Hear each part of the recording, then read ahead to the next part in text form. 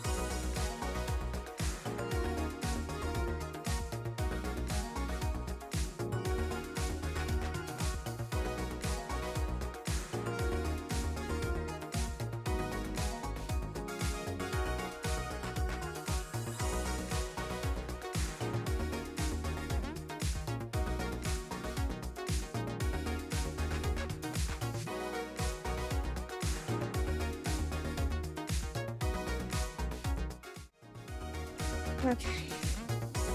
Hello and welcome. Hi, everybody. And I am not muted, right? Okay, yeah, I'm not muted. Anyways, hello, hi everybody. How is the Fridays and stuff? I hope you're all having wonderful Fridays of morning, evening, and night things that you're doing wherever it is and stuff. So, anyways, they're gonna be with us. This is Betsy.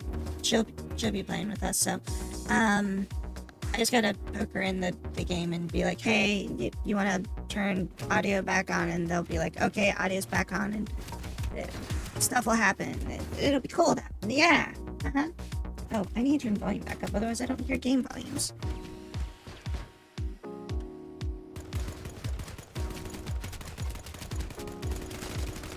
Oh, right. Hi. Yeah, I had my wrong audio up, so I couldn't actually hear you, that you were back and all that sort of stuff. So I was talking to myself. Hi. Hello? Hello. Now I've got a button somewhere around here that I should be clicking, I think, don't I? Son of a bitch. Okay, I don't think you're muted. Am I muted? I'd hope not. Oh, no, like on my stream is what I mean. Like, hold on. Oh, that's so Give me a sad. second. I'm gonna not hear you say anything, but I've got you, like, turned up on my stream thing so I can hear you. And survey says... I'm on? Ah, yes, there we go. Okay, so you are not muted. People can indeed hear you when I speak to you. And when you speak to me. And, mice and stuff or something. We use mice to play games. They also complete, like, you know, mazes and stuff too, so they're kind of smart in that regard. What the hell is my game? Yes, I'm stalling because I'm stupid. Okay. There, what? I'm not covering, what? No, that's a person. We have person here. Also, the computer thing is all bricked up, and I don't get the computer thing to work anymore because it's like poorly programmed. I need the proper plugins for it, and I don't know. Like they haven't updated that thing for like ever. So, I mean, if they do talk, you'll see her like pop up and stuff, and you'll sure say something so they don't think I'm crazy. I was honestly tempted not to say anything at all and just keep it that way, but you know. So anyways, let me do the shout out thing so I can say like this is you. You don't need to shout me out. I am. I don't care. I'm doing it. I'm being mean. I'm gonna shout you out so that way people can be like that. There. So yeah, them. I'm the lucky one here. You really don't need to shout me out. Freaking, I'm doing stuff because I do stuff. Okay. So there. Take it and like it.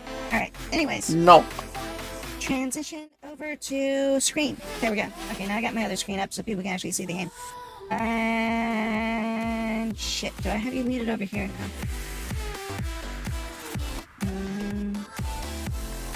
Desktop, game audio, cruise, microphone, sound alerts. I have 5,000 audio inputs.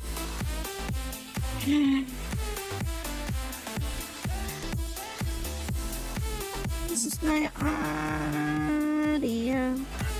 Audio. Audio. I don't have audio. I think I actually do have you muted over here. Shit. What the hell's my audio input?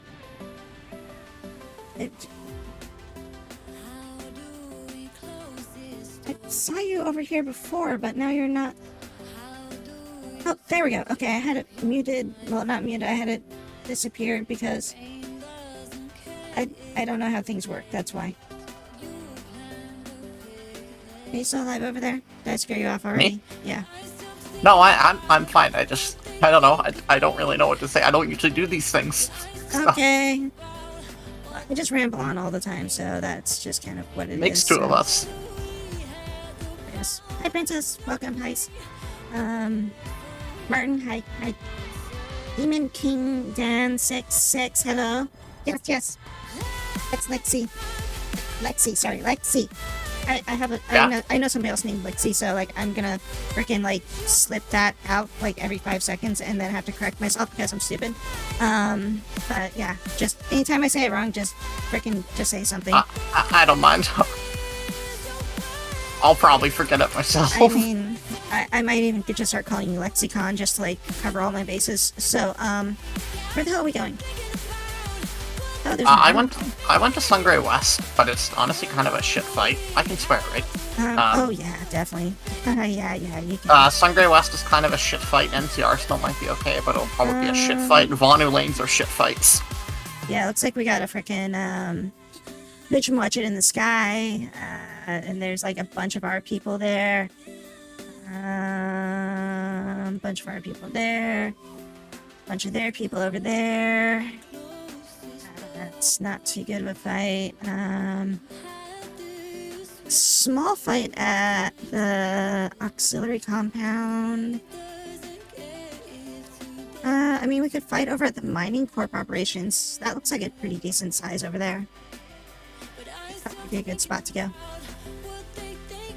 Yeah, but there's still 24 to 40 out on the north and north, and I really think they're gonna push up. We can give it a try. I don't know if it'll hold as a decent fight for much longer. I mean, it's like 38, Sweet. 62. Excellent. Dang, I didn't set that stupid thing back up. Amazing. Thank you so much. And oh, that's Let's the part. celebrate. Hello, hi, welcome. Thanks for enjoying stuff. Oh shit, my dancing me was rubbing her ass in your face there.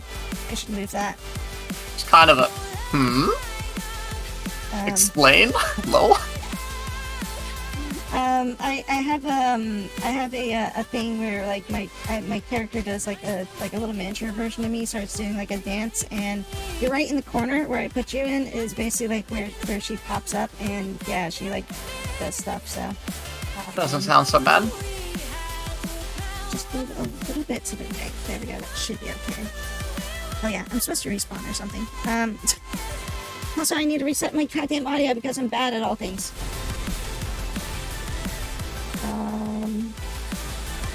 Yeah, all those things went to the wrong audio output source, so each alls did not hear stuff, and I did not get overly excitedly scared by sound effects because it went to the wrong audio input. This one. Why do I have so many audio inputs? Right now I will be severely I only use one. scared. I don't. I mean, why do you use so many? Is there like a benefit to using that many, Thank you or? so much though, Martin. It is very, very appreciated.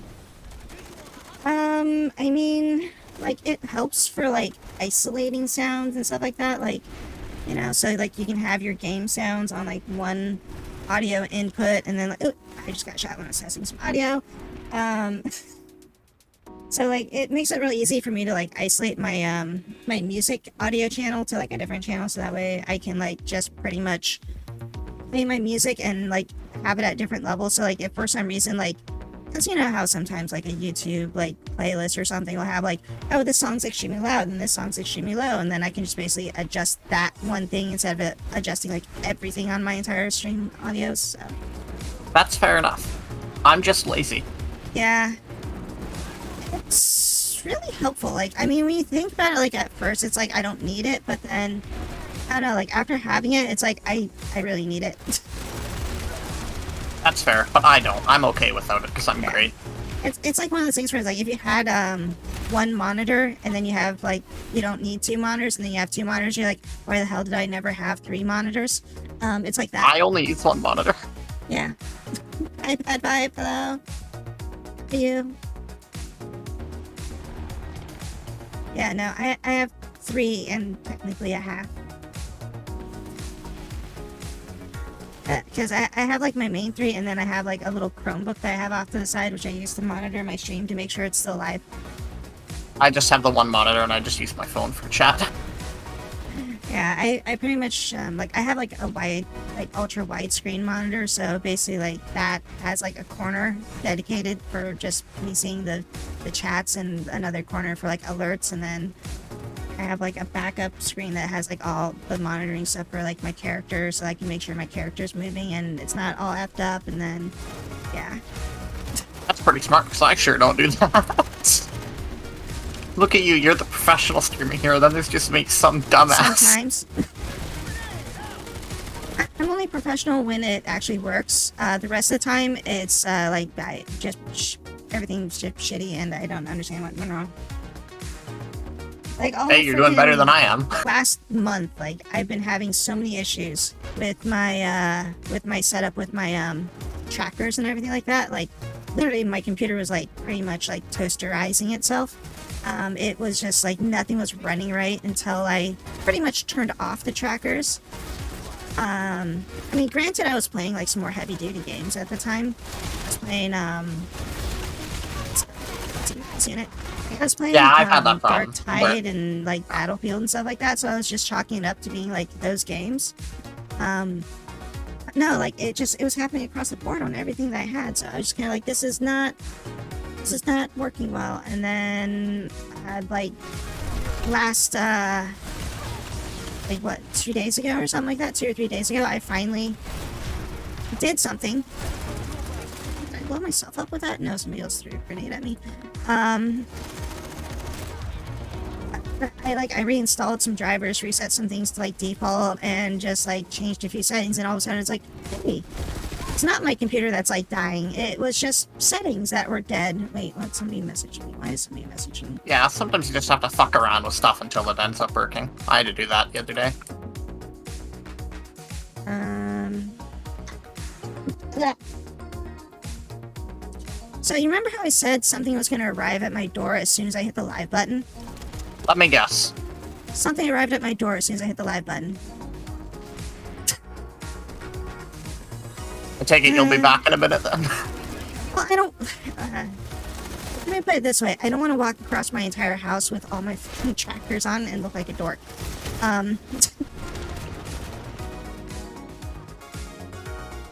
Better that than having your package stolen. Yeah, let me look. Let's see if, like, the person that's telling me that package arrived at my door, if they actually grabbed it, or if they're just telling me to go grab it, because they like to do that sometimes. Nope, it's sitting right at the doorstep. Cool.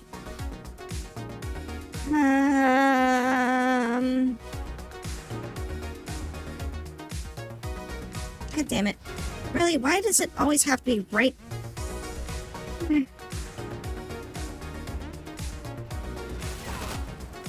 I'm like deciding if I want to go and get that right now or not, because I'm pretty sure the person that just told me that there's a package at the door is not going to get up to go get the package from the door.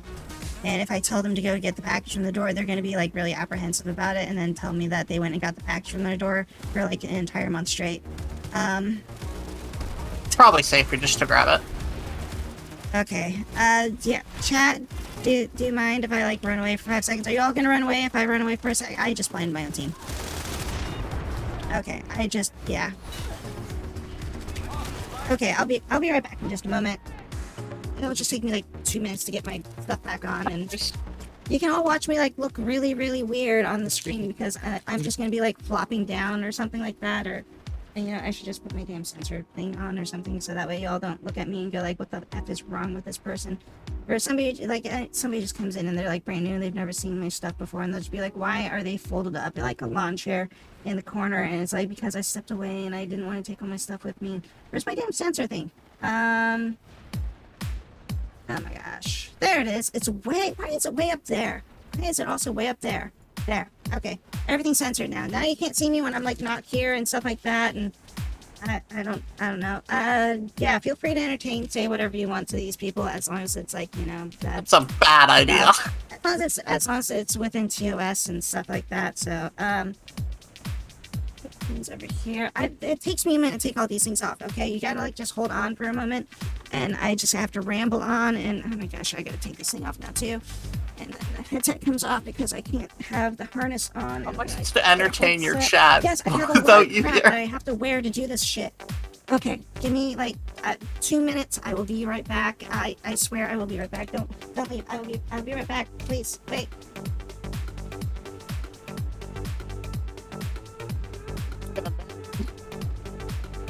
I can't see if any of you were talking in Ringe chat, by the way. I can't see any of it, so, I don't know. How are you? It's good to hear you're doing well. How's your day going?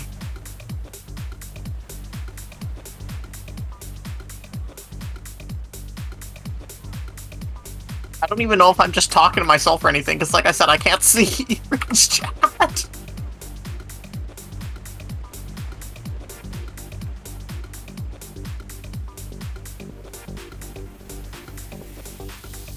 But Ringe chat, you've got a very good streamer on your hands. Treat her kindly, because she deserves your help.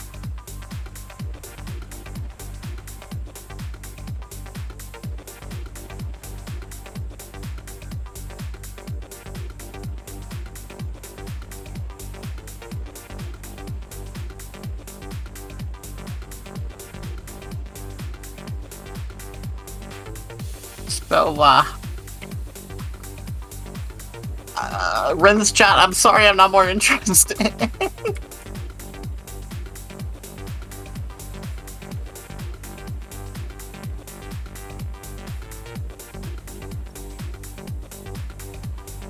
You're back, please, save me.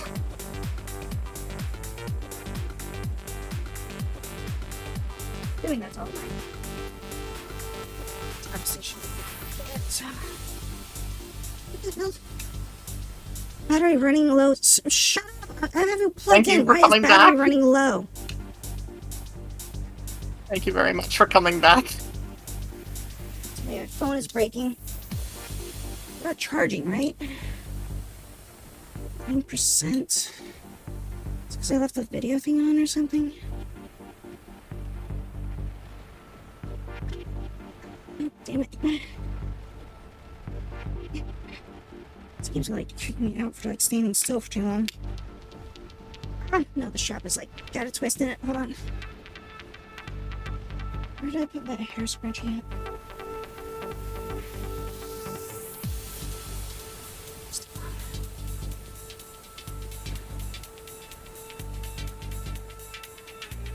Where's my head tracker at? It's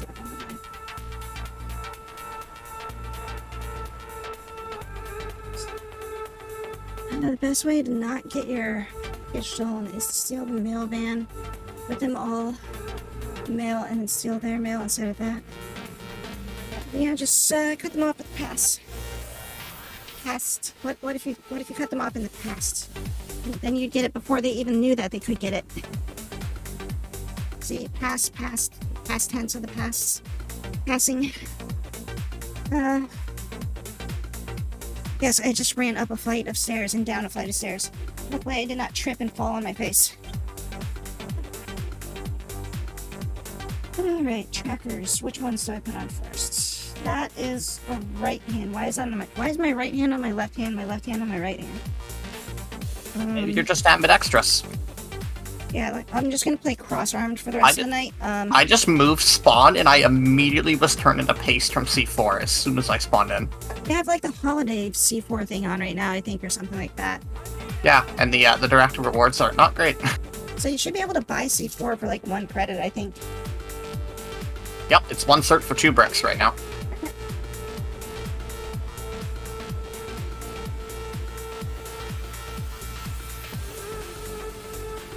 I'm trying to think of like a funny way to word that, of like you really cert some bricks or something like that, or certing bricks, or something to do with like a poop joke, you know? The context was there, but I just don't know how to formulate it. It's like my left hand. Okay, hand, elbow, fingers, nose. Nose still works. Okay. Alright, now, for the big reveal, do I still work? I sure hope you do. Fingers don't work. Shit. What the hell's wrong with my... Damn it. Go through that.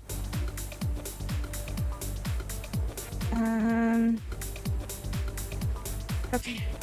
Oh, we have we have a thing here. other thing here. Let me reset my... Something's just damn... I need to replug this. Oh, how do I have this many sound alerts? What the hell just happened? Thank you so much for the follow. Very much appreciated. Just that was me owing. Did you slam your hand on the desk or something? No. Oh my god. Well, who is What did you do? talking to me in chat? Okay.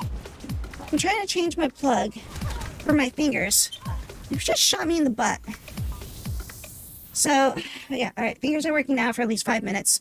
But my armrest or whatever, like, I was, like, leaning into it, but the release lever for the armrest is, like, on the inside, so, like, when I was leaning over, my ass was too big and apparently pushed the button, so the entire thing, like, clicked out of place, and I just, like, slid over unexpectedly, and it scared me. I'm scared, too. What? Well, it's a little strange to hear your collab partner say, my ass is too big, isn't it? I mean, no, it's not wrong for people to have big ass, okay? Big ass is lovable. Jealous. Thank you. Being framed saying that I'm bullying you in... Wait, what? You're bullying me. I don't know, I mean... Shit, I'm not on medic right now. There's a lot of flashy lights over here. Say... Princess probably bullies me more than you.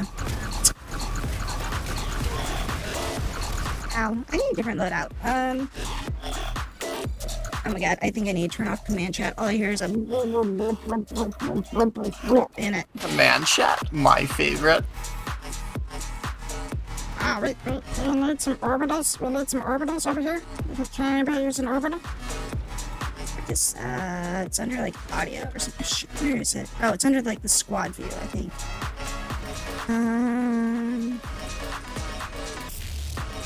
Hey, look at that. I got revived and I didn't want to use it. Voice chats, leader? Wait, isn't there like an overall thing for leader chat, I thought? Or is it just you can only ignore individuals? Here we go. Master volume. Turn that shit down. There we go. Wait. No, wait. I think I did the wrong one. I did the wrong one! I did my, Alright, that'll be better. Yeah, unfortunately she's a mod. I need to go on like medic or some shit.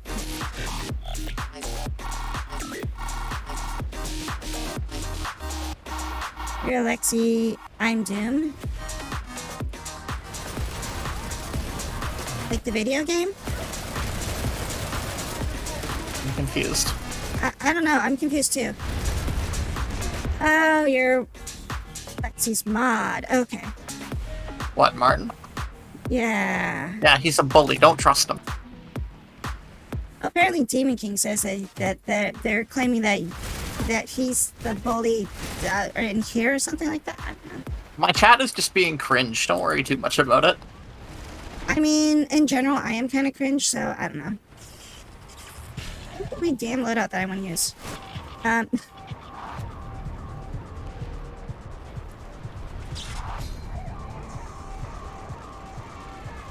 It's best not to confuse Princess, because she has a big banhammer that she likes to wield with lots of force and stick into places that she shouldn't stick it to. It's purple. I shouldn't shoot that, though. That was on you for some reason. What the hell is that horn? We still have the wrong loadout. Nice.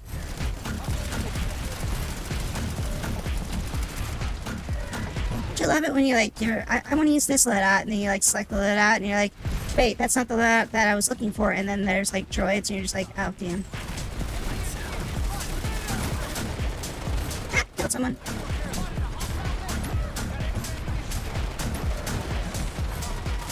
What grenade I got a regular one. Killed somebody on my own team. Either that or it was like a tracer dart.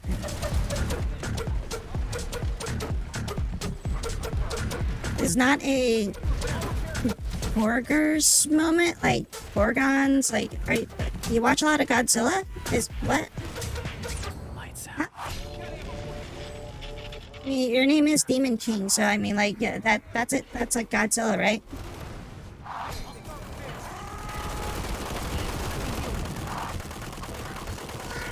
That's how you thank me for all those times I save your ass with ATG guns in my Mozzie. What's an ATG gun? All-terrain gun? Is it a gun that shoots guns that go all-terrain?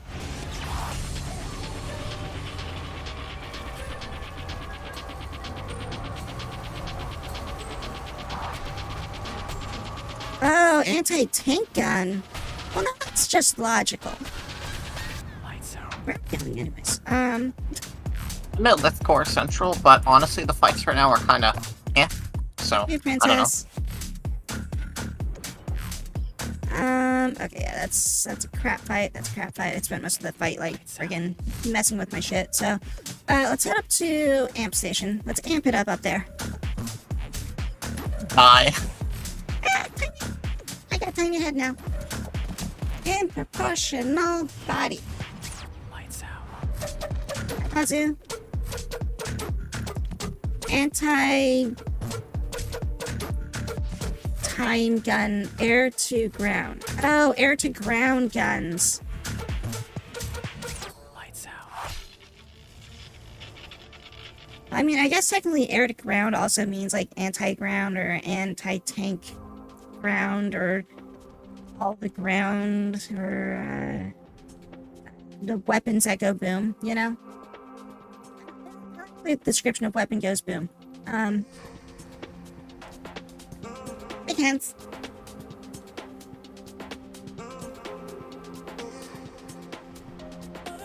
Oh, okay. I almost reach her.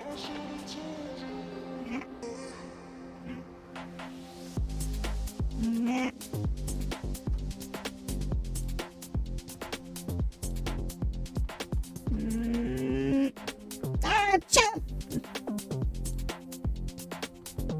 They threw shit at me again.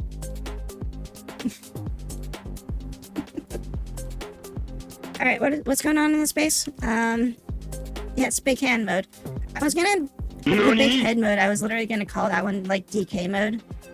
Just cause like I couldn't think of anything other than like freaking GoldenEye. Nani indeed.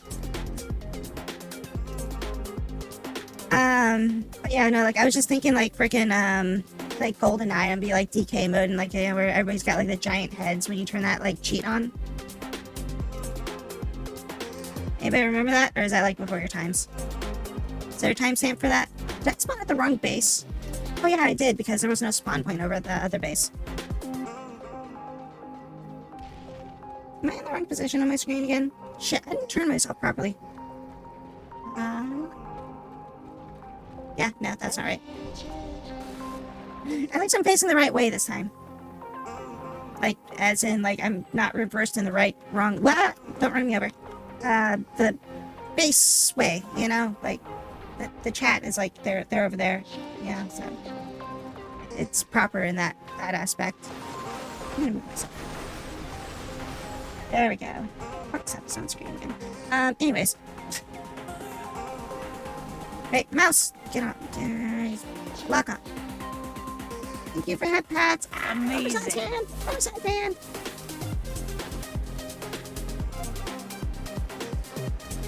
If I get too crazy for you, let me know and I can start shutting myself up when I do like random bullshit or something like that. What, me? No, yes, you to me. Not me Oh, to you. it's not a problem. Because I'm just listening in. Don't worry about me. I don't have a whole lot to say. I'm not very good at conversations, so I'm just kind of here. Okay, I have a mute button, so like if I get too annoying, I can like mute myself, so you don't have to like endure the stupidness of my stuff. But yeah, no, like I just don't know if I'm like weirding you out or something like that, because like I'm just talking and I'm just like trying to fill. I usually just don't have much to say. Okay. If anything, it's a problem on my part, not you. how do you like the color red of our empire and the glorious TR universe? Me? Yes, you. I think it fucking stinks. What? Against the red. I'm an NSO player. Uh, There's your answer. so you like ambiguous shades of gray. Wait, is there no fight over here anymore? Am I just running around in circles for no I reason? like all 50 Shades of Grey, I'll have you know. Oh, okay, right. What about Flash now? Where's Jay take me? Oh, god damn it, that's not a good fight either. Where's all the fight? Tell me where fighting is. I tried to be... Right now, nowhere. Like, I tried to be NSO for a little bit, but I don't know, I didn't really like their tanks You have that to much. consider the fact that I am a very introverted loser. And because of that, I just like to log in, play the game, and grind directives without having to worry about people, so You just NSO is perfect for me. You just want to join the team that's inherently, like, going to be the losing team, that's all. Yeah, because that way I have more population to shoot at to grind our axioms. Do you know about the wonderful world of Metal Gear Rising memes? I can tell you, Lexi loves Metal Gear Rising memes. So I do not. played Metal Gear Rising on stream 3-4 months ago. It was a while ago. It's no longer on my freaking stream list anymore because it's already gone away. I had a lot of fun with that, and I got really far in it, and then I got really tired, and I had to stop playing it, and then I never wanted to go back to beat it, so I'm like 80% done with that game, and I still need to beat it. I'm that way with Doom Eternal. I'm literally on like the last level of the campaign, and I've just never finished it. And I'm also 2 hours into the first Metal Gear Solid, and I've never gone back to it, so... Oh, like the PSX version? Yeah, because you can buy the PC port on it's on GOG for I think $12. Ah, okay. So you get the version that does not have It's random Substance, I believe. Oh yeah, so that's why people were playing it then. Because it probably popped up there recently. Here, I'm gonna go to here. This looks like there's a fight here. Hey, you just popped up there. Cool. And I popped up at the base that's outside of it, which is far away. So by the time I run across the stupid field, the fighting will probably all be done. I like Metal Gear. I played a lot of Metal Gear. Like, the first experience I had with Metal Gear was probably Metal Gear Solid on PlayStation 1. And I think the only one that I didn't play all the way through was Metal Gear 3. Just for some reason, like, I don't know, like, I just didn't really get into Metal Gear 3 because of, like, it didn't have enough of the weird shit in it. Like, it was trying to be a little bit too serious in some parts that I just was kind of like, okay, that's cool, but what about some of this other shit? And it's like, they added a lot of really cool things to it, but it wasn't goofy enough to keep my interest for some reason. They did have some really funny outtakes in it, though. Like, they had, like, some little weird outtake trailer thing or something like that. That had, like, a bunch of little, like, oh, yeah, whatever, like, you know, somebody says something, and then, like, they do the Roadrunner dash runaway thing and stuff like that. The extra theater. Yeah, the extra theater. Yeah. Like, that was hilarious. Like, my friend had that. My friend absolutely loved Metal Gear 3. Like, I think that was, like, his favorite one out of the entire series. But, like, I don't know, like, that was, like, the only one that I was just kind of, like, meh about. Like, I owned a copy of it. Soul! Yeah, take that! You deserve that! Jerk. But Metal Gear, I've been meaning to play it. I have the Legacy Collection for PS3, and I have Solid 5 on PC.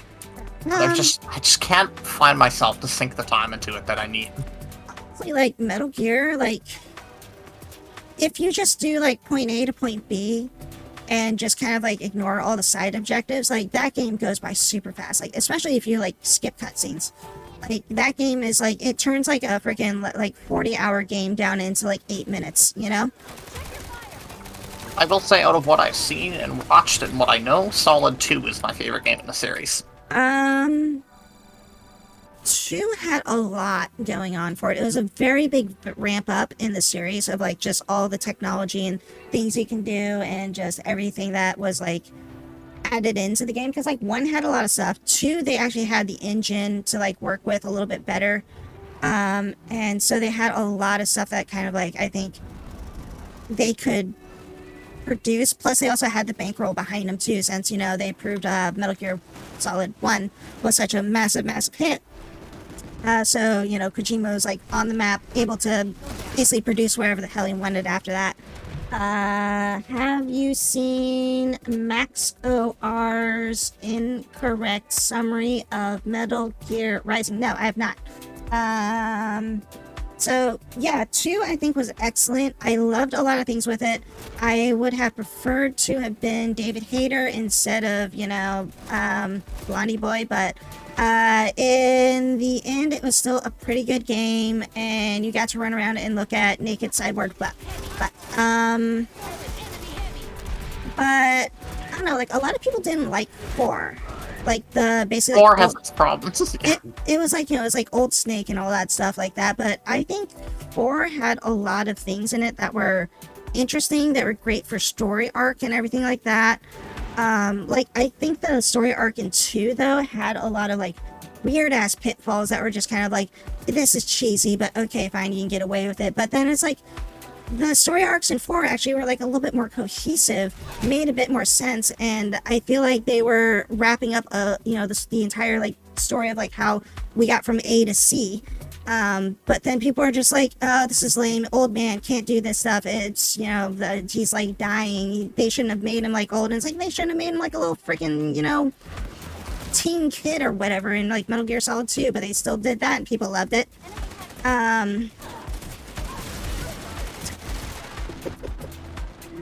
We're controlled by something greater than memes, the DNA of souls.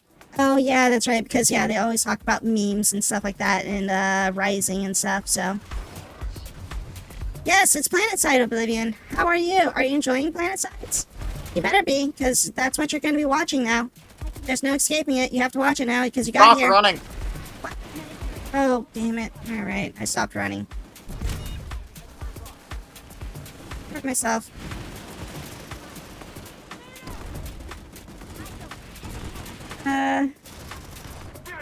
Oh, I can't revive you, sorry, but I can give you a teabag. There you go. I shouldn't be using a goddamn grenade launcher in here. God damn it, teammate!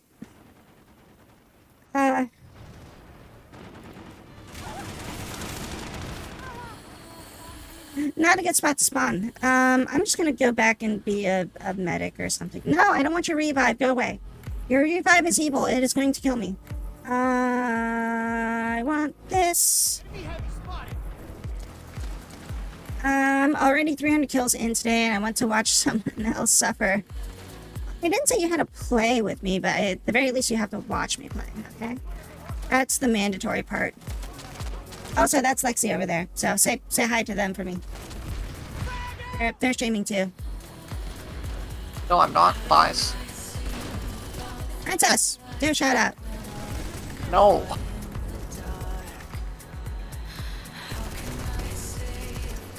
Hey, we captured the point. I did all that. That was so me. I was so helpful. I'm NC Main. You are traitors. No, you're a traitor to the Terran Republics. Because you didn't want to come with us. That's all there is to it. I didn't like Terran Republics. I mean, I didn't like the new conglomerates equipment too much compared to like Terran Republic stuff. Like the only thing that I really like for new conglomerate is I like their missile launcher. God damn it, where the hell am I going? That looks like a bad fight to get into. Let's go there. So like I like the new conglomerate's missile launcher, the Phoenix stuff. So that's fun. But the rest of their gear, I'm just kind of like meh about. Their max units do cheesy shit. I mean, that's all I can really say is that they've got like probably the best max units in the game in that regard. Just because, you know, shield's OP. Where's the enemy around here? I don't see the enemy. Where is the enemy around here? But yeah, no, the Metal Gear, yeah. Fun. Did you play Phantom Pain at all? No? Yeah. I've played a little bit of it. I think I played like the first 30 minutes of it. And then I dropped it. I beat Phantom Pain, and then I went back to start a new game on it. just doing like more stupid shit with it on that playthrough, because like I did like kind of a serious playthrough on my first run of Phantom Pain, where I was more or less like trying to like, you know, not kill people, do all those sorts of things. And you know, it's like, it's cool to do that the proper way the game was meant to be played, but there's just something about playing like the second playthrough of that game where you're just like, you don't give a shit and you just start shooting people in the head, and it's just like, this is so much easier and cheesy now. It's like the enemy do not stand a chance if Snake really just didn't care for life. It's like, the game is hard if you try to not kill people, but the game is super easy if you just go like full blown, just like, you know, I'm gonna blow them all up and there's nothing they can do about it. I'm gonna blow up. God damn it. Where'd the person come from? Over there. But what about our 200 damage Moldal? It's pure. Pure what? Pure crap? I'm still waiting for Metal Gear 5 to be completed. It kind of is. I mean, if you're gonna say like DLC and upgrades and stuff, I mean, it's like, yeah, most of the games don't really have too great of an ending to them, other than thanks, teammate. You know, stuff happening and things going wrong, and all of a sudden it's like, alright, we're at the end of the game. Stay tuned, Metal Gear Solid 6. I should get out a gun and start shooting these guys.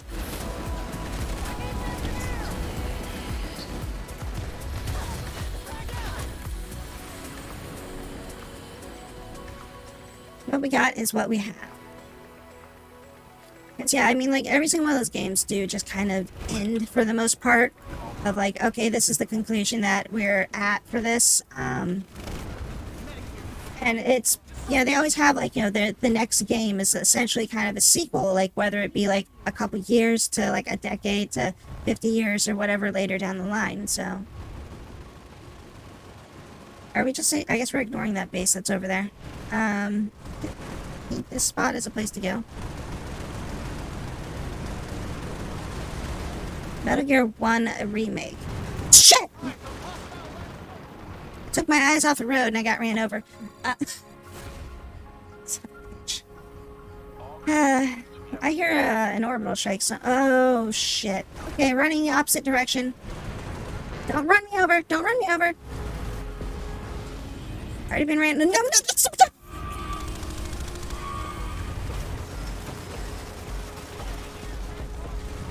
People need to stop trying to run my ass over. I know it's a big target, but please.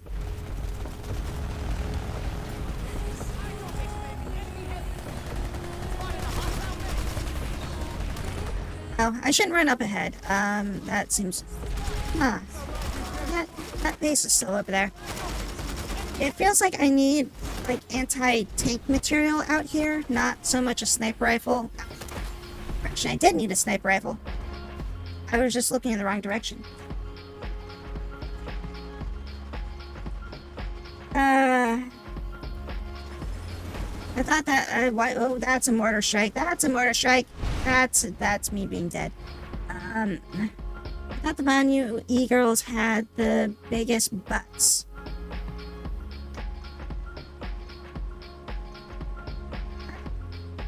Who?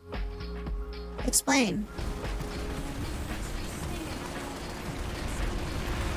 But we know MGS1 will be remade in PlanetSide 5 engine.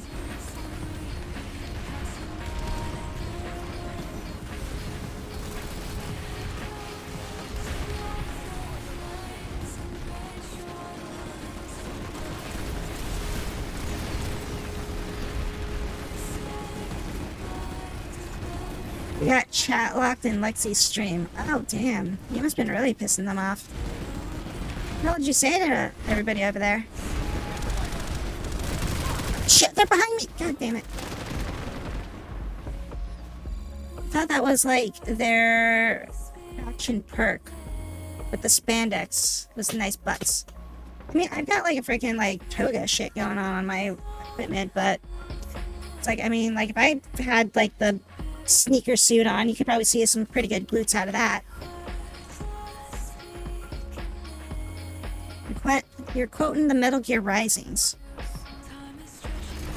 I mean, were you quoting Metal Gear Rising, or were you spamming quotes from Metal Gear Rising? There's a difference. It was in the second source. one. There's two differences on this, so... Somebody pull up that tank over there. Anti-tank. Dead people over here. A little heal thing here.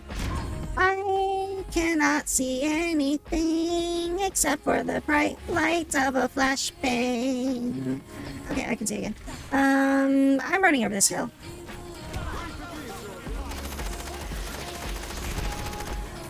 I mean, technically, if you're just repeating everything that's going on, you pretty much can qualify for a position as a Solid Snake, because, you know, basically, like, his line of dialogue when it comes to progressing story arcs is usually repeat the last 5 words that anybody said, and then they basically go into a very long description of, like, the entire, like, synopsis of things that you should know. So... let's go for anti-tank shit. Anti-vehicle? No, I don't want the revive. Go away. Your revive is evil. I don't want it. Oh, this is not the right anti-vehicle equipment. This is my close-range anti-vehicle equipment. That is not... I'm stuck with it. Shit. Alright, close-range anti-vehicle, go!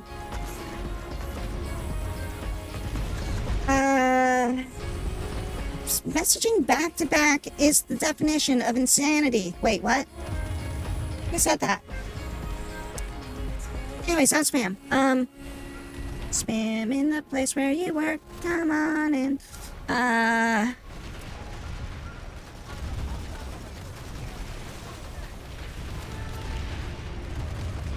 Nice landmines.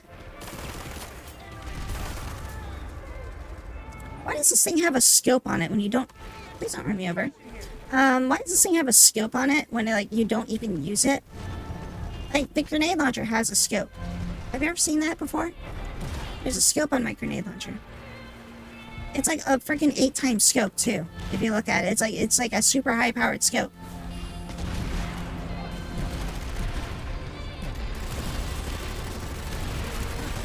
Oh, somebody's got it. Hades is getting a sequel. Yeah, and you get to play as a chick, it looks like. So I might actually get this one.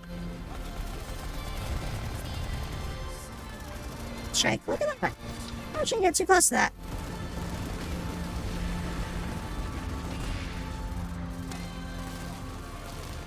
Why is somebody diving a submarine?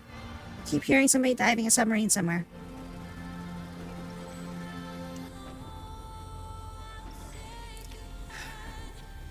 Well, I mean, with the way this game works with cosmetics, you can pretty much buy, like, colors for, like, almost any faction that there is, just slightly, like, 1 pixel off of, like, frickin', you know, the color scheme from it.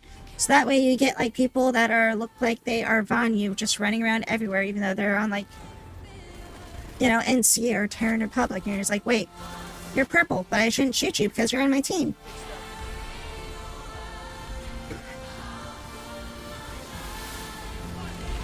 I'll probably get shot if I stand there. Really ignore Demon King Dan if needed.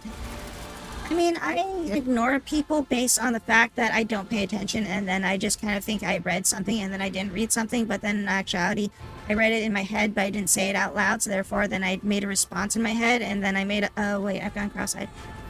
So, yeah, anyways, I'll think about it.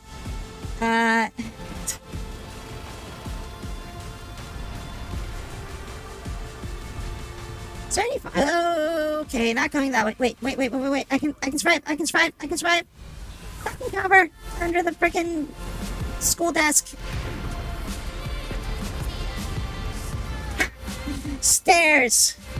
I bet you were wondering why I was staring at that location, right? Somebody's gun shooting a lot. Huh? I'm bullying you. How? What? Who? Where? There's another bastion. Or no, that's our bastion. Where's the fight? We can find a fight, okay.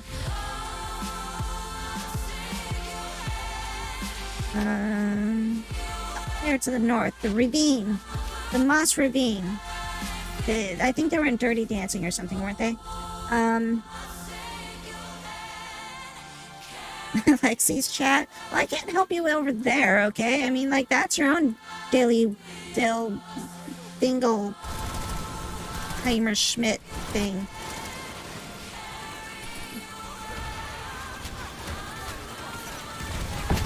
I don't like that grenade launcher. That is called a rocket launcher.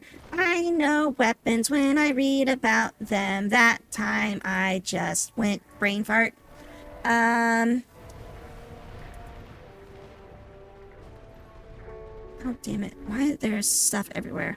Shit. Okay. That was our spawn point. Why did they take the stupid spawn thing out? Like, we used to be able to spawn vehicles from the map, and now we can't. Your lockdown prowlers to shoot me liberatorless. Can you please ask your lockdown prowlers to shoot me liberators less? We're talking like pirates now. Argy mateys. Stop typing. The AP shells hurt my body. Well, I mean, if you want, they can use the crappy ass triple or quadruple shot ones, because those things actually suck massively. And can't like hit anything because they are like quad shots and you can't like aim them, and they deviate like super massively. So like they're actually like super worthless unless you're like point blank shooting people at like, you know, places where like you shouldn't really be with the tank or whatever. So I mean, they rock at close range. It's just that's about it. They don't do shit at long range.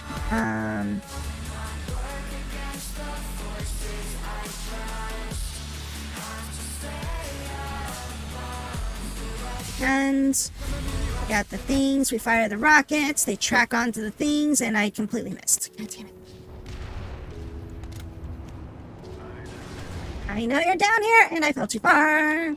And I fell too damn far. Down, stupid. Lame. Now you're super lame. I'll hit you with rockets, though. Take that damage. Tell them only to shoot them more often. Friendly NC liberators. So, I don't know if I like the changes that they did to the anti-aircraft stuff.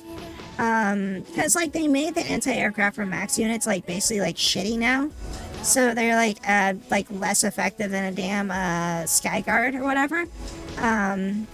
So you can't like, you know, you can't hit anything like far away with them anymore. But it's like that was the reason why you used a max unit with anti-air, is because it actually was like the only thing that could hit something long range. And it's like, the lock-ons all suck. If they doubled the range of a lock-on, I wouldn't need to switch to a damn flak cannon all the time. And now it's like, there's no way to shoot something that's far away. Is there like a new rocket launcher or something? No? I don't know. There's no new rocket launchers. What am I talking about? It wouldn't be nice enough to give us a new rocket launcher. But yeah, I know they need to, if they're gonna like nerf the freaking flaks, they need to increase the lock-on range on the rocket launchers. That's what I say. Where am I going? Are we still fighting over there, or we gave up? We gave up over there. Jade. Send me to the place. Ba, ba, ba, send me to the place. Ba, ba, ba, send me to the place. Ba, ba, ba, guns, guns, guns. I think they're trying to stop ground-to-air from shooting aircraft at range when the aircraft can't fight back. So you mean the point is to fuck over ground-to-air or air-to-ground aircraft without effectively farming air-to-air play. So I think that's the intent on making the boosters more lethal and closer range. I just got completely fucked over by a friendly aircraft. The intent, I believe, is to harass, be able to kill air-to-ground shitters more effectively without touching air-to-air ESF or air-to-air like builds.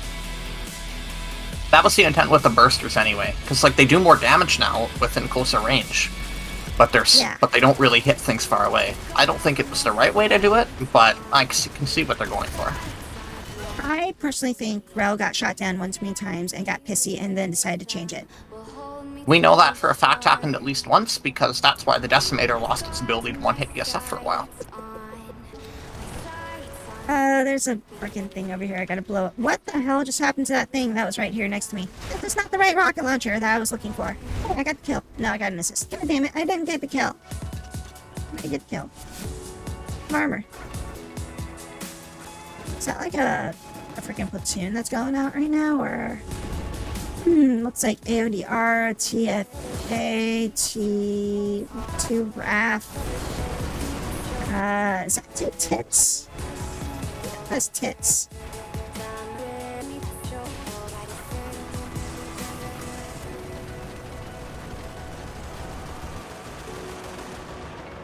I'm an engineer. Yeah. Alright, where's the vehicle terminal thing around here? Okay, Martin, have good sleeps and all that sort of stuff. Good luck on the nappies of the whatever you're sleeping till, too. Somebody try to snipe me? Somebody try to shoot me? No! Leave my booty alone! Where you at? Where you at? A sniper rifle. A sniper rifle. Definitely an anti-tank rifle. Oh, you're inside of a damn building. I can't hit you. Hey, we don't own this place? We don't. Stop lying. I almost shot them.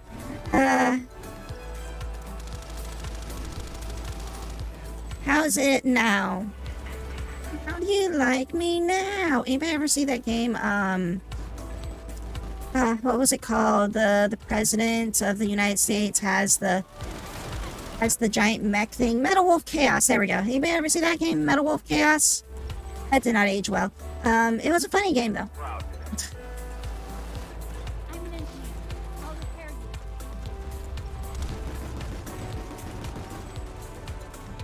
They're the original posters. We own this place now. We can get a vehicle. Wait, are we even anywhere somewhere where I need to go with the vehicle?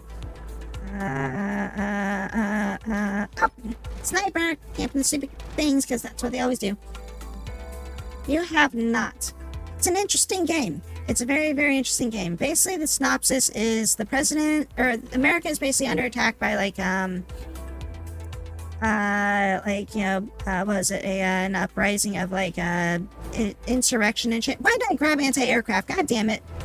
I meant to grab my anti-tank rounds. Whatever, we're going with this. So anyways, it's about the basically, if, Trump did what he wanted to happened or whatever.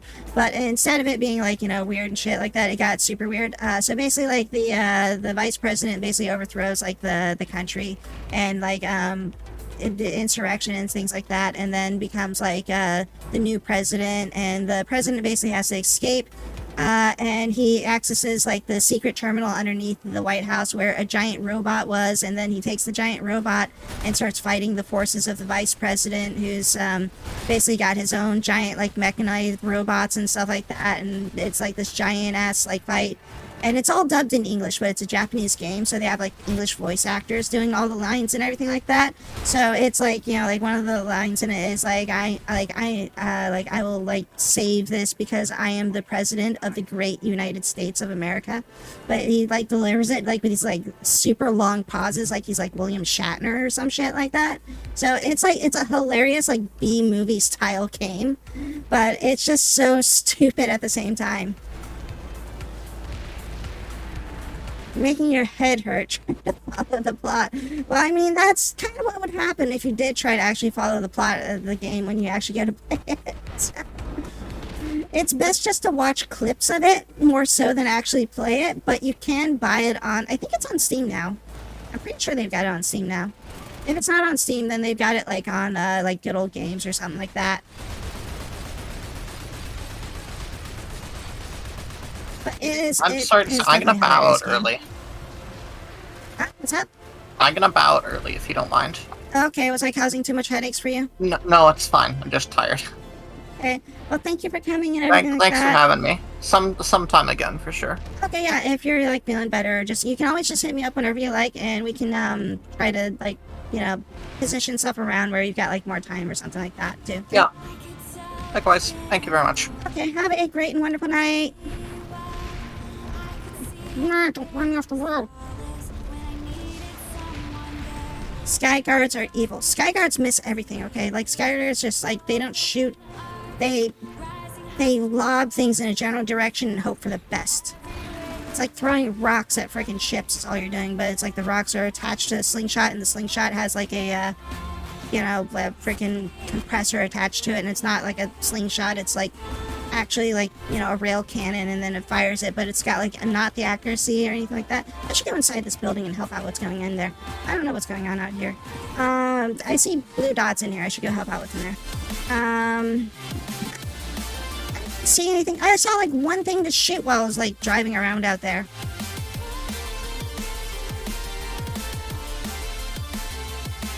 It's like some weird ass games I like. Oh, did anybody see the new trailer that told you nothing about the game for Armored Core 6? Is that what it is now? 6? Anybody even like play the original Armored Core, or are they just like people are just hyped up because it was a bunch of cinematic fluff that made no sense? I mean, it's like they're like, oh, mechs and soul-like. I love Armored Core. It's like, what? That's nothing to do with Armored Core. What are you talking about? Like, I don't know. The original Armored Core was freaking amazing. You got like Armored Core for like all the way up to like the PS2 era, like PS3. I think like, did they have anything on PS3 that was decent? I don't think that. I think about the PS3 era is when Armored Core really just started to kind of like trail off. But yeah, it's like, Armored Core, Masters of the Arena, freaking, I think Last Raven was like one of my favorites of the entire series for Armored Core. But it's like, the thing that I love most about the Armored Core series was the fact that like you would go around, you'd shoot stuff, you had like basically a limited supply of ammunition that you had for like the entire mission. So you literally had to like configure your mech to be like designed for, oh, is this going to be a long mission where I need a whole bunch of bullets?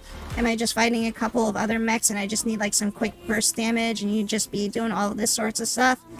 I mean, it was like, it had graphics. I mean, a freaking Final Fantasy trailer, it looks amazing, but it's never true to art of what the hell it's actually going to play as, because it's just, those graphics are just graphics. Oh yeah, they've got this, the Crisis Core. Crisis Core is coming out next week. Yeah, next week. Final Fantasy Crisis Core with Zack. Glitches already. I'm gonna buy that. I don't know if I'm gonna stream it or not yet. Yeah, send me back down the hole. I belong in the damn hole. If anything, I don't know if I'm gonna stream it or not, just because a game like that, I don't know, like, I might, like, nerd out on it and, like, play it to the point of where, like, so, like, when I played Final Fantasy VII Remake, I tried to stream that, and honestly, I think I spent, like, 3 times as much time on it as I should have, because I spent all the time, like, looking around at environments and, like, checking out things and looking at, like, and, like, just, like, I'd be walking up to buildings and just be like, ah, look at that building. Isn't that amazing? Like, literally, I'd just be, like, a freaking sightseer kind of deal. Like, if that thing was in VR, I would have been, like, on the game for probably 3 times as long. God, they need to make a VR mod for that game. So yeah, I don't know if I'll stream that or not. I mean, I'm gonna play the hell out of it for sure. I don't know if it's gonna be entertaining for me to play a game like that, because I'll be like, I'll be freaking admiring everything that there is in that game, and then I'll also be probably grinding, like, massively, like, leveling up in a game like that, because that game was about a lot of it was about grinding in that game. Like, you had to level up a lot before you could, like, move forward to get through a lot of things. But at the same time, it's like, like, to advance in the storyline, to get better stuff, you had to move forward, so you couldn't really just grind all day. And then, because, like, the RNG in that game actually worked out in the sense that, like, you had to, the more bad luck that you had meant that eventually you're going to actually get a return. Because they actually had the design, like, return, diminished returns and things like that. So the more times you get good luck, the more likely you're going to get bad luck later, and vice versa. So it wasn't like, like, you're just, like, complete RNG and, like, never going to have anything ever good happen in the game. You love the 7 remake. Lots of games are coming out in 2023. It's a grenade. It's another grenade. God damn it.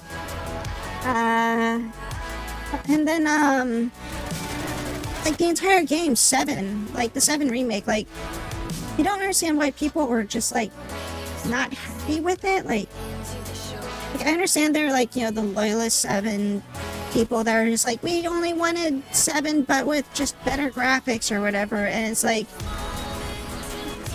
honestly, it would not have sold as well if that was it.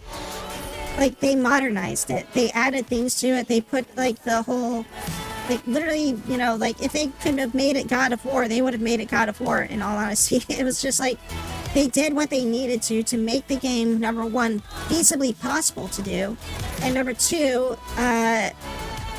admittedly, like, interesting for people to play it.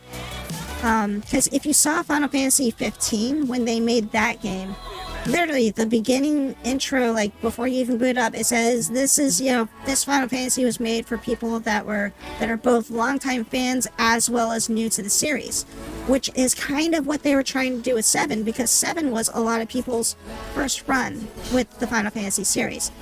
I mean, for me, it was Final Fantasy 2, aka 4, but for a lot of people, that was the intro to the series, and that's like kind of their beloved game. So like they don't want the nostalgia to be changed or ruined or things to work differently than how they remember it, because, you know, they don't want to have to buy a strategy guide, I guess, or something like that. Which I had, like, I think 4 strategy guides for that game. Like, there's like the Ultimate Edition, the Super Ultimate Edition, the Complete Edition, or something like that. And then, yeah, they had so many guides for that or something when it came out, and none of them made sense. And like literally, like, I think one of my guides was actually based off the Japanese version of the game, because it literally had things in it that were not in the English version. So like I actually saw things in that guide that were for the Japanese version only of the game that was cut from the English version, and like I spent like hours like, wait, this is supposed to be here, why can't I find this thing that's supposed to be here? And I'd be like staring at the spot where exactly where it's supposed to be, and I'm just like, did I do this wrong? Did I just do something wrong? Was it not done right? Was it just like, I don't know, like something wrong with like the way I did it? My head is crooked. Why is my head crooked? And then I was just like, okay, well, I don't know. And then eventually I read up on it when the internet was invented, that there was actually prints of guides that were based off the Japanese version or whatever instead of the English version of it. You think you played FF4 as your firsts when it was just the 2D pixel sprites? Yeah, FF4 was basically Final Fantasy 2 in the US and States, but it was renamed 2 just because. So Final Fantasy 1 in the States was Final Fantasy on the NES, which I believe was actually Final Fantasy 1, and then Final Fantasy 2, which was the second one to be released in the US, was renamed to Final Fantasy 2 because it was originally be Final Fantasy 4, but chronologically in the release of the US system or whatever, they just called it 2 to keep things simple, because nobody's going to buy Part 4 if they're missing Part 2 and 3, right? So it's like, it was more of a marketing schematic sort of thing. Oh, god damn it, it's one of these things. I don't want to wait around in this stupid base. Alright, let's get out of this friggin' mud hole over here. So, like, you know, and then they did the same thing with Final Fantasy 6, which was renumbered to 3. And then when we got to 7, we basically skipped from 3 to 7, when in actuality we went from 6 to 7 at that point. But, I mean, also there's the whole factor that, like, honestly, all the Final Fantasies don't really matter in terms of numbers, because every single one is like their own individual story with their own, you know, unique series of events, characters, and everything like that. So literally, you could have just called, you know, Final Fantasy, you know, 5, Final Fantasy 39, and it wouldn't make like a difference. Just simply, it's the, you know, the marketing standpoint of like, you know, what if people are willing or not to jump into the next number without seeing the other numbers. Why do I keep spawning at the most stupid places where nothing is happening? J. No, I can't do that again. Okay, I'll hit you. What's the battle balance out here? Battle balance is pretty good. What about over at the Ascent? Is there like some fighting at the Ascent maybe? There's something at Lithcorp. Looks like Lithcorp and Raven's Landing might have some stuff. Let's head over that way. Oh, that's right. They've got the old spawn system in now, so like don't have to wait longer for more spawns to show up, or does that not matter? They also have this little anchor thing now too, so. Alright, let's go to the comp station over here.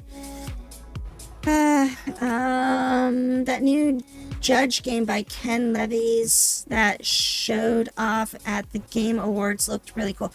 I did not watch any of the Game Awards. I just saw a few trailers here and there that were just like, oh, I know this game. I guess I'll watch a trailer for it. It's kind of ended up what it was. Like, I don't know anything that's like supposed to be released right now other than just like, I saw that there's supposed to be the new Armored Core game, the new Hades game, and just I think isn't there like supposed to be like a Death Stranding 2 or something like that? I still haven't played the first one of those. All the renaming for the US to Japan and vice versa is so weird. It gets even more crazy when you come across things that have like different naming, naming all together. Like basically they call the entire game something different, such as Resident Evil versus Biohazard, you know? So it's like, you know, it's like we now know the game is Biohazard in Japan, has, you know, the translated title from Japan or whatever, but it's like when it first came out, you said Biohazard, nobody had any clue what the hell you were talking about. But I think it had to do with like, a lot of those scenarios usually end up being related to just like copyrights and things like that. So like if you look at the movie industry and everything, like basically there is a lot of issues when it comes to like movie names and things like that. So like something is called something and then basically that name can't be reused. So, you know, when they publish it in the States, they're like, all right, well, we got to call it something else. So they're just like, all right, this is an approximation of what that kind of means, but in literality, it's like nowhere close to it. I mean, like the whole thing of like freaking Resident Evil versus Biohazard, it was like, that totally was just such an off the wall change. It did not make sense. Oh shit. But I mean, the Resident Evil, it made sense for the first one because it all happened in it all happened inside of a mansion. So basically you were at a residence and it was, you know, it's an evil residence in the freaking forest that's a manor and all this stuff like that. So it made sense in that terms, but then it's like you get out to Resident Evil 2, which is in a city. So it's like you're no longer in a residence, you're in a city at this point. It's not a it's not a contained situation. And it literally just keeps expanding out further and further, and it's like, you know, it's like you pretty much could call it like a residence, or instead of resident, like, you know, world evil or something like that at this point, because it's like it's just all over the place. There's no like one specific spot for any of it. But it's like, you know, the original title, Biohazard, is like, yeah, it's a much more inclusive title of the entire situation of like what's going on and all those sorts of things. I threw that into a shield. I don't know why I did that. It was stupid. And it's like the whole marketing on it now is so ingrained that they can't change it back to Resident Evil. They can't change it over to Biohazard, no matter how much sense it makes. Just because everybody knows it as Resident Evil at this point. So it's like, you know, you can't change it at this point. You would essentially be like having to start your marketing over from like zero at that point, because nobody's going to know what the game is. They'll be like, Biohazard, what's that? I mean, at the very least now, like on Steam and stuff like that, they're releasing it as like Resident Evil / Biohazard. So now the name has actually been established so people can see it and they can actually recognize it as being the name of the game, and like, you know, like, oh, these names are connected or something like that. So like, you know, if they did want to switch it over to just being called Biohazard now, they have a much better chance of like the marketing not failing when they switched over to it. Shit. I thought the game wasn't. Wait, so waiting for FF16. Is 16 even going to be released this year? Like, have they even really announced much for that yet? I don't think so. I haven't really followed anything on like what the next one of those, like, because I've been playing like Final Fantasy 14 a whole lot. I still need to beat 15 actually. I never went around to finishing Final Fantasy 15. I liked 15, but it kind of dragged on at a few points, and usually what makes me stop playing 15 is I'll play it for a long time, and then I'll get to a point where I'm like, oh, I need to go grind for a bit, and then I go into like a place and it's like I don't save for like an hour of gameplay, and then I'll be like, oh, I died. I lost an entire hour of grinding. I don't think I'm going to get back to playing this for a bit. I thought the game wasn't great myself, but to each their own. Are you talking about the Final Fantasy or Death Stranding? You're talking about Death Stranding? Resident Evil 2 Remake was great, but 3 Remake was meh. 3 Remake was 3. 3 was never great to begin with, is the problem. 3 was just, 3 was made to be more of an action game than the slow-paced survival horror of like 1. Or, you know, like there was some slow-paced horror to 2, but it wasn't nearly as intense as it was in 3. As it was in 1, because, yeah, like 2, they kind of gave you a bit more weapons and a little bit more, like, you know, combat and stuff like that. Because, like, in 1, it was more about, like, you're going into the situation blind, you don't know what a zombie is and all those sorts of things. 2, you're kind of expecting the zombies a little bit more, and, you kind of know what's going on, but at the same time, it's like, you know, the rookie cop and all those sorts of things, weak against them, blah, blah, blah, blah, blah. But, frick you. Okay, I'm trying to respawn, you little butt munch.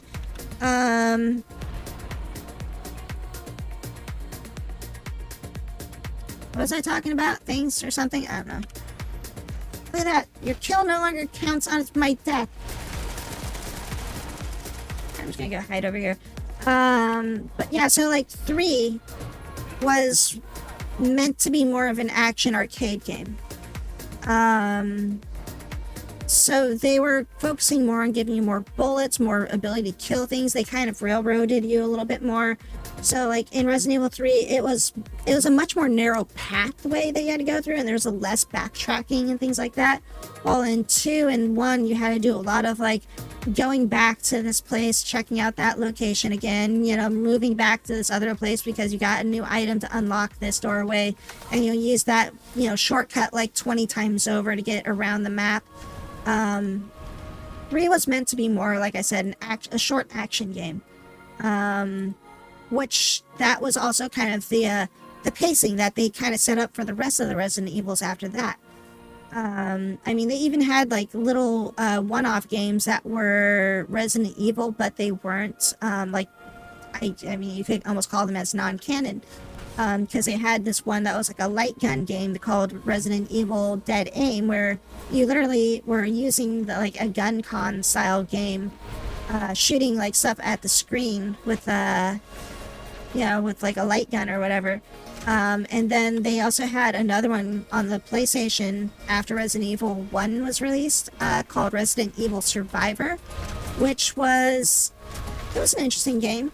It was basically a time trial game where I'd say it was mercenary mode before mercenary mode.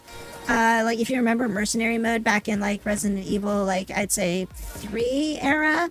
Yeah, about Resident Evil 3, like 2 and 3, when they had like the mercenary mode in those, like it was like a time trial for those things where you'd be running up like steps and going through like kind of like a level like in a certain way, or like even in Resident Evil 2 Remake, I think they had it too. So like you had to go through like the entire, like a series of rooms and everything like that to get to like a certain point, like an extraction point. They'd start you off in one location.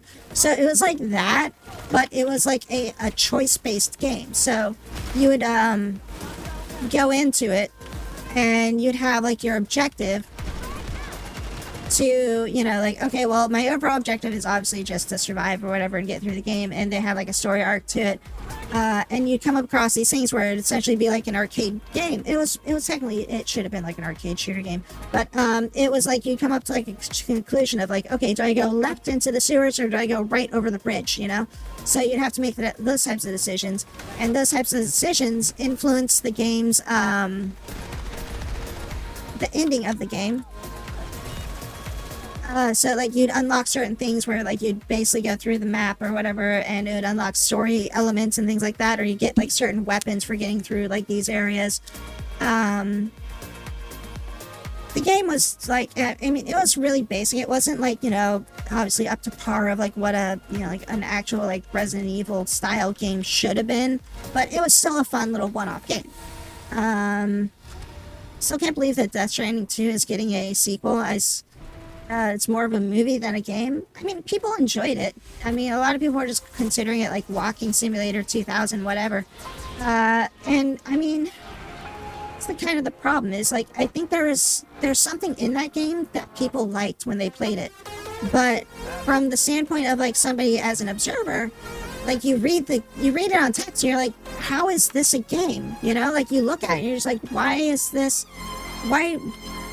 a game? It's just got to be the graphics. That's the only reason why people like this, is because it's got the graphics, it's got a name behind it, and it's got the likeness of an actor that everybody likes, you know? So like that's kind of what people are like, you know, saying like, oh, this is why this game's so great. But I feel like the game's element kind of resides more in, like, this is from like an outside standpoint because I haven't played it. I feel like the game's element resides more in the anticipation and projection of where you're going and getting there and things like that. So people play Minecraft, nothing happens in Minecraft. The only thing that happens in Minecraft is you walk around and you hit some blocks and occasionally there's an enemy. I mean, is that not the definition of like what that game is? The only real difference is in Minecraft, you're building stuff in a cubic, you know, cubes and everything like that in the area, versus a game where you're basically building like bridges and shit, you know, in a pre-built graphical configuration. I mean, like, aside from building houses, you can pretty much do more or less kind of the same things as Minecraft. So, how can you really say that, you know, Death Stranding is a boring game without also acknowledging that, you know, Minecraft is a boring game?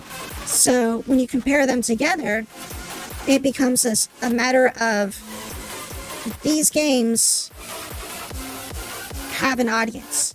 You might not be the audience. You may be more into other types of games. There is definitely an audience for this game, even if it's not an obvious audience. There's a lot of enemies out here. Holy shit, we are outnumbered. Oh, it's bad. That happened. Like, I just got here and it looked like we weren't that much over.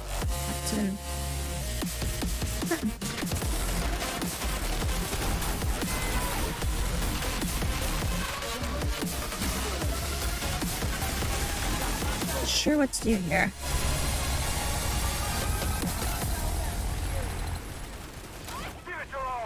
But yeah, no, it's still kind of on my list. I actually own a copy of Death Stranding. Is there a release date on Death Stranding 2? Because, I mean, I'd say like an ideal timeline for me to maybe play that game would be whenever Death Stranding 2 is supposed to come out, and then maybe like start playing it like about a month beforehand. Because that's a long game or whatever, so like I could maybe like stream it or something like that and see how it goes if I stream it. But it's like, it's one of the things too, it's like, you know, if I stream it and it's like, you know, it's not an interesting to stream style game or something, then that can kind of, you know, shoot me in the butt. But I mean, it seems like a lot of people actually enjoyed people playing it, so I mean, I guess it couldn't be too bad to stream or something. Hi Princess!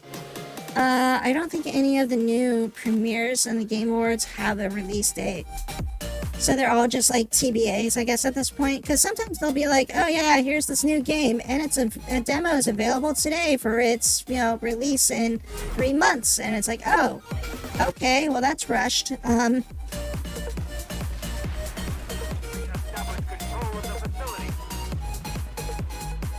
But yeah, no, like, I think there's always like a market for something, especially it's like some people are just graphic snobs or whatever, and like they won't touch a game unless it's got like super pretty graphics or whatever, and they'll base the entire game's popularity off of the graphics. But I mean, I feel like a game like that is just something you probably have to experience, you know?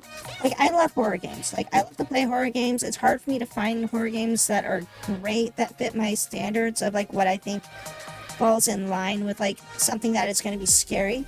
Oh my god. So, I keep wanting to bring this up, right? Description of a horror game. This has been annoying the shit out of me for the longest of times.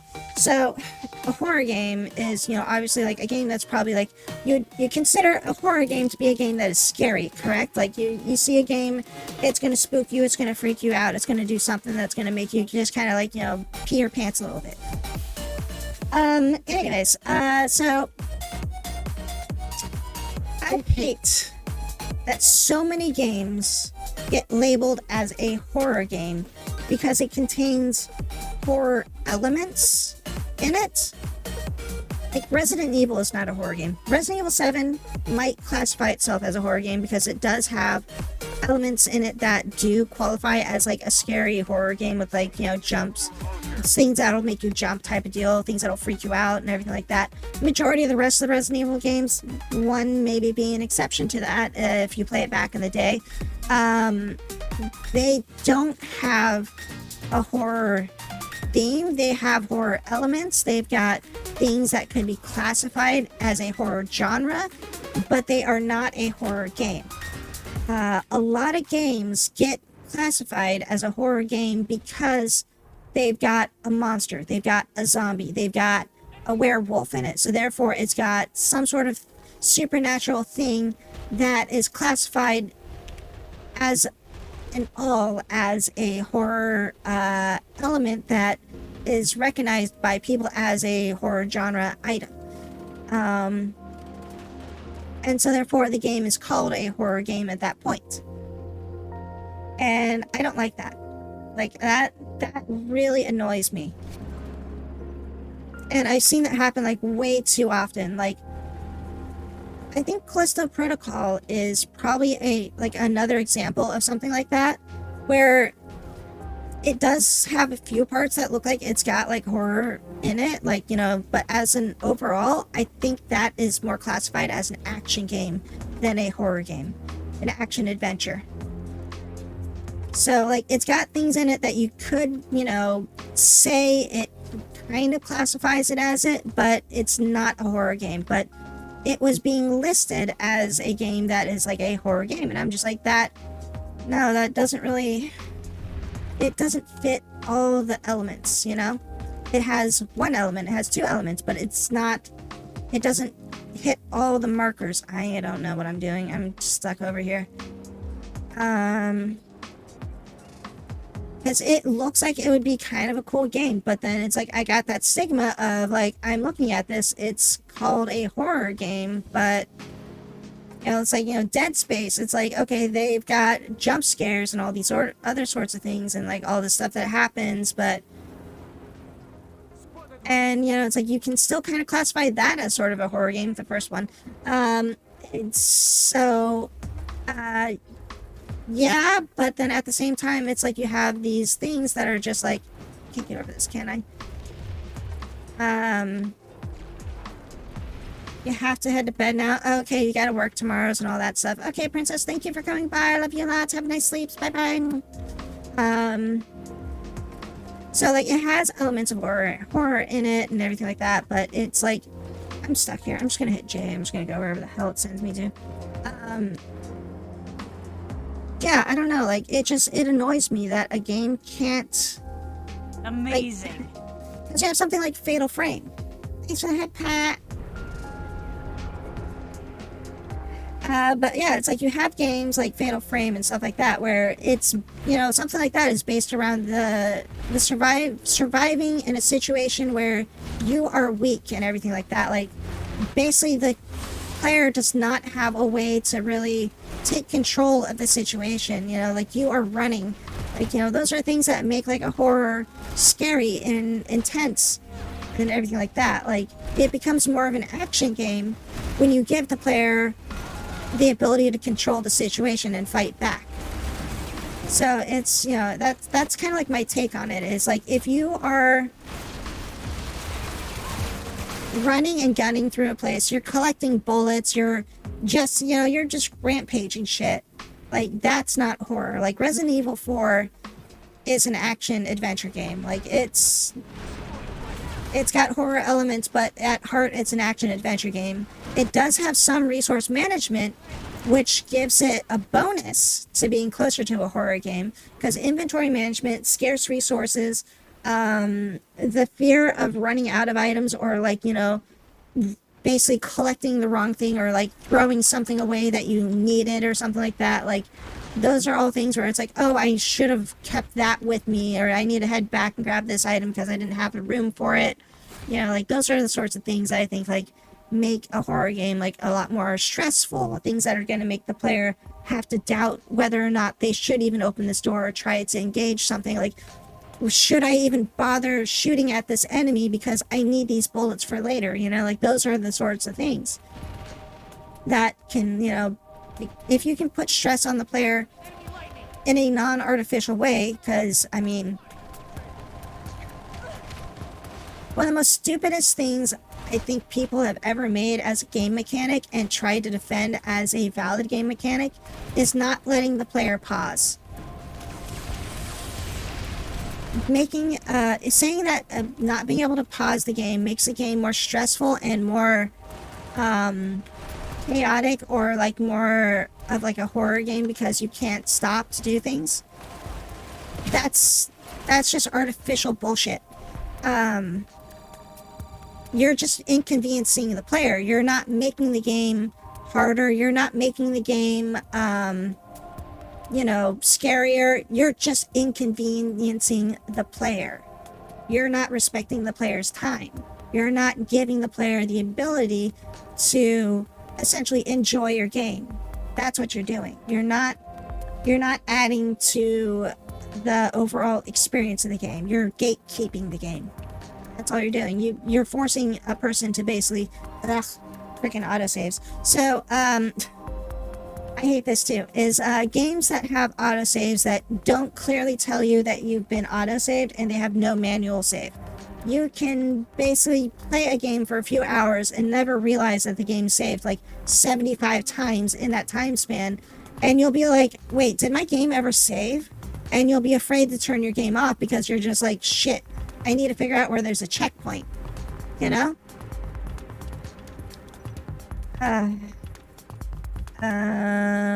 AP rounds. The amount of times I've had to go and leave Dark Souls only to get invaded. Yeah, exactly, because the always online function of Dark Souls. I loved the original Dark Souls. I played the crap out, Demon Souls, whatever the first one was that came out, that was like the original one. But you know what I did?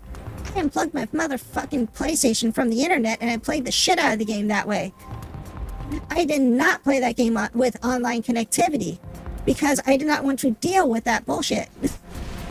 And I love the game because of that. It's like, I don't know, like, I feel like that game is much more enjoyable for me to not have online connectivity. There was no point where I felt like, oh, this is going to add to the element of the game and make it stressful. No, this is just going to annoy me because now I've got to deal with some person that knows how to exploit swinging mechanics with gear, and they've invaded me when their stuff is like, lower level than what it should be, but they've like beaten the game 7 times already, and they've min-maxed their stats in a try-hard, sweaty fashion.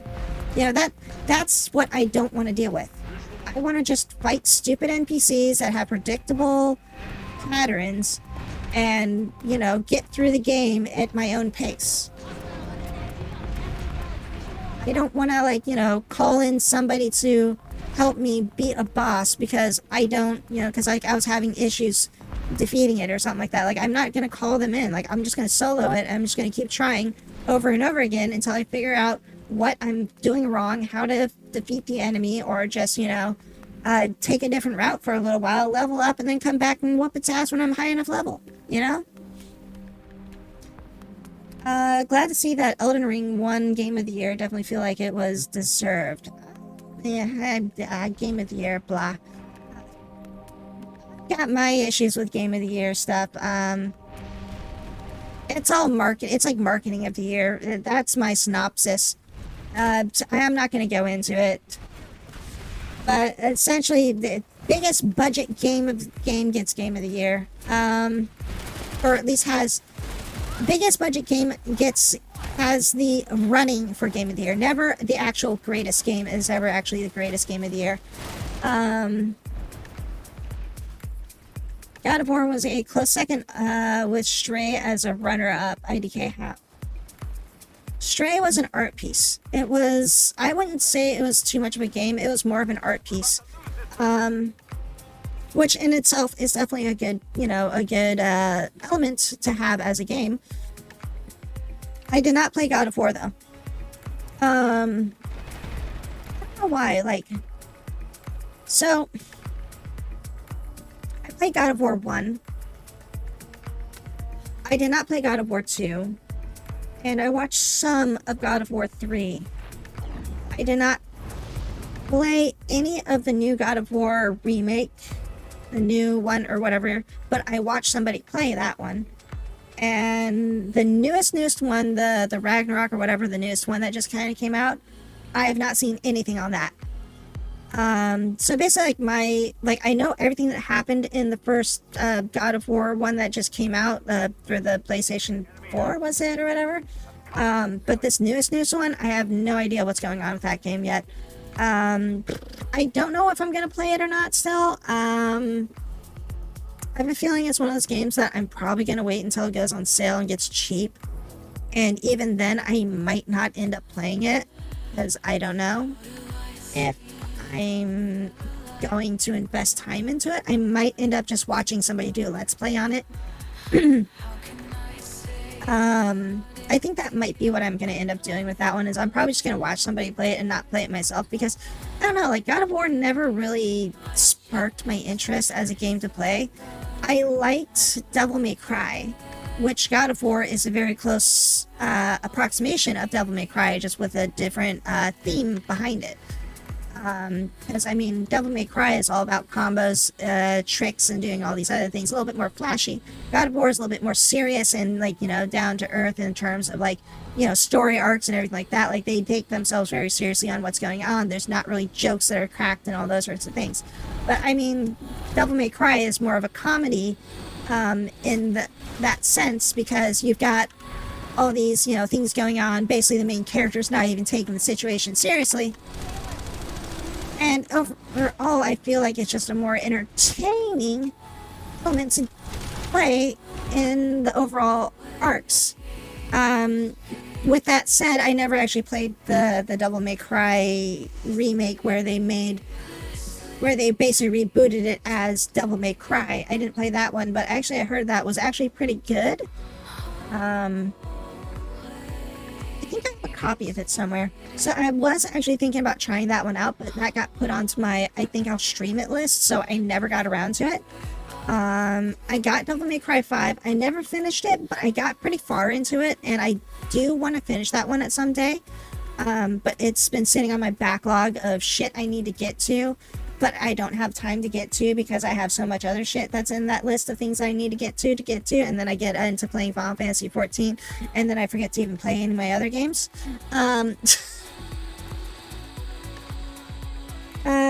It's really good, actually. Which one, though? Are you talking about the Devil May Cry reboot, or are you talking about Devil May Cry 5? Are you talking about one of the Devil May Cry series in general? Because there's 3 different elements that you're kind of looking at when it comes to that. Because the entire series in general, you've got basically the one specific game, or you've got the newest one or something. Which I think Devil May Cry 5 came out after the Devil May Cry reboot, right? So it's that basically means that Devil May Cry reboot was not as well received as the regular original series, so that instead of following through with the reboot, they basically reset it all and said, you know what? People like Dante because he's sexy. Anyways, Devil May Cry 5. The only thing I didn't really like about Devil May Cry 5 from what I was playing of it was the stupid-ass motorcycles. I thought that was a stupid damn weapon. I was really? Come on. Couldn't we gotten something a little bit better than this? That's just stupid. It adds the ridiculousness of the game, which, if you've ever played, Lost Planet 2, that game is nothing but ridiculousness across the board. And I love the game because of it. But, like, for even in Devil May Cry universe, that was just like, you could have made something cool out of this, but you did this instead. I mean, like, what was it? Final Fantasy 13?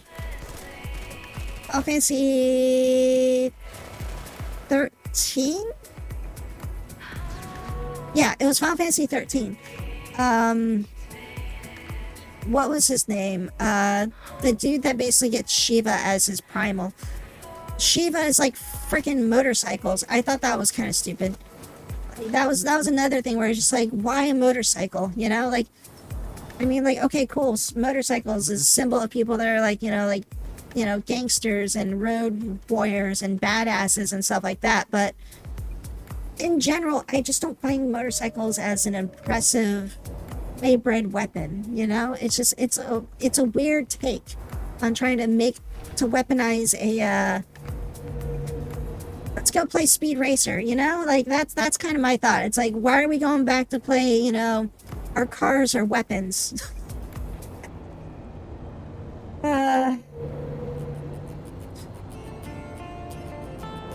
But you didn't finish it, if you did.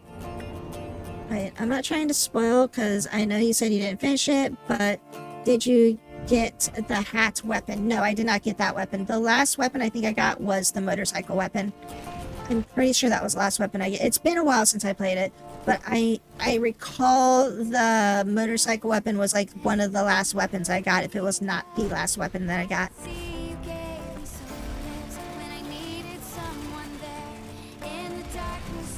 Not gonna say anymore. Okay, thanks. Yeah, like, was it... When did they introduce, Nero? Was that Devil May Cry 4?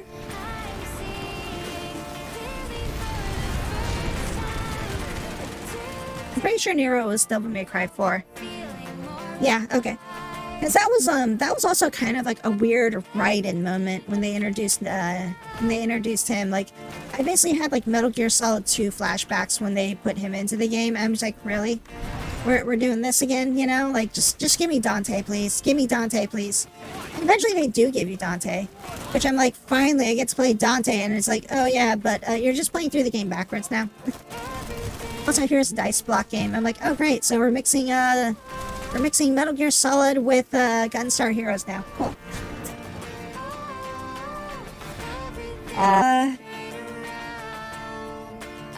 Oh, that one scene though was actually freaking hilarious, because like Nero does the entire like puzzle game, like all the way through, and then just like Dante steps in there and he's like, what is this?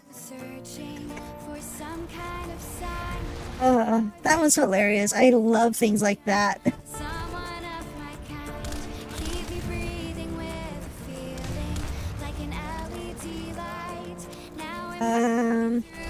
Alright, well I don't think there's a fight here anymore, wherever I am.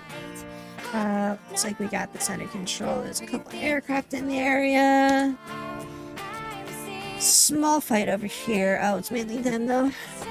I also really like that they added the DLC for Virgil as well as the Devil May Cry 5, because I was a big fan of Virgil. Or a 5. Wait, a V Virgil or a V5? Are we talking Roman numerals or are we talking a person?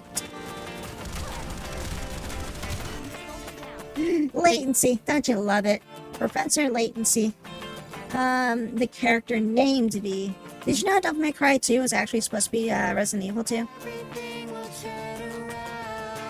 Yeah, no. They were originally going to make Devil May Cry 2 as Resident Evil, but then they decided not to. So Devil May Cry 2 might have actually been a Resident Evil game.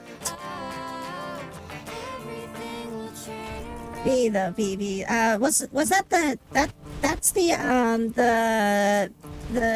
chick that drives the van, right? Or is that somebody else? Or am I thinking of a completely different game?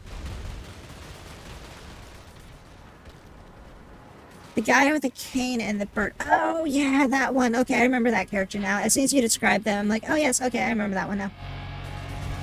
There's actually quite a few characters from Devil May Cry series, so it's like, if you describe them slightly, I'm like, oh, yes, I know who that is.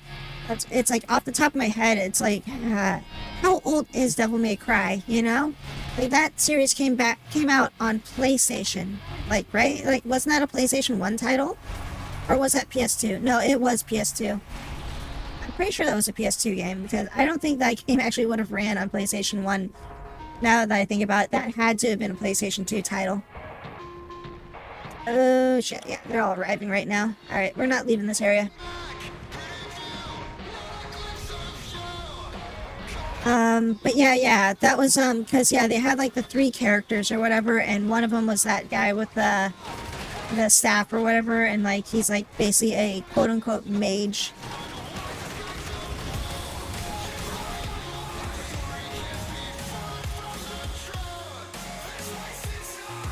PlayStation 2, the PS1 would have exploded to Dante's moves. Like, they made some interesting games on the PS1 that really pushed the limits of that system. Like, you'd be surprised to figure out, like, what kind of games, like, showed up on the PS1.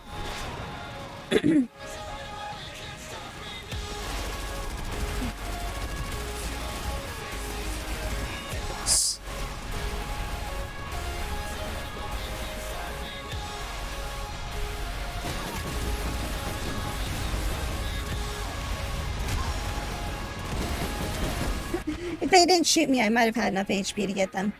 That person that was on top of the computer thing there. Yeah, no, like, late PS1 games actually were really impressive compared to, like, the early PS1 games. Because, like, if you look at something like, Legend of Legaia was, like, an early PS1 title versus, like, something like Legend of Dragoon, which is, like, kind of a later PS1 title. Like, those 2 games are, like, night and day in terms of, like, graphics, I think, so. Which, I mean, also, too, like, if you've never played Legend of Dragoon, like, that is a very good classic RPG, action RPG, that really sets some bars that nobody ever wanted to go back and try to even compete against, because I guess it's like, maybe it was too hard to try to compete with. I mean, even like freaking something like Xenogears, like, they made something on PlayStation 1 that was extremely amazing, but at the same time, it was never repeated in the fullest sense. Like, even the games that, like, succeeded, the Xenogears title, never really even went back to the same style and format that they originally were built off of. And, like, I honestly feel like those systems that they built were, like, absolutely amazing, but then it's like you get into, like, you know, what was it, like, because you go from, like, Xenogears to Xenosaga, and, like, Xenosaga completely, like, turns everything upside down in terms of all that stuff. Shoot, that's right, what is it, Romancing Saga, the remaster, remake, or whatever, Romancing Saga, just came out on Steam. I need to pick that up and play that. That was a crazy game. It was an absolutely amazing and crazy game, the way that they built that. It was like basically a D&D game built to be played by a single player thing or whatever, you know, because, like, you have, like, all these, like, roles and everything like that, characters with skills, and it was just such a great design of a game. The only thing that sucks is that that's when they started introducing all that bullcrap with, like, weapon durability and stuff like that. Like, there was a character that had a weapon made out of steel, but, like, everybody else's weapon is, like, made out of, like, freaking wood and shit, and it'll break. But, like, this one character actually had a weapon that was, basically indestructible. So I was like, yes, this is the best character ever, just because their weapon doesn't break. Like, weapon durability that much, because weapon durability always felt like weapon durability in a RPG game or something like that always felt like it was done in such a way that it was just too unbelievable. It's like, you've got these weapons, you got these people that are like warriors and stuff like that, and they're using these weapons that literally break after you hit something like 4 times, or like, you know, it's like, oh, you can hit something like 12 times with this weapon, and then you gotta get a new one, or you gotta go get it repaired, and it loses its maximum durability. Shooting at you like that. I should just reload the stupid gun. Yeah, you know what? Let's just do this. Oh, the easy way.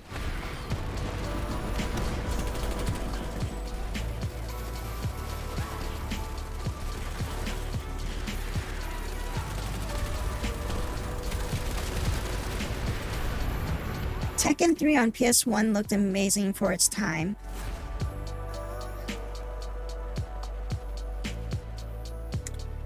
I was not a fan of Tekken. I feel like, I don't know, like, I never, like, whenever I was, like, in an arcade or something like that, like, and I saw Tekken, I just passed over it. I don't know if it was just, like, the characters were not interesting to me, or, like, the fighting mechanics, because I didn't really spend too much time even really trying to learn how to play it. I was more of a fan overall of King of Fighters. And, like, if there was no King of Fighters for me to play, then I would go play, like, you know, basically I just go straight over to the Street Fighter machines after that at that point.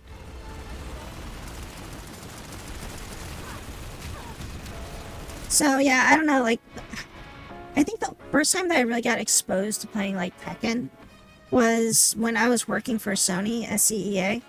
On our lunch breaks and stuff like that, or, like, our, like, 15-minute breaks from work.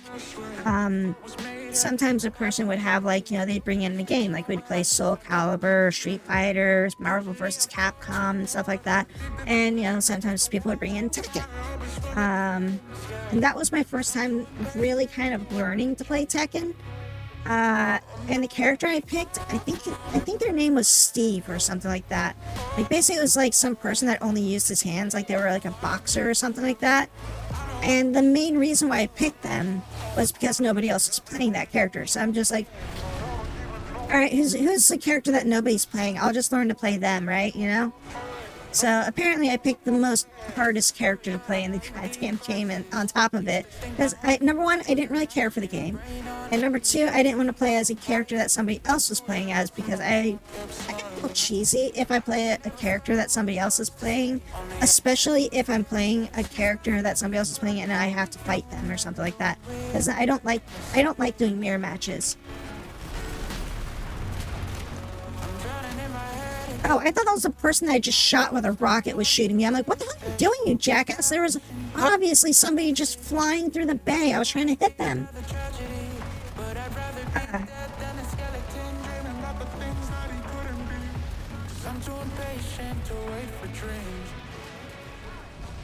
Yeah, no, I think, like, I tried also playing, like, whoever that other guy was that, like, could kick. So funny enough, the two characters that I tried to play in that game was the person that could only punch and the person that could only kick. So, yeah. That was some great choices on my part for that.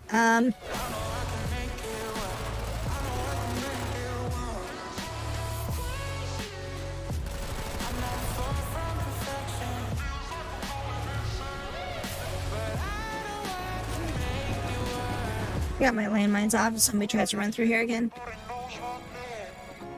So, like, I wouldn't say that I didn't like Tekken either. Like, I thought it was okay. I still would not prefer to play it over other things. I would not say that I disliked it. It's just, it's not my first choice in games that I would want to go play.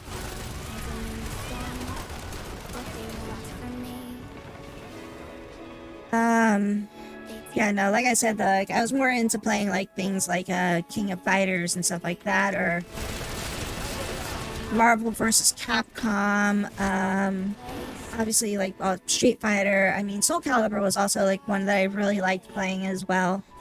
I liked playing, one chick with the staff.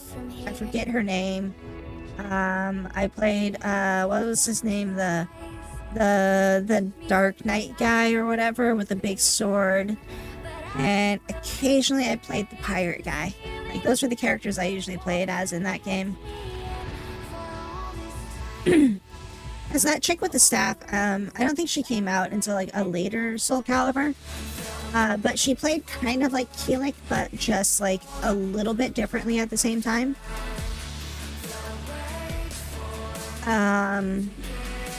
And Cervantes, like, I tried to play him, but I feel like his movesets changed over like the different iterations of the game that kind of made him hard to play consistently.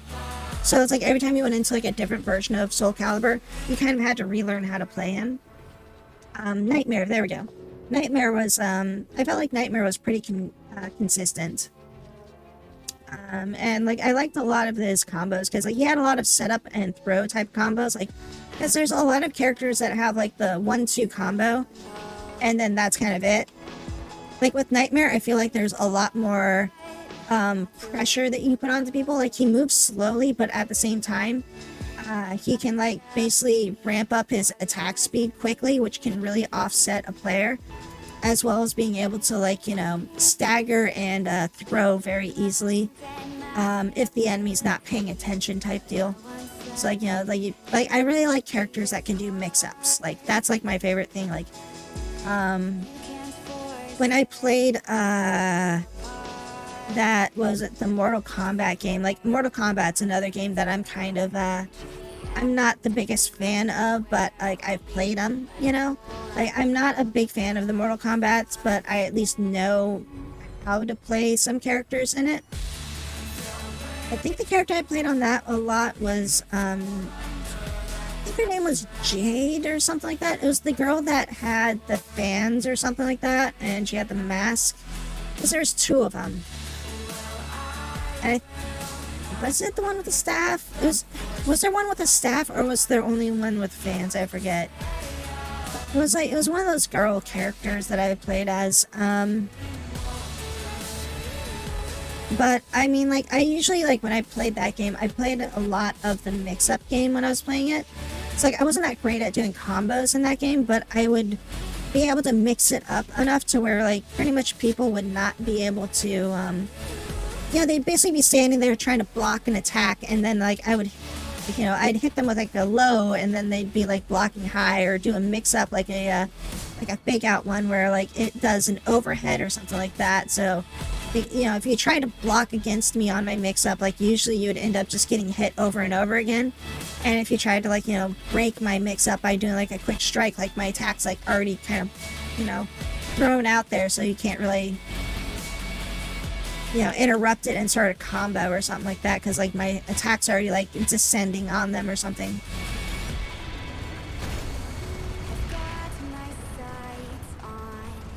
Oh, smoke over there. Keep trying Mortal Kombat. I want to like it, but not a big fan of the side-to-side fighting instead of like Soul Calibur 3, where you at least have like, yeah, the 3D element to it.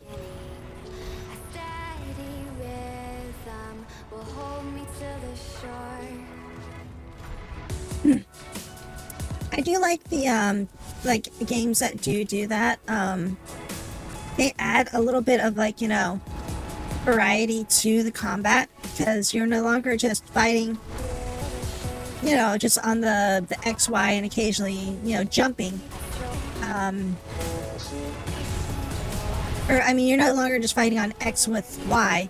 You're now having like that Z element where you can basically like evade an attack by shifting left or right, you know, by doing like an evasion. So it's kind of like a dodge without it just being an instant invulnerability command. It's like you actually can dodge, but then like the enemy could also be doing like a wide sweep instead of like a vertical sweep. So the wide sweep could hit you while you're trying to dodge to the left instead of like, you know, invading all the damage, then you take all the damage type deal. I don't know if you've ever tried like the old like Dragon Ball Tenkaichi games.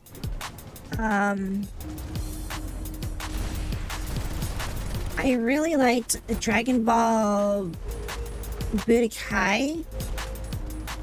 Because there's the Budokai and then there's like Budokai Tenkaichi. Budokai was just 2D, you know, planes and all that stuff. Well, I think like the Tenkaichi, they added the 3D element to it, which was basically like the predecessor to like something like Xenoverse. Tenkaichi had a shit ton of characters in it, while the regular Budokai had a lot of characters, but it wasn't as many. I think like they claimed, like they were claiming it to be like 300 characters, but that was like including transformations and stuff like that. So it's like, even though they said it was like 300 characters, like you literally have to take out like 150 due to like transformations of like, you know, oh, it's Goku Super Saiyan 1, Goku Super Saiyan 2, Goku Super Saiyan 3, Super Saiyan 4, you know, Gogeta, freaking,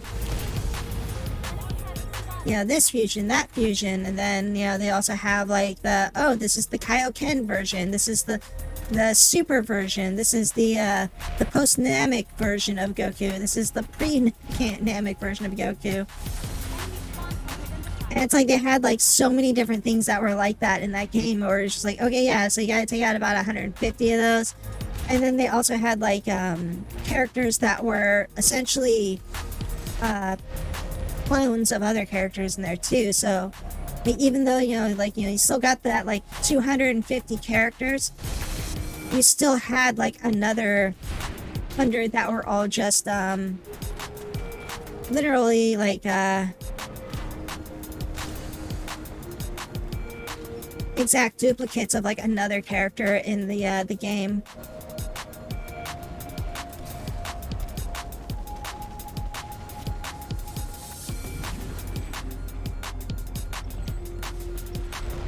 Damn it, I should have just repaired it.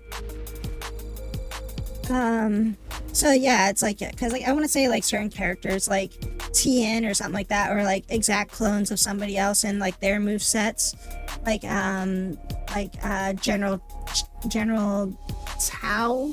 So like they had the exact same move sets or whatever, I think, but you know, so they were just reskins but with the same move sets or something. So like, yeah, like, you know, kind of chop it down even more from there. But I mean, like, they still had a pretty good, impressive roster of characters, and like they had like all the moves and everything like that, which is what I really liked about like the Xenoverse and stuff like that. Or like, what was that one series that they had? What's it? The Budokai series? No, I think it was like, I think they had like another series after Budokai, on like the PlayStation 2 or something like that, or maybe it was like PlayStation 3. No, I think it was like one of the Budokai Tenkaichi series or something like that, where they had like that whole overworld map and things like that. That was actually a really fun game that they had for those things. Dragon Ball Z Budokai I definitely found to be more difficult than the newer 3D Dragon Ball games. The new one, the Xenoverse games, like I feel like the Xenoverse games are fun, but for some reason the controls are just a little weird. Like, for some reason, they did something with the controls in those games that just made it a little bit weird, so that it's like, it's not easy because it's difficult to control. If you've ever played the Dragon Ball Kakarot game, that one is actually a really smooth game. Like, I really hope that they copy that formula and put it into, like, you know, the next, like, Dragon Ball Xenoverse, but I don't know if they're ever going to make another Xenoverse, or because it feels like what they're essentially going to do at this point is take Xenoverse 2 and just keep making DLC for it. Like, I mean, they've got like friggin' 100 DLC for freaking Xenoverse at this point. I stopped playing that game a while ago because at one point the game, like, they screwed up the controller support for that game, and I just couldn't play it anymore.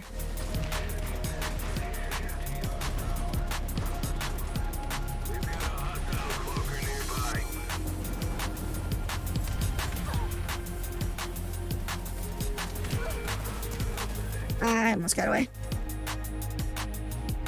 Yeah, Dragon Ball Z Kakarot. Because that was a pretty fun game. I mean, like, some of the traveling around and everything like that got a little monotonous. But overall, I felt like the combat in that game worked well. You could play it pretty smoothly. The level up system and everything like that was pretty cool, but it's just like the part that just got a little bit monotonous was the fact that it's like you're just flying around and it's like, oh look, here's a group of enemies that you can kill in like one quick key blast, but we gotta load up the fight and stop you and then show you the result screens and everything like that. Like, they could have sped that up a little bit. Like, when you're fighting an enemy and you kill them in under 2 seconds, just skip the result screens and just throw me back into the world, you know? Just like, we don't need to do this, thanks. This is not needed.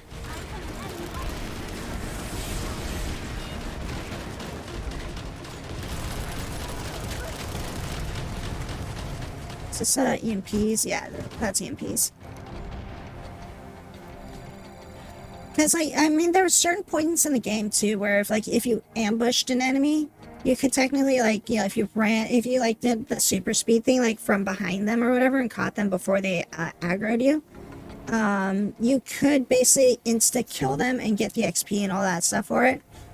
And then there's like also like the dinosaur thing where it's just like you shoot the dinosaur and then it starts charging at you, but you're like flying, so it's just like, can we just kill this in one hit? I mean, I'm technically powerful enough to blow up a planet. I think one key blast should be enough to kill a dinosaur, you know?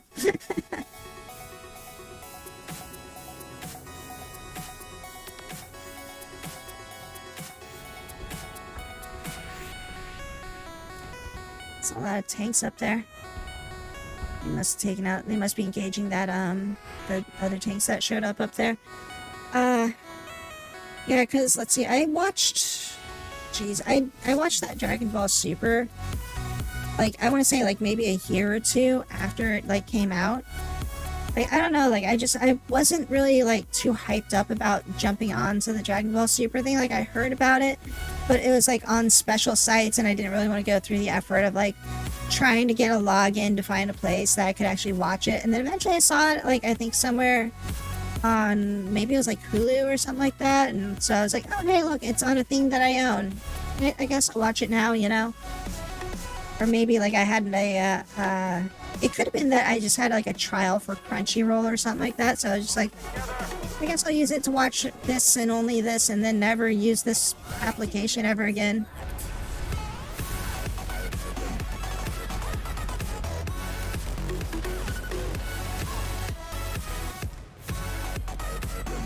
Did I kill it?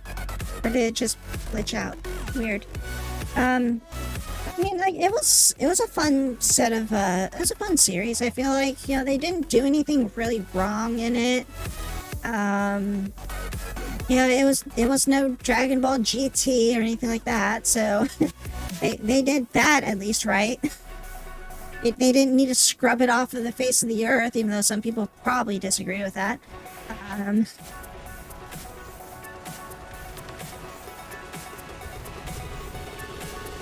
I mean, technically, Dragon Ball GT is classified as just a really long-running movie in the Dragon Ball universe, as movies happened, but they don't technically happen.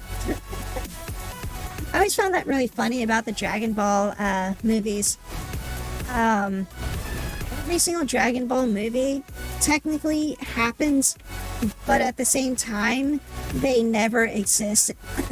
Like, they happen at a certain point in the story where everything before it has happened, but everything that happens after it does not acknowledge the movie as ever happening.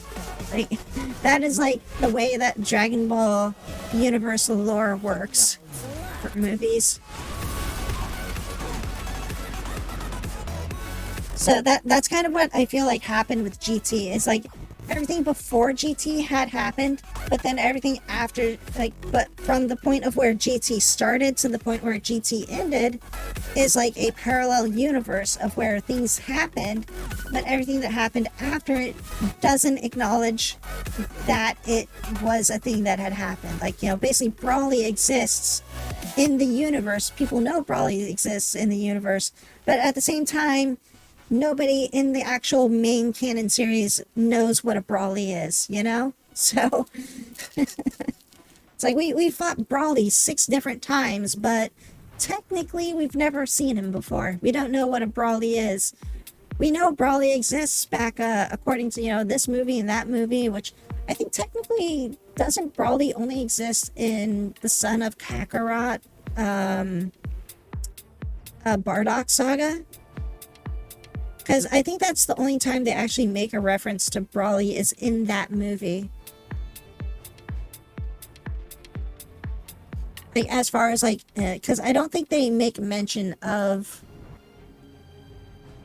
do they even mention, did they even mention Brawly? Wait, am I thinking of the right person? Or Bardock, there we go. They even mention, Bardock in canon Dragon Ball Z as his father, because I think they only mention his original name, Kakarot, and they say that he's like the son of a low-ranked soldier Saiyan, but I don't think they ever actually made mention of his name, which basically means that they also never would have mentioned or shown Brawly at that point too. So I mean, he's like, Brawly's in all the games too, so was Brawly in Super at all? Because I mean, technically there was what's her name, as there's like what's her name, like Kale or Kyle or whatever, the chick that was like not the main female Saiyan chick, but like the quiet Saiyan chick, like she was technically Brawly from another universe for the most part. Because, like, she does the whole, like, green Super Saiyan shit like Brawly does. In Super.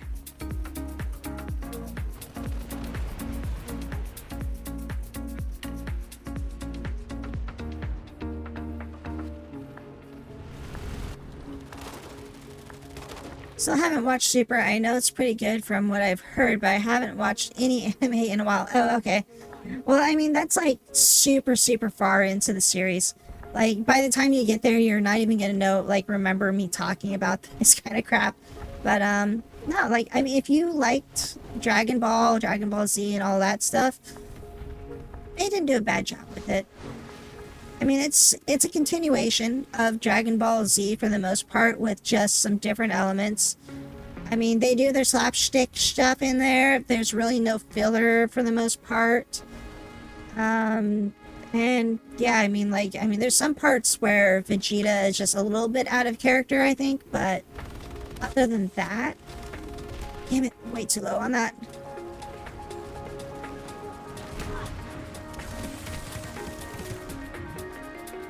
But other than that, though, like, I think, like, for the most part, like, because, I don't know, like, Vegeta gets a little too grovelly, I think, like, in some parts of it, but it's like, it's like, okay, yeah, I understand why he's doing it and stuff like that, but I don't know, like, I feel like it's a little, I guess, like, he got too Goku-ized or something like that at that point, so I don't know, maybe there's like some, because it takes like place a few years after some other events and stuff like that, so I mean, there are some things I think that can classify it as, I guess, maybe he's been through enough to where he cares enough, I guess, to try to protect people, so.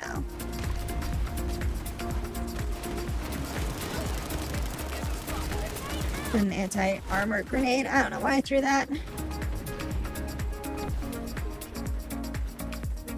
But yeah, then also too, like, they made the Dragon Ball Super movie, which basically recaps the entire Dragon Ball Super series. So it's like, it's just kind of weird. Say the last anime I watched was Fate Stay Night. I never actually watched any of the Fate Stay Night movies. I have played a few of the games though. Which I thought the games were kind of cool. No, like, I think the closest thing that I've seen to the Fate Stay Night was Melty Blood. Like, I think that was, like, the only anime that I kind of watched that was close to, like, the Fate Stay.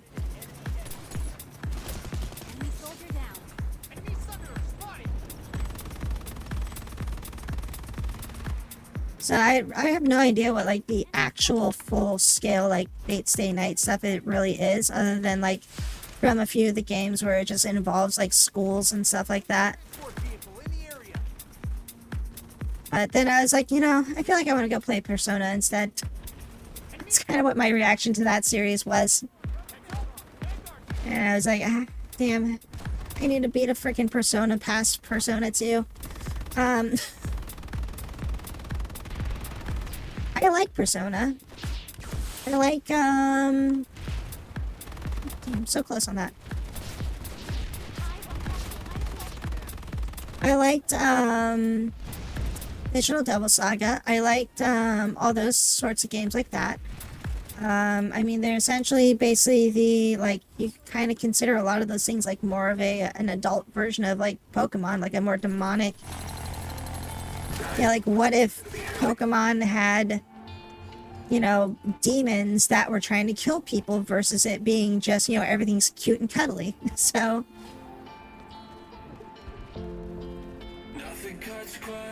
because yeah, no, like that, those, they have great stories for those games. You know, like they are, you know, like they don't like, you know, they're not like a light-hearted whatever. It's like, you know, it's a full-blown, you know, like kill or be killed, dealing with devils and demons and making pacts and stuff like that. So they made a Shin Megami Tensei Digital Devil Saga online game as well, which I played that one for a bit. That's kind of a fun little MMO too. I am not hitting anything.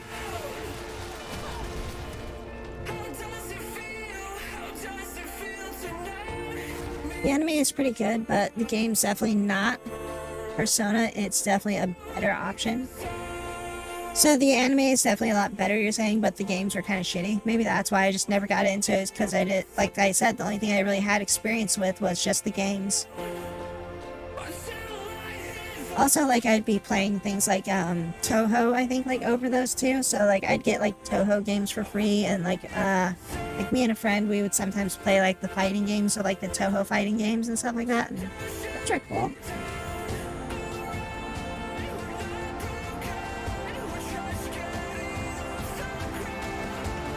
Lit up. Please let this not be in the middle of the base. Yes! Okay, that's the right one. Like, I'd have to respawn here in a second if this wasn't the right one.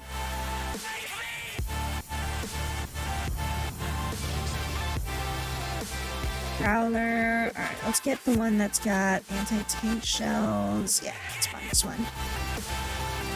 I'm tired of using that other freaking, other tank shell, the quad shot one, because I can't hit anything far away with it, and it's like if I do hit anything, like I can't do any follow-up shots with it. I always thought Persona was more about Jungian psychology than anything else. Oh, you mean like that horror stuff or whatever?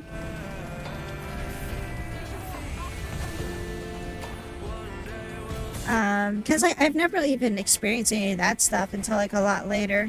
But like, I mean, those things, like, isn't that like, that's like basically like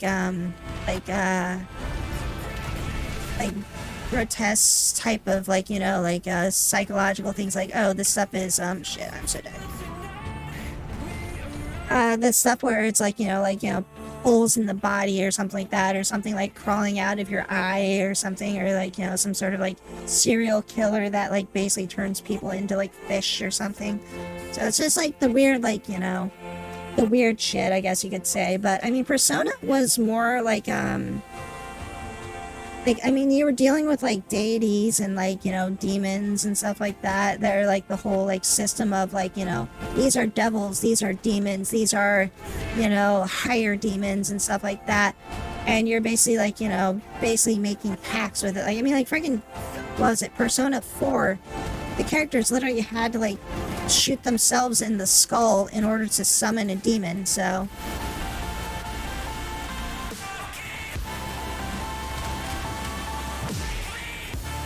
The whole idea of Persona and the shadows of is rooted in the Jujanji psychology.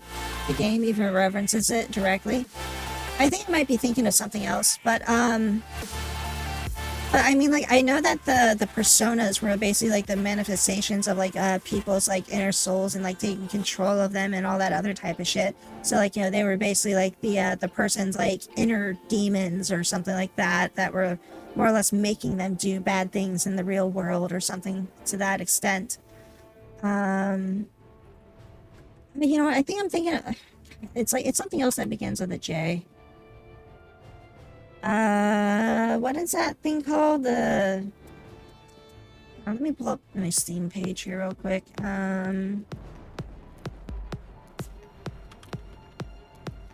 Horror games. God,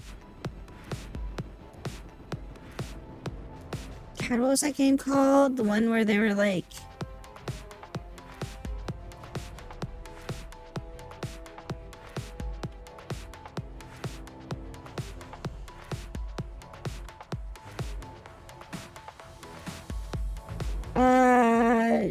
Junji Ito. There we go. This person. This is what I was thinking of. When you said that, that's what I was thinking of with that name. So yeah, I was thinking of something different. I'm like, that doesn't sound right. Which that's like a completely different genre of like you know, psychological horror stuff. So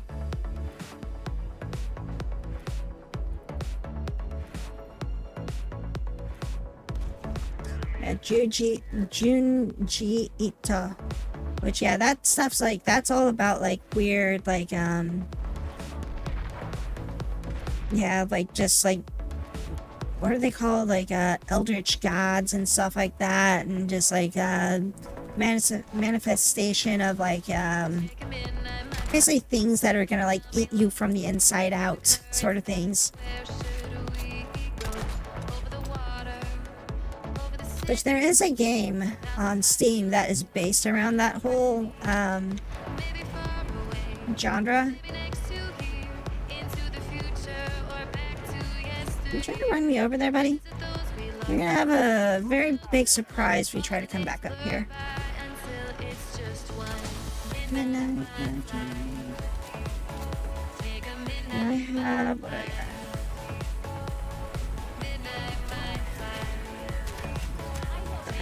Bring the gun out. I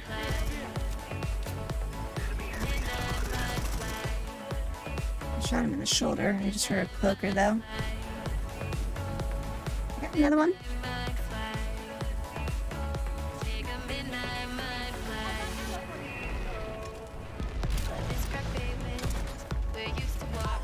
Oh, frick, I gotta reload on that one.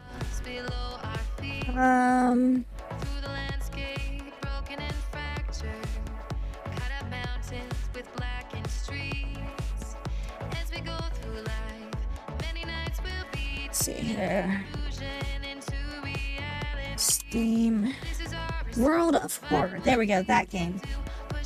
That was an interesting game. World of Horror. I need to try to play that game again. But that's based off of like the whole like Junji Ito like style of like horror monsters and everything like that. A very interesting game because it's got like kind of like a timeline on it where you've got to get like you've got to get like enough evidence and like things together to like complete these like keys. So you got to like complete these like short stories types of deal.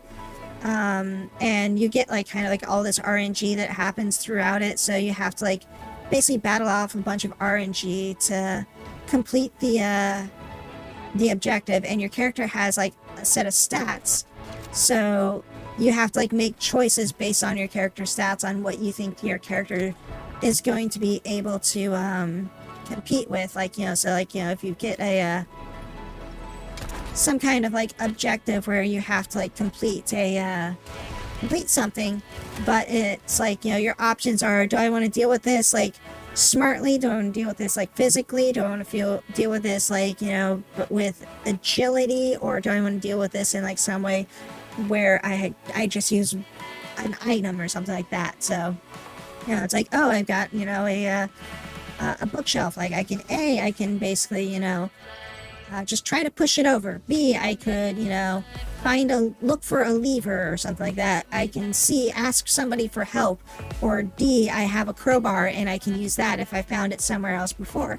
But at the same time, too, it's like you're dealing with an RNG with each of those sorts of things. So even though you picked, I want to deal with this in a, brute force manner and I just want to push this thing over, you roll the dice to see what happens, and you could have like either a critical success where you open the thing up and a book fell out that contained an extra herb, or it could be, you push the thing open and it opened, you get to proceed. Or it could be a failure of like you pushed it and unfortunately you weren't strong enough to get through there, so you missed out on the item. Or it could be a critical failure and it's like you push the bookshelf and it wobbles and then it falls over and crushes your arm. You now have -1 strength for the rest of the game.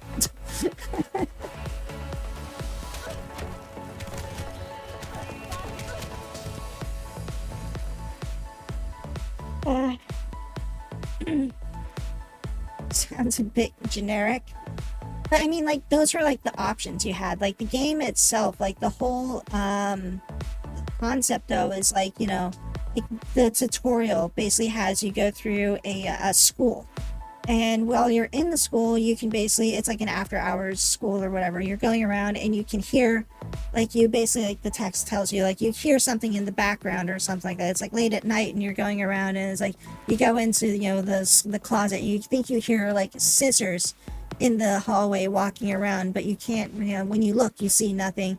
You investigate stuff, you can pick up like a baseball bat and you're trying to find basically like all these clues to put together to find like these symbols of stuff to get into like the classroom, whereas you have like a book, and it's like giving you narratives and it's like, basically like, like all these things are going on where it's like, oh, you met, Susan or something like that, and you decided to help her get to her class or something like that, and it turns out, either or like a teacher or something. One of the things is like there's a teacher and like you can help her carry her stuff to her classroom, or you can ignore her and like walk away, or like I think there's like one other option that you could do.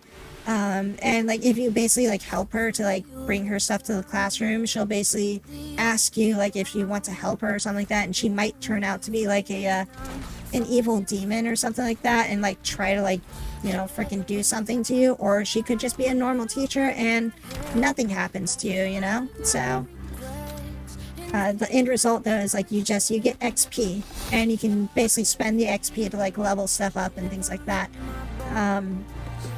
So like you keep going through all that stuff and eventually you'll get to a point in the story where you'll hopefully collect enough information to be able to banish this demon that's walking around in the school and basically manifest her into a form, like, well, you're not banishing her, you're more or less grounding her so that she's not as powerful and you can physically like fight her. So you'd be summoning her so that way you could fight her with like your baseball bat that you found back in the locker room or something like that. So when you're finished with like all the story elements and everything like that in that area, you then go into the battle mode or something like that and you successfully, grounded her. Then you go into like a combat mode where you basically have like different things you can do, and based on like things that you could basically like say the demon's name if you found out what it was to cause like some kind of paralyze to her, or you could do basically just whap her with a baseball bat, or you can spend action points to defend versus like attack, so that way she doesn't hit you as hard, or it's like there's a big old little like combat mode that's actually in the game too. So it's not just only story RPG, here's these things and that, just pick a choice, point and click adventure. You also have the combat phase where you have a certain number of action points depending on your character's stats. You deal damage based on your character's strengths and weaknesses. Certain weapons do more damage or less damage depending on certain stats, such as like a thrown item is better if you have higher dexterity versus a bat is more useful if you have higher strength and things like that. But then it's like if you use a bat versus your fist, like you'll hit harder with the bat, but it takes more action points to swing the bat. So you could basically, like, you know, instead of doing like 4 hits with your fist, you can only do like 2 hits with a bat. But then you could spend some points, your action points, to increase your accuracy with the bat, so that way you're less likely to miss. So you could technically only take 1 swing with the bat, but have an extremely high accurate critical hit with your bat, versus just like 2 mediocre swings that could just flat out miss, you know? Divinity Original Sin always did that pretty well as well. I played that one a little bit. I wanted to play that game some more, but I don't know, like I think I got lost a little bit playing that game, so I just never really got around to completing it. And then I think I ended up getting distracted by other stuff. And I think also too, when I was playing it, I'm like, I really want to go play Dragon Age again. First Dragon Age, the original Dragon Age, the first one that was actually the really awesome and amazing, wonderful Dragon Age, not like any of the sequels that came out that were like kind of not as great, but they were somewhat decent, because the first one had the most amazing freaking story arc ever if you play it as a mage, and I loved it. And all the other ones just put mage freaking scenarios to complete goddamn shame. I loved what they did in Dragon Age 1 with the mage storyline. Like everything that they did in Dragon Age 1 with the whole concept of like the heretic mage, of just being like a rogue outcast that everybody like absolutely fears, and you don't reveal that you are a mage without there being dire consequences, you know? Like, you know, you actually felt like you had to hide the fact that you were a mage. That you were not a part of like the freaking order and all that other things like that. Like I love that about that game. And I feel like that element of like how, you know, like how ridiculous mages were just got thrown out the window as soon as you hit 2.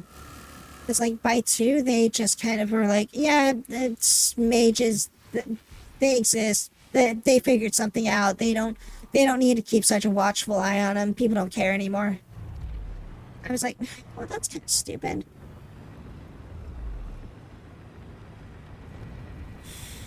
But yeah, no, that, they also made, like, module stuff for that other game, the World of Horror game.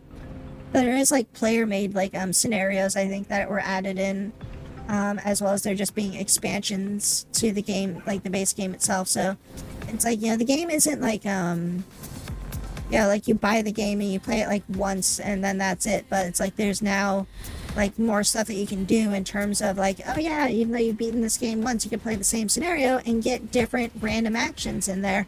So it's like even though you're going through this story arc again, there's more random events that you could come across that will, you know, influence the game in different ways.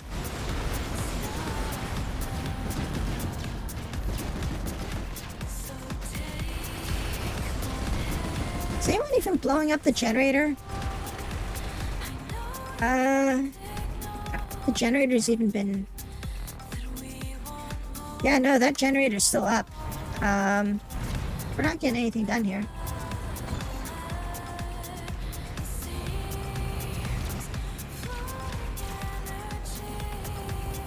And they're stuck. Oh, no, they're not stuck. Why is there green smoke over here? Is there something here, or...?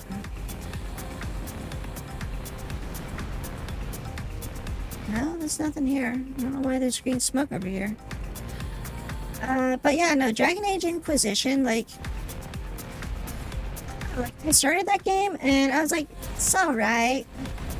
I think, like, by about the 3rd area in that game, it was like either the 3rd or 4th area that I got to in that game, I was kind of like, I just kind of got like worn out. Like I couldn't keep playing it because it just felt like it wasn't like enough was happening really. Like I don't know. Like, it just felt like a super generic like RPG at that point.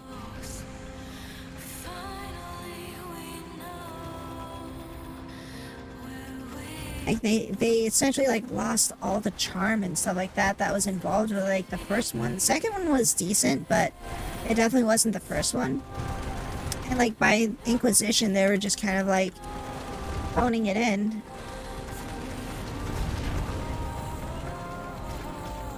I just see a purple thing flash over there.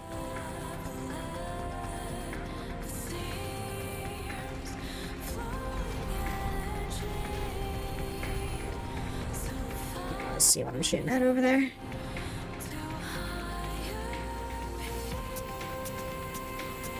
Nah, I don't like just friggin' these one-sided fights. Like, I need to find a spot to fight. Felt more of a generic turn-based game instead of a Dragon Age 1 and 2, where it was the same amount of extra strategy that they had. So, I'm assuming you probably played Knights of the Old Republic versus like Knights of the Old. Knights of the Old Republic 1 and 2, they were both really great games.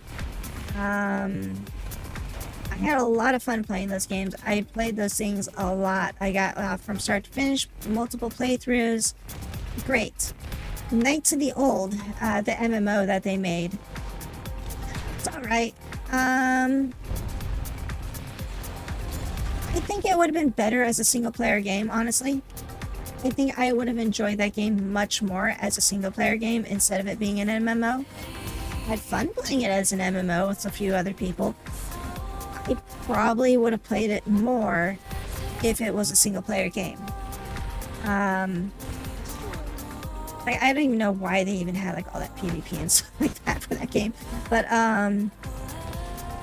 really excited for the KOTOR remake. They are making a KOTOR remake, like for the first one, or now also is it like what kind of remake are they doing? Is it like original remake with like D&D rules type of remake, or is this like we're gonna make Jedi Fallen Order but in Knights of the Old Republic style, you know?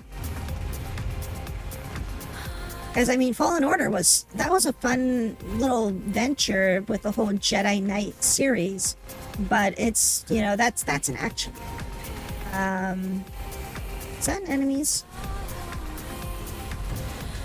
Nope, that's friendly. Why did it not pop up as their freaking name? I hate it when it does that sometimes. It's like I pinged it several times to see if it would like show up, and nothing happened. So I'm like, oh, it's got to be an enemy because, you know, they look almost kind of purple from here.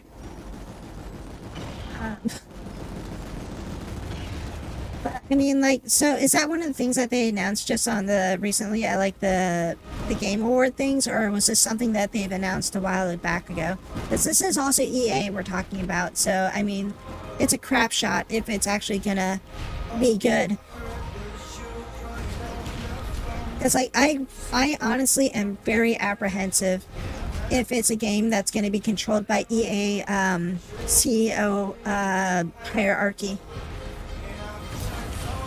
If this was like 5 years ago, I'd be more lenient to say, okay, cool.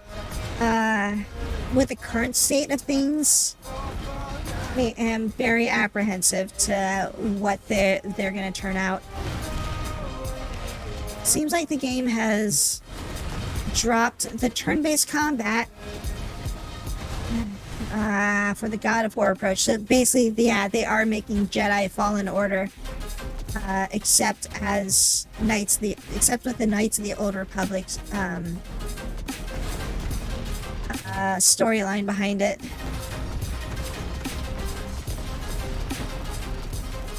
Yeah, I don't know about that then. It might be a fun game, but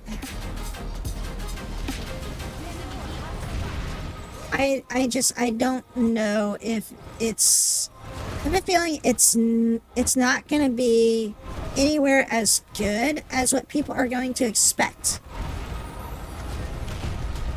And I have a feeling that people who have never played Knights of the Old Republic are going to like it. They're probably going to enjoy the game. It's going to be a modernized game that people are going to say, wow, this could be Game of the Year. everybody who goes in that was I played Knights of the Old Republic 1 and 2, and these are my favorite games in the entire universe, are gonna play the game and be like, what is this dog shit? That's what's gonna happen. Yeah, yeah. New players are gonna love it. Old players, yeah, players that have never played it before are gonna love it. Players who are going to expect it to be Knights of the Old Republic are gonna be extremely angry. There's gonna be like a huge amount of like basically fan base that are gonna be backlashing on it from like probably like a month before it comes out, you know? Like, I mean, just look at what happened with Final Fantasy VII Remake. Honestly, as a player of Final Fantasy VII back when it first came out, it wasn't a bad game. I thought they did a really good job modernizing Final Fantasy VII into something, I'm out of bullets, into something that is playable for people who never played Final Fantasy VII, as well as making it a game that held on to a lot of things. It was not Final Fantasy VII, it was basically Final Fantasy, you know, like 7.5 or something like that, or Final Fantasy The Next Dimension. You know, Final Fantasy VII The Next Dimension. That would be like kind of the better running title to go with it. That would make no sense. Just calling it flat out Final Fantasy VII held an expectation for people that were expecting basically, I want to see my freaking like, how long is that game? Like 48-hour plus game, depending on how much side stuff that you did, up to 78 hours game packed down into this new wonderful graphical system that they made that they don't have the budget to make a you know, even a quarter of the game of. Yeah, Final Fantasy VII was basically Final Fantasy 15 graphics and gameplay, but as 7, yeah. Yeah, basically that's kind of what they did, is they just took the, shit. Oh, shit. No? Okay, cool. I'm glad I could distract them long enough for you to actually get the kill. I should have gotten an assist for that, for freaking being the decoy. I was the decoy that got the kill. Nobody gives me any damn respect around here. So yeah, it's like, you know, you have the whole concept of what they want versus like what actually is released and everything like that. And 7 was basically getting shot in the foot before people even played it, because they're like, it's not turn-based like the original. They did a pretty good job with the action RPG style on it, I feel like. I mean, honestly, I feel like they actually made it easier than a standard turn-based game at that point.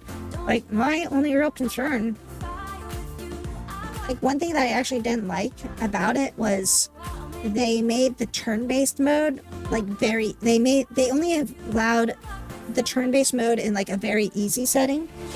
So you had to, like, you couldn't play, like, hard mode or anything like that in the turn-based. It had to be the action mode if you wanted to play the game in normal or hard when it first came out. Eventually, I think they released a normal mode for the turn-based version of the game. But, nah, like, I feel like they... Am I stuck back here? Can I get in here and just, like, jump out? Yeah. I feel like they really could have made... Because, like, my intent was I actually wanted to play that game in the turn-based mode. And I was actually kind of upset that they didn't give you the turn-based mode by default. I bought the game for PS4, and I played through it on PS4. And then they came out with the game on PS, or on PC. There we go. It's a word somewhere. PC. So they came out with the game on PC, and I'm like, oh, cool. And it's got all the expansions and all that stuff that I never ended up playing. So I'm like, okay, I'll buy it for PC, and then I can also mod it and stuff like that. So I bought it, I put some mods onto it, and I started playing it, and then I was like, wait, I can't select very hard mode because I have to beat the game first. Hey, why can't I play this on very hard? So Yeah, but there are mods that will unlock it, I think, or something like that. But I didn't want to go looking for the mods, so I never ended up doing it. But I did start playing it for a little bit. Yes, mods. Mods to improve the graphics. Just the graphics, really. I didn't mod anything else out of it. Just the graphics to make the graphics more high res, so you can see more things on the screen.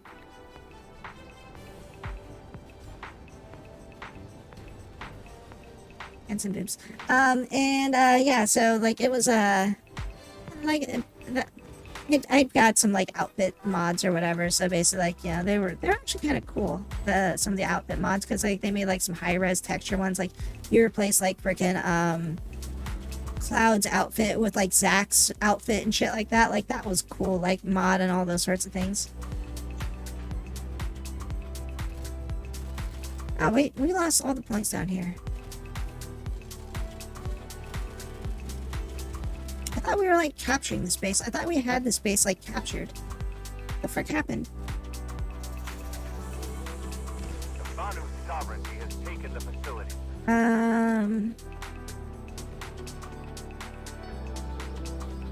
But yeah, no, like overall, I feel like 7 was done quite well.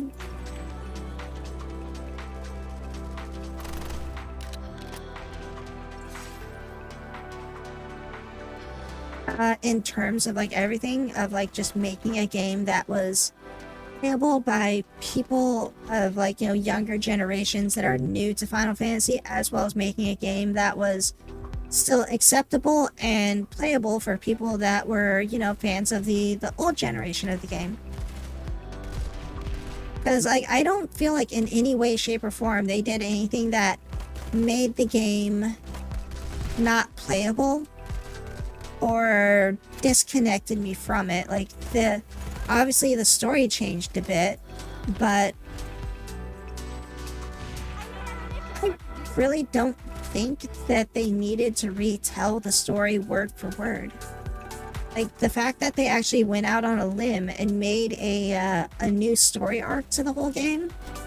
Like it started off the same, but then they pushed it into a different direction. Like I thought that was actually a really nice change up to the whole situation of like the game itself, of like where everything went. Like, because now you're doing the normal story, and then all of a sudden they start throwing in these elements here and there where it's just like, huh, things are a little bit off. This, you know, like that's not something that should happen. I don't recall this show, like them revealing this character this early or something like that, you know. But it's like they changed it up so that you have a new game. You're not just retelling the same game that you've probably played, you know, 100 times already or whatever. And honestly, 7 is not my favorite Final Fantasy, but I mean, like, I don't dislike it. Like, I like it. Like, I know enough to know the whole story from like start to finish and all the elements that happen in it, and, you know, plot twists and whatever. But it's by no stretch my favorite of the entire series. And making changes to the story is an interesting impact to me. Seeing new elements happen in the story, new kind of faces and people having different roles in the game versus it being like, you know, what it was before. Like, I like the fact that there are different, you know, that certain characters are going to, like, you know, have a repeat, you know, performance. Like they're not just there as like one and dones and then you're moving on to the next thing. Like, you're gonna see some characters that never had the chance to do anything past just, you know, show up, say hi, and then die. Now you've got characters that are actually, you know, that they made these like that they made like, you know, this whole characteristics for. I'm trying to figure out like a good word for it other than character, you know, like a character that they made a character for. But it's like, you know, you've got these characters that they've you know, that have like, you know, you know, for the lack of a better word, they have a soul, that they were expressing, but then they basically like, you know, they killed them off in like the first act, and then, you know, it's like you never see them again, and now there's like this thing where you're basically like, wait, are they actually alive? Is this gonna change up? Did this character actually not die in this timeline now or something like that? Did the whole turn of fate happen even before the game even began, you know? Like, which Crisis Core may actually show us something that, you know, they might have rewritten that game to fit the Final Fantasy VII Remake, which I'm actually really hoping they did rewrite Crisis Core to fit Final Fantasy VII Remake's story arc beginning. Like, it is literally, I'm hoping this is going to be a prequel to the remake, you know? Like, that is my expectations of Crisis Core. I'll be fine if it's just a remake with higher graphics of Crisis Core from the PSP, because that game was a pain in the ass to play on a goddamn, you know, freaking handheld. Like, that game was meant to be played with a controller, flat out. But yeah, like, I mean, I'll be fine if it's just a remake of that game, but if they alter that story enough to basically fit the profile of Final Fantasy VII Remake's additions to the story, I will be ecstatic with that. Like, I think that is going to be like a great game changer to the whole Final Fantasy VII series, and where they're going to be able to go with it, because they're going to add so much more to that story by adding in the element of, like, you know, what happened before, explaining it all, which is also an element that a lot of people never had the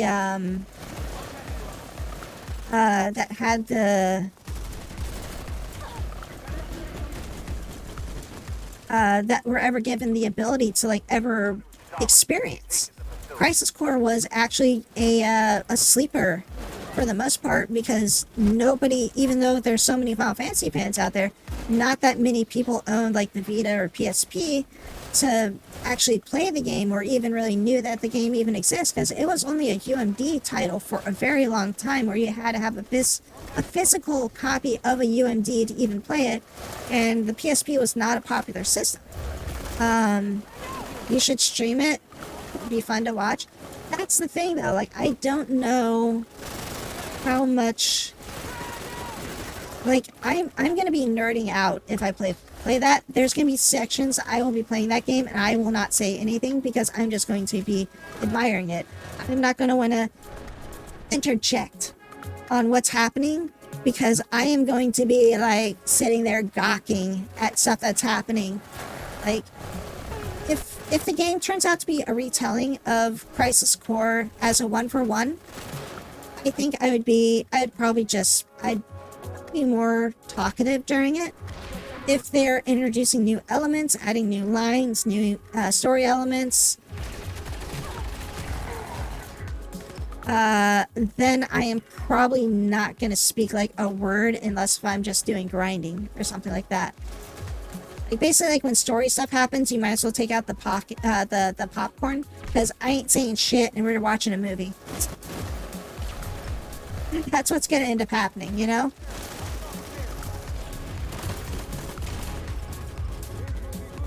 So, I mean, if y'all are fine with that, then, you know, by all means, like, I'll do that. I would actually probably be streaming at like odd hours, because I doubt I would be waiting till 9 o'clock to play that game. I'd probably be getting off of work and booting that game up and just start playing it. My entertainment value would probably be very low at that point too, because I'm not going to be too talkative. So it's like I said, I'm going to be watching, probably eating my dinner at the same time, taking a few breaks here and there while I'm playing it. So like, I'd probably be like, you know, playing it, go out, take like a bathroom break or something like that, stretch my legs, get back to playing it, and all those sorts of things. So probably be getting interrupted every now and then by people just like trying to distract me from all my shit. Which, to the whole extent, is why I usually stream late at night, is because I have things that go on during the day that prevent me from being able to be uninterrupted for an entire night.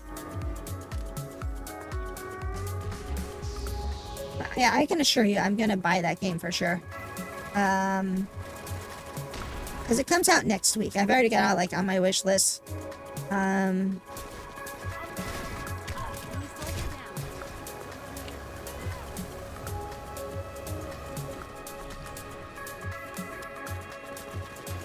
yeah, I think the release date is it's Tuesday, I'm pretty sure.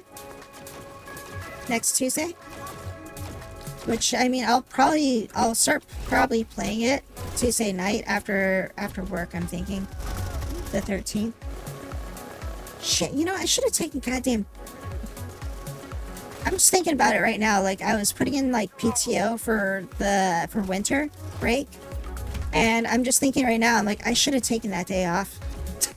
I was like, why didn't I take that day off? So that way I could just, like, wake up and just, like, start playing it or whatever. I mean, I don't like pre-downloading games, especially from Steam, because it feels like every time you pre-download a game from Steam, you have to like unpack and verify all the files, and that always seems to have like a shitload of issues.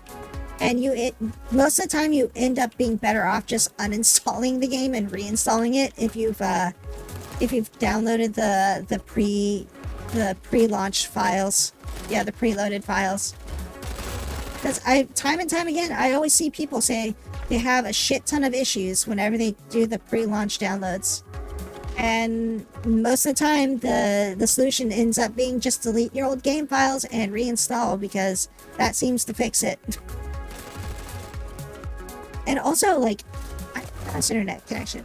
So, there have been times where reinstalling the game is actually faster than unpacking the files for me. They're encrypted files, you know? And I just literally kind of go like, what the hell did I even pre-download this thing for, you know? It's like, this was a total waste of time to download this like encrypted file that takes longer to unencrypt than it is for me just to download a fresh version of the game. Hey Jade, everybody.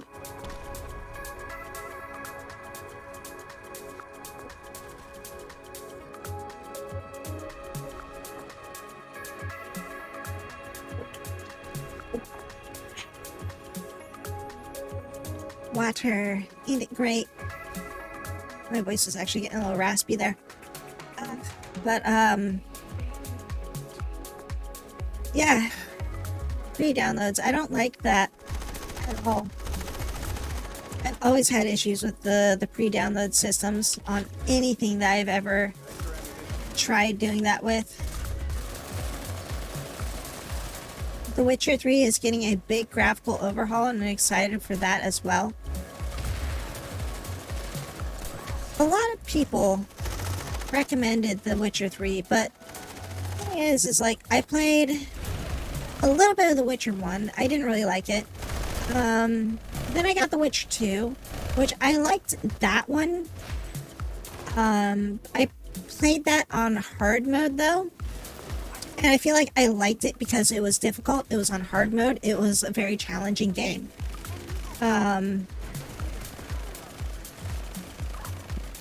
Like, honestly, I really don't think The Witcher on normal mode was really that fun. The Witcher 2. Because I felt like I was just steamrolling stuff. Like, I felt like I had way too much of an advantage in that game. But playing on hard, like, it felt like there was a lot more going on with that game that required a lot more interaction from the player. Lettuce, how you doing? And I just felt like the game was just, it was like the right amount of like elements in it to make it, you know, difficult while still being fun. But there were some parts in that were just like total gridlocks in that game.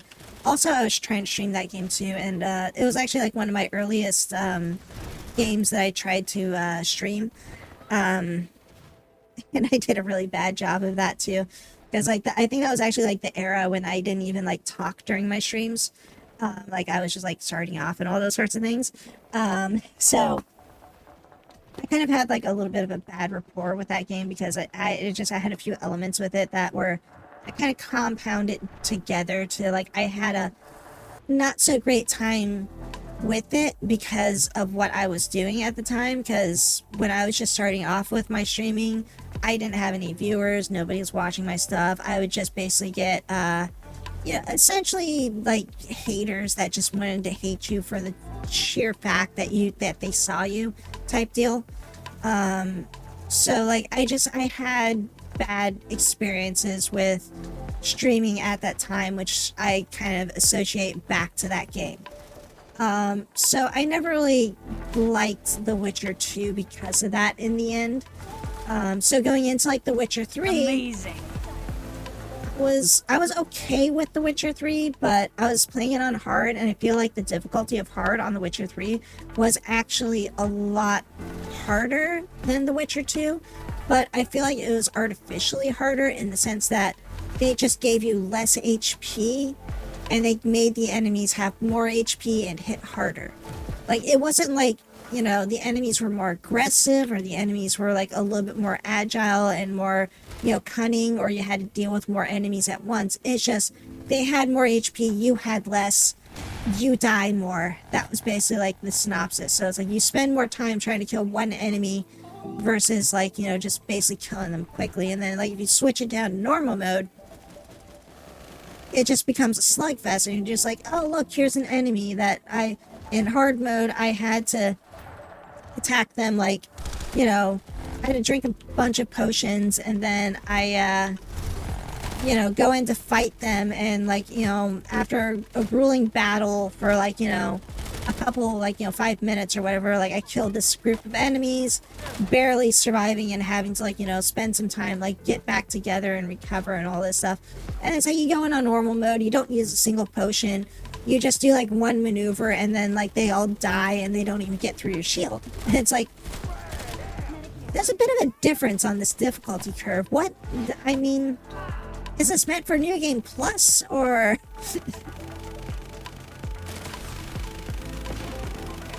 Thanks for head pat. Amazing. Hello, giant hand.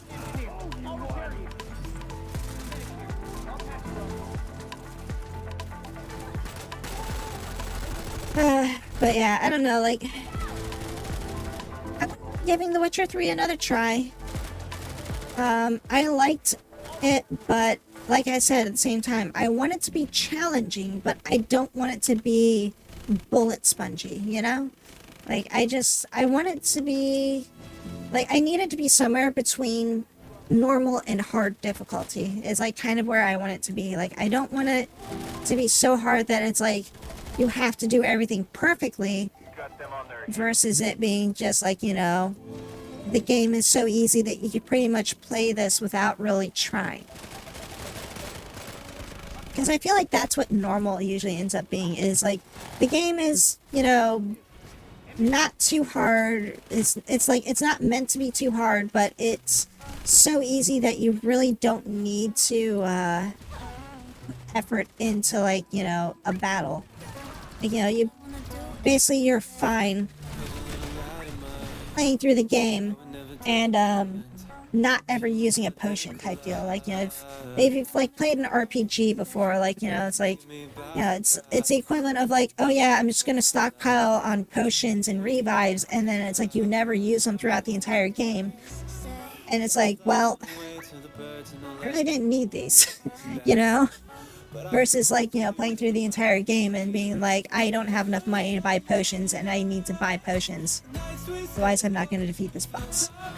I remember this one game back, like way back in the day, called Vi, V-A-Y, and the game was basically like, I remember getting to like this one point in the game where I was like in this mountain, and like I made it to this boss, and like my characters were like, they were all on like kind of like their last leg. I've used up like all my heal potions. My mana was basically completely gone, so I couldn't like heal anybody.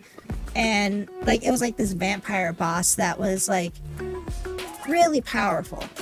And I was like trying to, you know, basically like I had like my only option was to spend like I want to say like it took me like 25-30 minutes or something like that going through this dungeon or whatever, like maybe even longer, to get like to the point of where I was in this dungeon. But the problem is that in order for me to get out of the dungeon is I'd have to fight monsters and all this other stuff, like going back out of it. And that was almost not really an option because I didn't have the HP or healing capabilities to keep myself alive.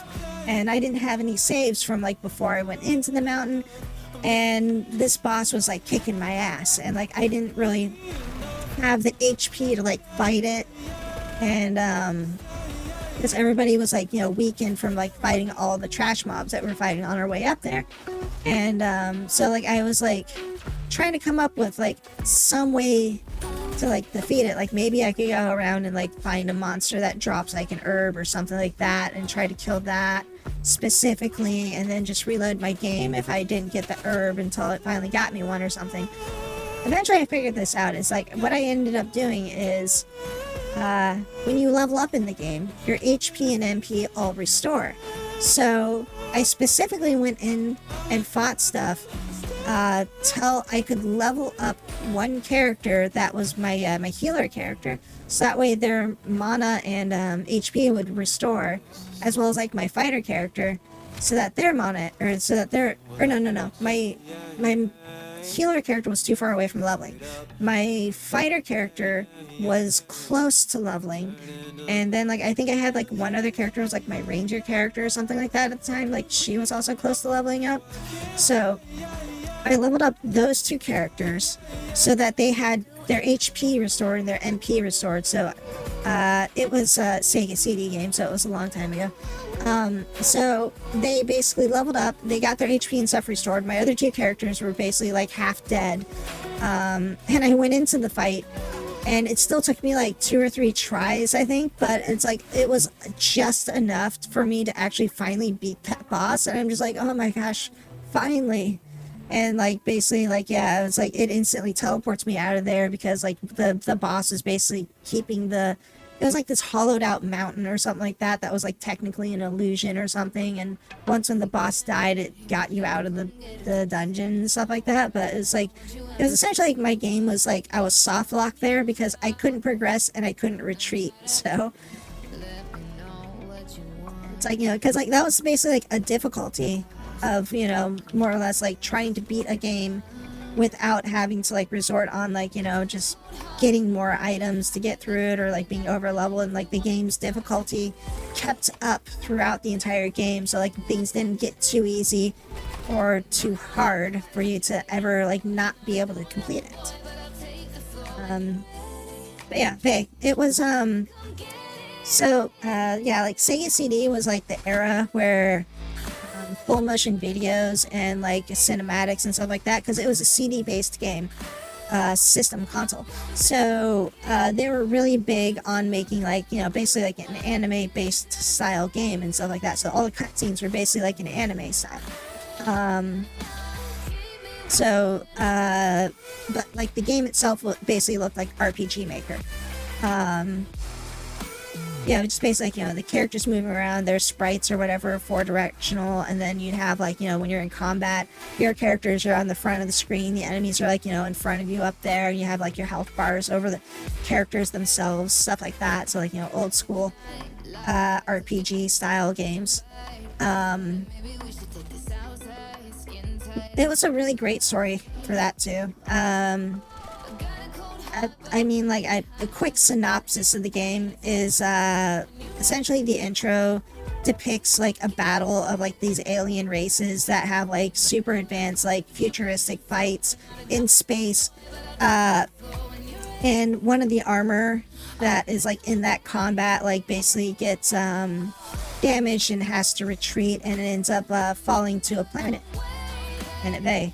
And this planet is basically medieval times, and this armor like crash lands down there, and essentially like, you know, it becomes like an ancient prophecy lore sort of thing that, you know, it's like, oh, the you know, the holy armor of Ve or whatever, and it's like, you know, this stuff that's just basically like lost for like, you know, hundreds of years. And eventually, like, your character has to go out and eventually finds the armor and like is able to use it. But it's like, it's just basically like it's power armor at that point. It's not like, you know, like a freaking mech suit, but it's like, it's essentially, it's like power armor for the most part is the best way to describe it. So it essentially like powers you up, so that way you're able to like basically fight the evil empire and like all this other shit like that. So that is like a super simplified synopsis of like how the game kind of progresses. But I mean, there's like a lot of things that happen in that game, from like just characters that die, characters that, you know, like freaking show up, plot twists, who's your friend, who's your enemy, things like that. I think we got control of the space now, right? Yeah, looks like we're at the next base. We'll just redeploy. But yeah, no, it was a game that was ported over by a company called Working Designs, which is like my favorite company ever to like port games over with. They've made a lot of games that I would resonate as like games that are must play, that I've absolutely loved, that I owned them. Like a wonderful series that's like probably one of the last series that they brought over was called Ark the Lad. That is probably like one of the few series that you might have heard of. It was like Ark the Lad was a 3-part series. So it was like Ark the Lad 1, 2, and 3. And so Ark the Lad 1 was basically like a really short game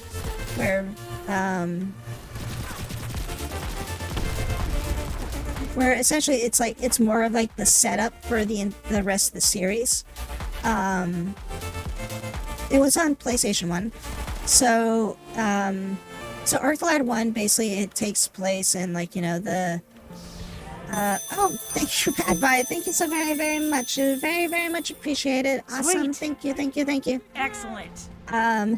Amazing. So Ark the Lad 1 basically Let's takes celebrate. place, you know, it's like the entire game is like medieval frame and everything like that, magic, sorcery, things like that. The game had really nice mechanics to it. It was a tactical based game, so you had like a grid of things that happened where, you know, like a tactical RPG Sweet. where you have like your character, Excellent. you put them out on the field, and then you move Amazing. them around, like, you know, left, like, you know, Let's up 2 squares celebrate. and 2 squares to the left, and then you have abilities that can cover certain multiple squares, attack things next to you, blah blah blah, standard tactical RPG stuff. So the game takes place covering, the first one is the character Ark. Just Sweet. ARC, who Excellent. is like, you know, just basically a knight Amazing. in the area or Let's whatever, celebrate. and he fights basically against like an opposing empire and all these sorts of things, like in the name of this king, working for the, you know, the kingdom and all those sorts of things, and eventually falls in love with like this girl called like Kikoro, I think her name was, like Sweet. Kikori or Kikoro, Excellent. who is like a Amazing. shaman, and Let's celebrate. essentially kind of like by the end of it, like he becomes like this like he sacrifices himself to kind of like save the world type deal, to seal away like an evil sort of thing, right? Sweet. So in Excellent. doing so, like, you know, basically he seals away the Amazing. evil and stuff like that. Let's And then celebrate. the second game comes up, which happens like years and years later. Oh shit, you scared me. He was purple. So, you know, the second game comes up, and it's like, you know, you've got this new cast of characters that are basically picking up where the other ones are kind of like left off, as like, you know, they're essentially assembling the team together to like to continue the fight. So since like their leader Ark had kind of perished in like this big battle, they carried on the fight, and they're recruiting new people, and they eventually end up recruiting this this kid called Elk, who is, you know, like basically like, you know, your kind of standard hero, red outfit sort of thing, which he had like this really kind of like effed up backstory, where essentially he was like basically like in like the story basically progressed that like people kind of got like these like special abilities and things like that, and they were like shipped off to be like, you know, like orphanages and stuff like that, to be exploited and used for like, you know, their abilities and stuff like that. And eventually like he like runs away and things like that happen, so he becomes like a mercenary and works like with this other guy that's like a mentor to him, which like, you know, and then you end up start meeting like these characters from Arc the Lad 1, who eventually start joining your party and all these other things like that, until you get to like the whole scenario of like, you know, you've pretty much brought the band back together of like everybody that was like, you know, kind of in Arc the Lad 1, that they've like recruited you. You've got like all your new members from Arc the Lad 2. You've got like this big old tactical team, and like, you know, you go off to fight the bad guys and all that sort of stuff in like this huge ass battle, which turns out to not even be like the end of the game, even though you're just like, holy shit, this was cool. And then Arc the Lad 3 happens, where essentially you fucked up and evil kind of runs the world at this point, and everything's kind of like, you know, kind of in the hands of evil, but there's still a rebellion going on. And you start off with this new character called Alec, I think his name was, like Alec and his friend, who are just like two country bumpkins out in the middle of nowhere, just like living on a farm. They get attacked by bandits and things like that, and so they've got to like basically what ends up happening is like the town pulls together a bunch of money, and they give Alec all the money to basically run his ass off to town to hire a mercenary to basically come back and save their town, because they're basically like under siege and they're like being kidnapped and stuff like that. And that essentially is like the start of his story, is basically him running out to go get a mercenary, bring them back to save the town, and then ends up becoming a mercenary himself with his friend, who goes out on these adventures and stuff like that, to where he eventually starts interacting with the characters from Arc the Lad 1 and 2, occasionally here and there, kind of getting like some backstory from like, oh, hey, I remember that character, what are they up to, kind of deal, until eventually you get recruited back into the fold of the original like Elk and everybody like that, and like you come to find out like, you know, like the spiritual like element of like Arc like still exists in like a battle that is trying to seal the evil and stuff like that. It's like there's just so many things that were like happening in there, and then like you have all the story arcs of the characters themselves in there too. Like, you know, you've got like the romance branch paths and stuff like that, people that are like, you know, like I think like one of the characters even like lost an arm in like a battle at some point, and like, you know, they now are just like this badass samurai, but like they only got like one arm and things like that, you know. Like it's just like these like really cool tropes of like, you know, before they were just like such a common trope type deal. And it's just like there was so much stuff that happens in that game, and it's like this giant tactical battle game. So much happens in it. It is an amazing series, like 3-part series game, and it totally sucks when you get to the PlayStation 2 era that you should never play the PlayStation 2 games.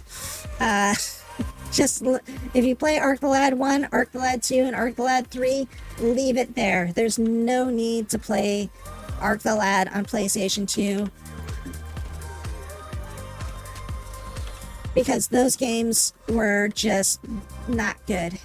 Those were just really bad additions to the game that just kind of felt like they were adding more things just to try to like make some money at that point.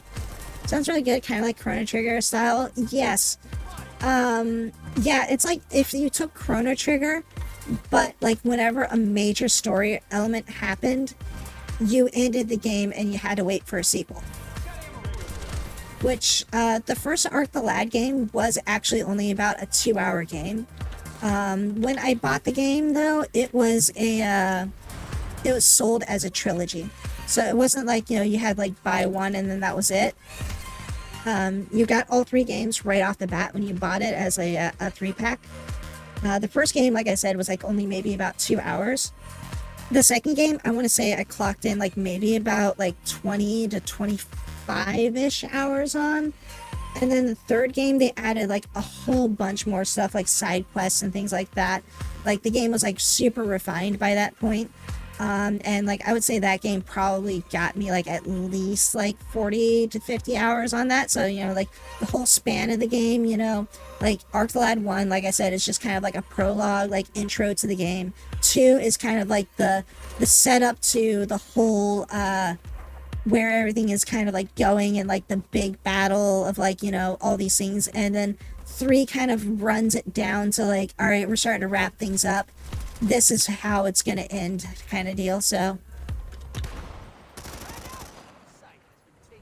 yeah, no, Arc the Lad is definitely like one of my high recommendations. And it was so weird too, because like I remember not hearing like anything about this game, and I just saw it. I saw, oh, it's a working designs game, it's got some anime stuff on it, oh, they've got like this collector's edition for it, looks cool, I like their games, I'll just get this, and like it's just turned out to be like one of the best games that I'm sure that's not all, it's also like one of the games that like I'm sure nobody's even really heard of, type deal.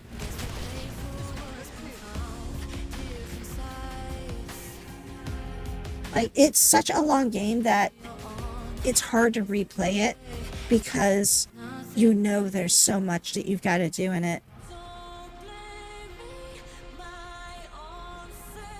Oh yeah, it's a hidden game. And like I said, just don't bother with the newest, I want to say the newest one, but just don't bother with the last one that came out on PlayStation 2, because they tried some new stuff with that. Like they introduced like a bunch of systems into it that I really feel like didn't work. And like the thing that I really, really disliked about Arc the Lad Twilight of the Spirits, there we go, that's what it was called, Arc the Lad Twilight of the Spirits. They introduced this system into the game where characters leveled up based on last hit of the enemy. So if a character killed an enemy, they would get like basically a massive amount of XP for it. But if you just hit an enemy or like heal somebody or something like that, you've got like barely any XP. So support characters had basically no way to level up. Like support characters couldn't do damage, and all they could do was heal, and they couldn't kill enemies, and they're usually on the back line. So if you had like if you had your frontline characters, like you had like 3 characters that were like the front line or something like that, like they would basically level up massively, and then your other like 5 characters that were like backline characters, like they just got left behind. And like it got to be such a deficit, and there was no way to go back to fight easier stuff, because the game progresses. It doesn't give you a chance to level up. It's like you go into an area, there's a stage, it pushes you forward, you're into the next area, here's some story, you're pushed on to the next stage.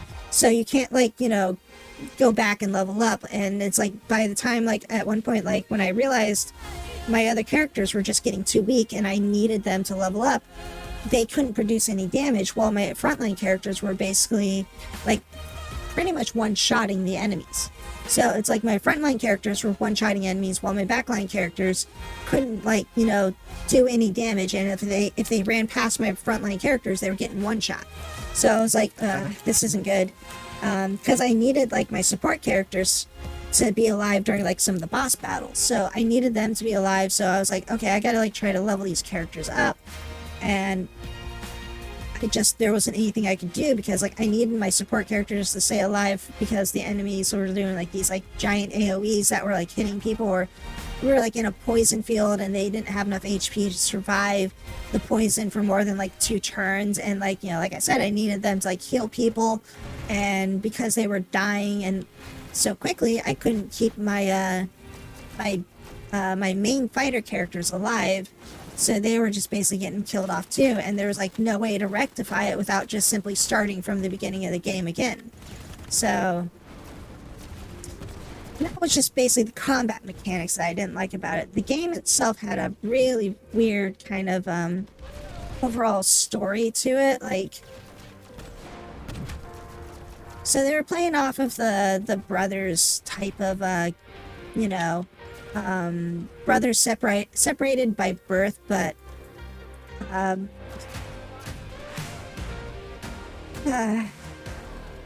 so like one was a human and the other was a demon. That's the best way I can basically describe it. Is one of the brothers was human, the other brother was a demon. And basically, they had the fated encounter to live different lives, but then come together and meet each other, and now they must save the world. Like, that is kind of the synopsis of the plot. And, oh yeah, the goddess of whatever, I'm pretty sure it was Kikero from the first game, is basically trying to, like, guide them or something like that to set them forward on their quest.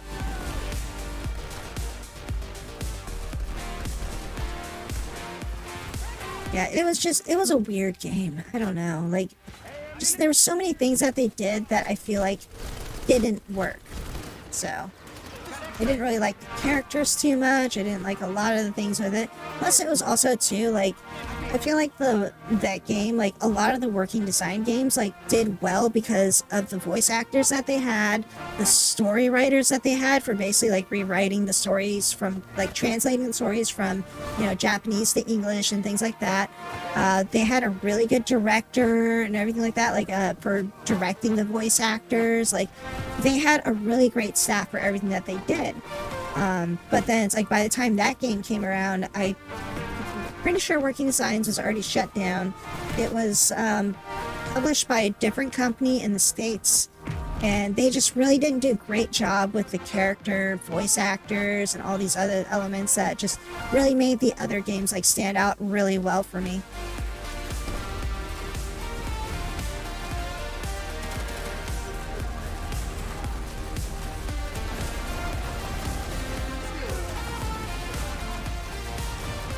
Masons, yay!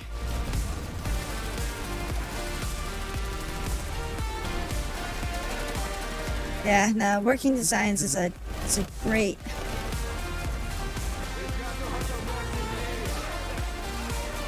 They were a great company. They made a lot of good, very good classics. Or I should say, they ported over a lot of great classics. Because they weren't a game developer per se. They were kind of like a translator / publisher. So the company that originally made the majority of these games was Game Arts, I think, in Japan. But they were just basically kind of like, I guess, like the English publishing translation team for them. So like they handled all of the translations and like, you know, hiring English voice actors and stuff like that for their stuff. So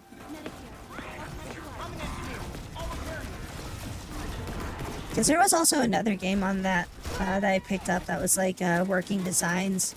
It was just like a really random game that, like, I'm not really sure how I kind of came across it, but I mean, I know the reason why I came across it was because it was the name of the company, Working Designs, was on it. So I'm like, okay, I'll give this one a try. There's this game called like Popful Mall. It was just like this weird little side-scrolling adventure game RPG with like leveling up and stuff like that. You play as like this mage. I think I kind of liked it because it reminded me of this anime called The Slayers that I watched when I was like young.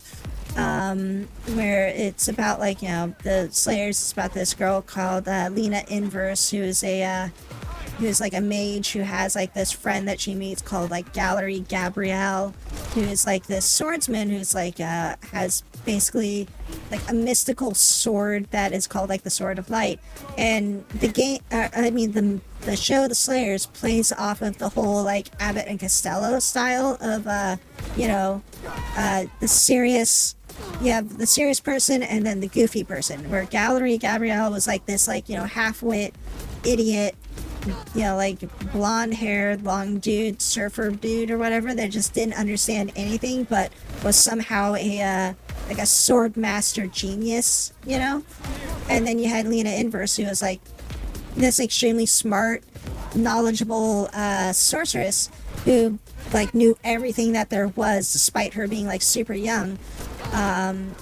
And knew how, like, you know, like everything that went on, like had knowledge of like the demon world and all these other things, and like basically like knew the things like from front to back on like how like magic works and all those sorts of things, and it had like access to like some of the most powerful spells.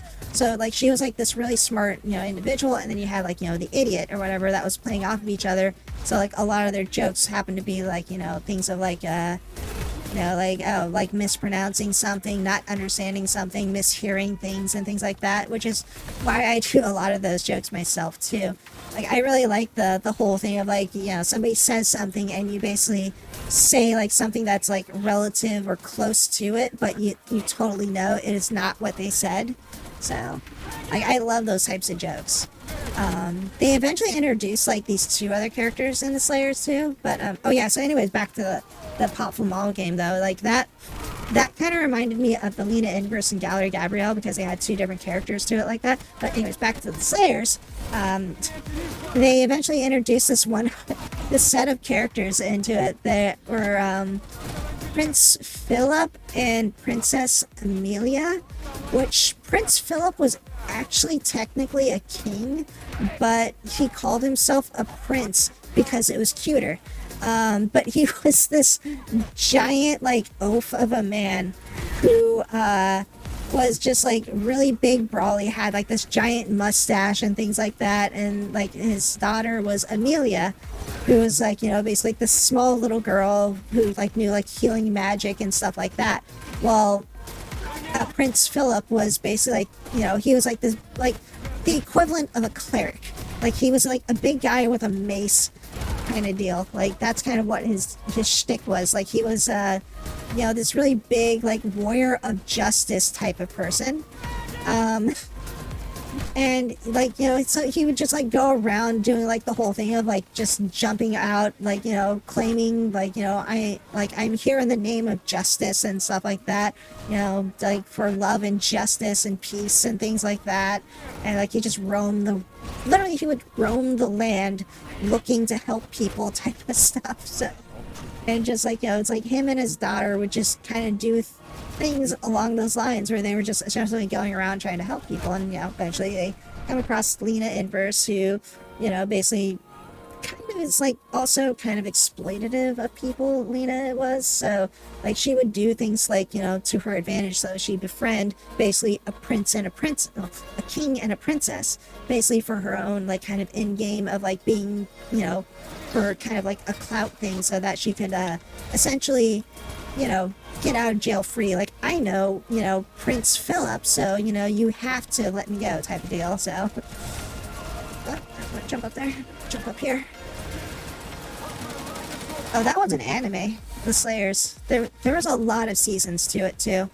It's a great classic anime if you ever want to like get into like watching an anime again. That's like one of the ones that I watched when I was younger, and like they had like the Slayers, the original series of that. Then they had like Slayers Next and Slayers Try. They introduced like this one character whose name is like Zelgoddess, who's like a cursed golem or something like that. Like he's a person that got like cursed to become like half golem. So like he's got like the super spiky hair. His skin is like rock solid and stuff like that. So like his in-game goal of like following them around is like to essentially find like somebody that can reverse the spell on him and stuff like that. Slayers Try, they started to get a little weird too, because like I think they introduced like this dragon girl by that point and stuff like that. There's like episodes too that are like they literally go off to fight like gods and things like that. So yeah.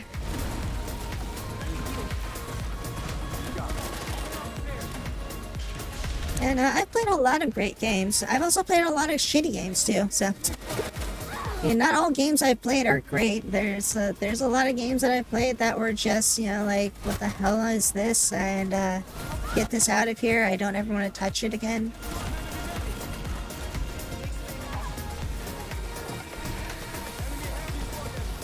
There was a game on the Sega CD as well.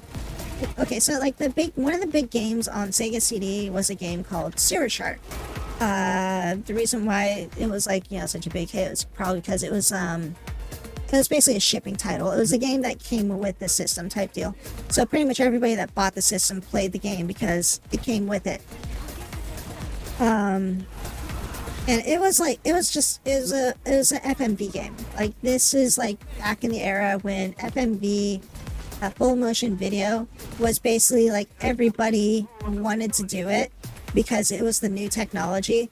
And essentially you're playing a movie is kind of what it is. Like if you remember like Dragon's Lair, like how you kind of play that, where it's like, you know, you get like a scene that happens and you have to like push left, right, A or something like that to kind of succeed in the action. Otherwise you get like a death scene.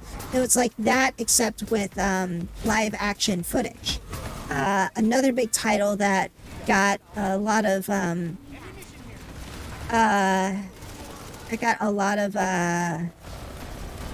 what's the right word for it? I'd say it had a lot of attention. Yeah, attention would be the best way to describe it. Is a game called Night Trap. I don't know if you've heard of that one, if this is just like only big news because I knew about it, but essentially the game was like about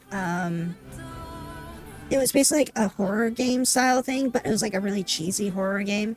Let's see, I usually played mostly the generic Mario Brothers or Zelda games.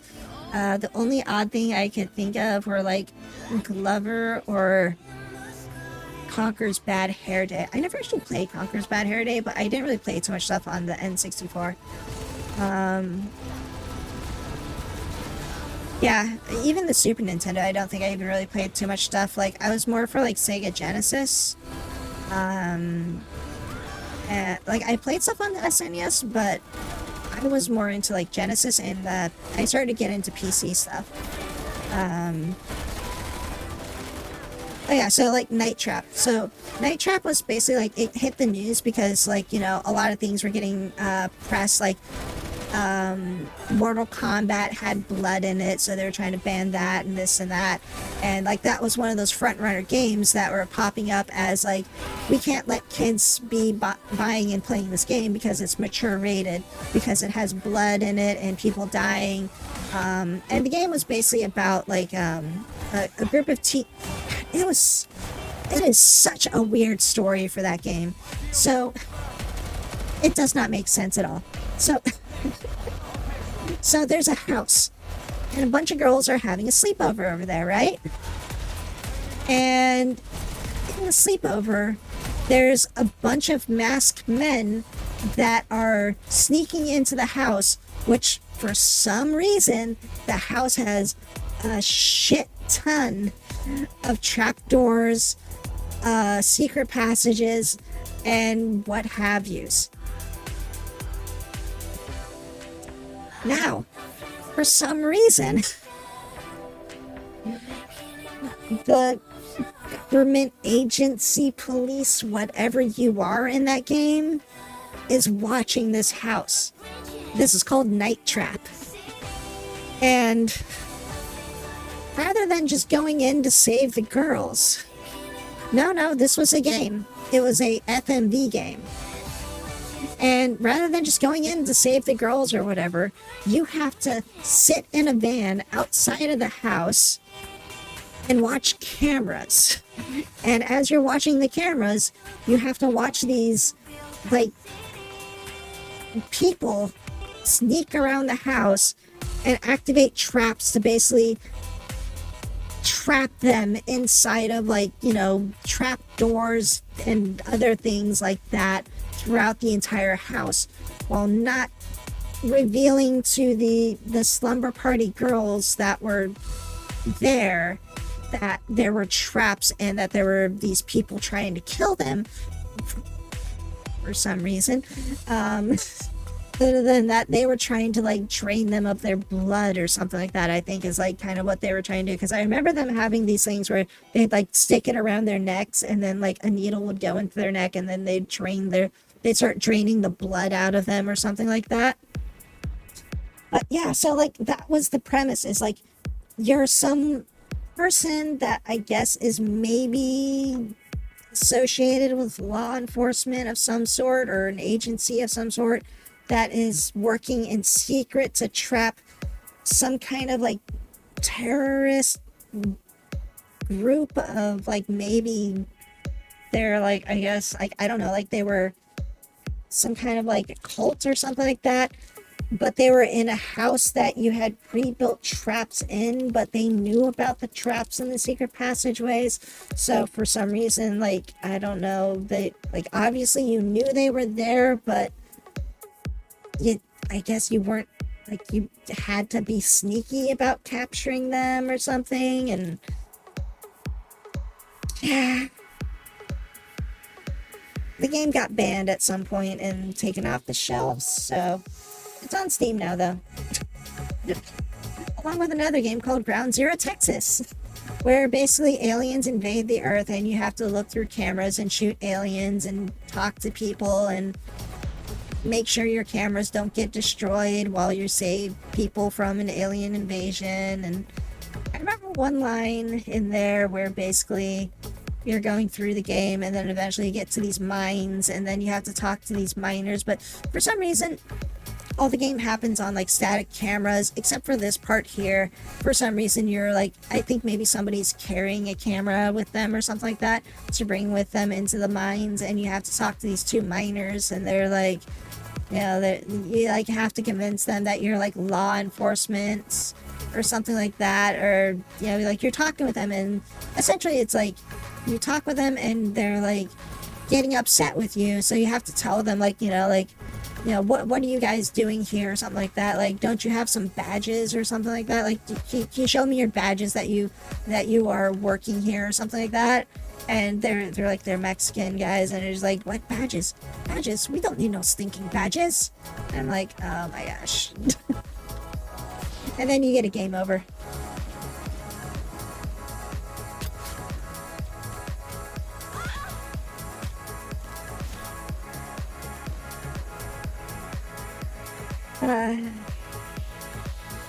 I love how the inventors or the invaders in Night Trap just wobbled around. Oh yeah, like they're just like wah, wah. They're like moving all slow and shit.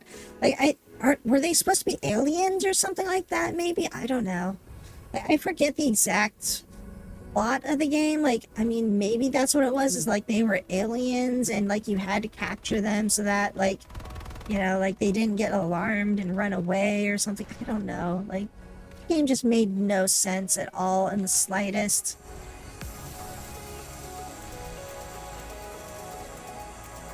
It was a weird game. There was like several games that were like that too. Like, I want to say like that, like the Sega CD is like the era that like spawned a bunch of the games like that, where you had to like trap people and like for some reason they were, you know, like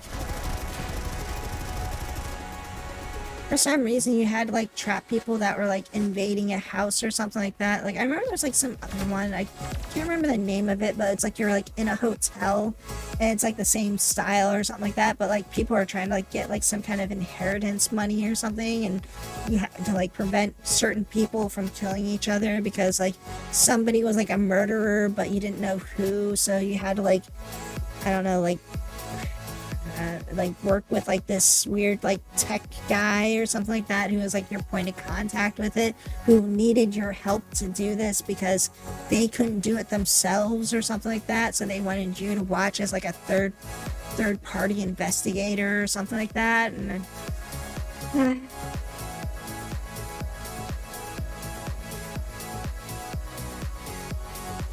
video game writers were weird back then.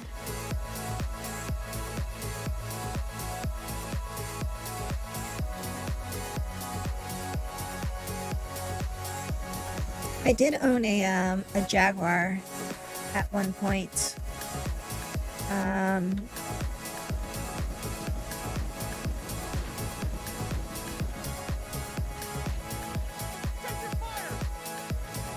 Shit.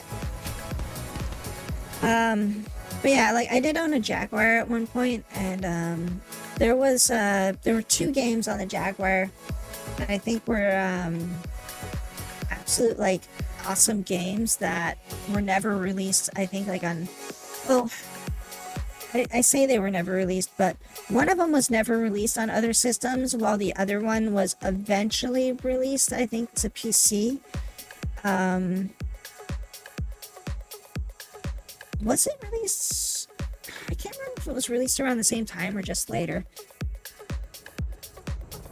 Do you know of a company called Bullfrog Entertainment? They were a great company. They made some really great games, but they were also bought up by EA and swallowed up and essentially destroyed. As much games do when they're, or much development companies do when they're bought by Bullfrog Entertainment. So anyways, so one of the games was a game called Syndicate. Now, I know you're probably thinking, but Rena, that game called Syndicate, that was like a shooter game that was like all high graphics and pretty recent, and it was like a weird ass like shooter assassin game that made no sense and nobody really liked. It comes out to being the game was actually extremely amazing when you go back to like 1992, because that game was a strategy game about basically a futuristic cyborgs that were trying to assassinate other people for various reasons, from just not paying debts to just didn't like it or rubbed a senator the wrong way. And you were a international assassination group of syndicates. And you got to upgrade your characters and do a bunch of other shit in it too. So like basically your characters were, you start off as like basically like a group of like 4 humans or something like that, and you have like, a couple other agents that you could buy, and actually like you can basically mod them out to like give them higher strength levels and like better arms and equipment. You can give them like literally like cybernetic bodies and arms and heads so that they can be more resistant. Give them like Gatling guns and stuff like that, and you like show up on a map, and you could do a full-on stealth run on the map and just like never be detected, or you can just like pull out a Gatling gun and just start mowing people down as you go through the streets in that game, until you find your target, as long as the target doesn't flee the scene before you run out of bullets or something. So that was like an amazing game, and that was on the Jaguar like long ago. Jaguar was a weird controller. So the Jaguar controller is, imagine a Dreamcast controller, but in that area where you had that little like gamepad plug-in thing and all that stuff, you replace that with a numpad area. So like 1, 2, 3, 4, 5, 6, 7, 8, 9 pound, and like whatever that other symbol is, like pound and star, and then 3 other buttons as well. Rayman, I remember seeing it, but I don't think I bought it. I think I played something called like Zool or Zoom or something. I think it was called Zool, ZOOM or ZOOL, which was similar to, it was a little bit more Sonic the Hedgehog than Rayman was, because Rayman you had like punching and stuff like that, but Zool, it was a little bit more like Sonic the Hedgehog, where you were running kind of fast and doing stuff. And like kind of collecting stuff and things like that, and running around a level like that. I do know what Rayman is, and I think I've played it like a version of that on like maybe the PlayStation, I think once, but I don't remember playing it on the Jaguar. The other game that I remember playing on the Jaguar was Aliens versus Predator. This is like old school, like it looked like Doom kind of deal, like the original Doom style of gameplay. And in that game you could play as you could play as the alien, Marine, or the Predator. I always played the Marine in that game because the Marine was actually like freaking hardcore cool. The Predator was just kind of like easy mode, and then the alien was just kind of like I don't know, like the alien was a mess to play as, because like you died so freaking easily, and everything could kill you so quickly, and like it was basically like the alien was like stealth was like hard stealth mode. The Predator was like easy stealth mode, and the Marine was just like run your ass off and hope to freaking God that you don't die. Yeah, so like the Jaguar, like, so the controller on the Jaguar, like it was that setup, right? And then you had cards. Whenever you bought a game for the Jaguar, they would give you these cards that you would stick on top of your controller area where those number pad things were. So essentially you had like another 12 buttons that were like essentially your inventory and shit like that would go right on those buttons. So instead of like having to pull up a menu on screen and like filter through it and all that stuff was actually laid out on your controller. So you had like you know, like you had a button to switch to your map, you had a button to switch to like your weapon 2, 3, 4 and all those sorts of things. So you like instantly switch like your pulse rifle back to like your flamethrower or something like that at just a push of a button, which was actually a really cool thing. But I mean, it made the controller super bulky. But yeah, no, that game though, like I remember that game, like it was so hard. Like I primarily watched my brother play it. He was really good at the game. Like he was really good at playing the Marine and everything, and I really liked watching him play that game. Like he beat the game. I couldn't beat the game. It was too hard for me, I think, at the time. But it was a really an amazing game, because like, you know, you just like, you fight like aliens, you fight predators and all those sorts of things, and then, you know, you're essentially trying to evac out of the ship. You know, like you're basically like the last Marine alive, and you're trying to get out of the ship that's basically infested with aliens. And it's like, you know, if you're playing as like the Predator, then it's like, you know, you're basically there for the hunts and kills and things like that to get points. And then like as you level up, you unlock new weapons. And like the more honorable the kill is, the more weapons you get. And if you do like a dishonorable kill against somebody, they actually deduct points from you, and you could lose weapons and things like that. And then like the alien is just like everything's just trying to kill you. So like you just have to like just try to like kill things. But this is like, you know, before rooms could be like huge, like arching ceilings and stuff like that. So basically like it was like all these like small corridors and hallways, and it's like, so it just sucked to be the alien in that. So, but it was a really, really well done game. Like, cause like, you know, this was before the Aliens versus Predator came out on console, or not on consoles, on PC, because that was actually a really big release when that came out on PC, when that game came out, because that was a very, very popular one. Do you think PlayStation will ever get updated? What do you mean? Are you talking about like the original PSX?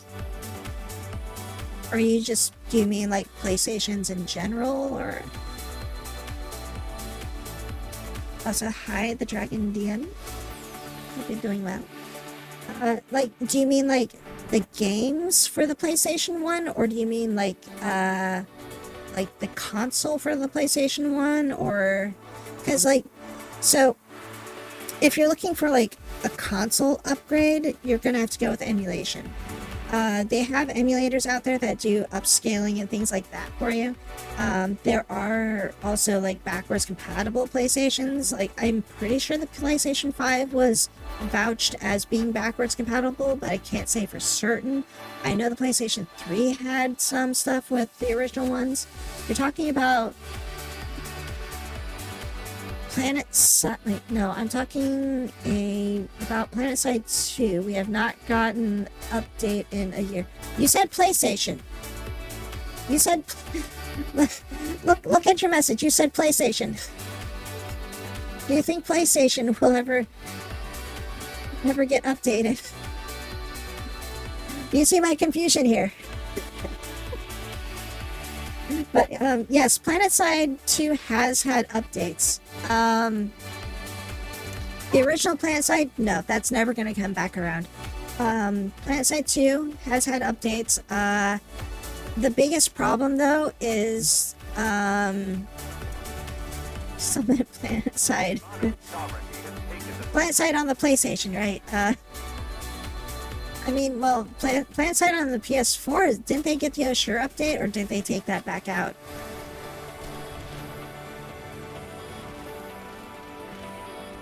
Alright, now we're getting even more confusing. So now you're talking about the PlanetSide on the PlayStation version of PlanetSide.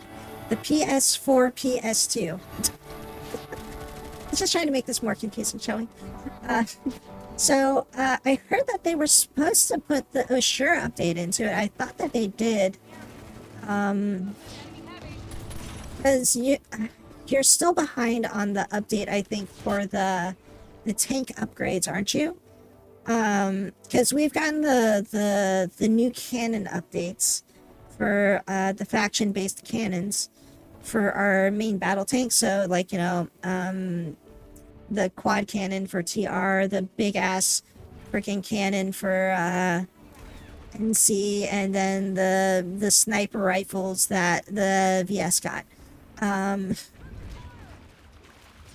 Supposedly they will push that update, I would say, to PlayStation at some point. I'm not, like, I don't know their exact roadmap for when that will happen. But it's one of those things where they should be updating it, and if they don't update it, that's, you know, like, I mean, the only reason I could think that they won't update it is if they're going to discontinue support on the PlayStation 4. But I mean, technically the game is PlayStation 5 compatible. The update was the last one that we had. We have not got the update after that. That sucks because we have not gotten any events like the holiday ones. Oh yeah, I think the holiday one just started like a little while ago, like maybe a couple days ago or something. Like maybe like it had to have been like last week at earliest. That's weird if they didn't give you the holiday update, unless if the holiday update somehow related to the new tanks, like the new tank weapons. But I mean, the Christmas holiday event usually is just like, here's C4 that you can buy for one cert, get some kills with it, you know? You didn't get the pumpkins for the Halloween event? It's stupid. I mean, because the PlayStation edition does have some frame issues, so it might just be that they didn't update it simply because of the its extra objects that they didn't want to spawn into the world that was going to lag up the system or something like that. That would be my only reasoning that I would think that they would not have updated it. But I mean, like, also too, like I was saying, like maybe there's some sort of instability with the holiday event versus it not being updated with like the new tank weapons or something like that.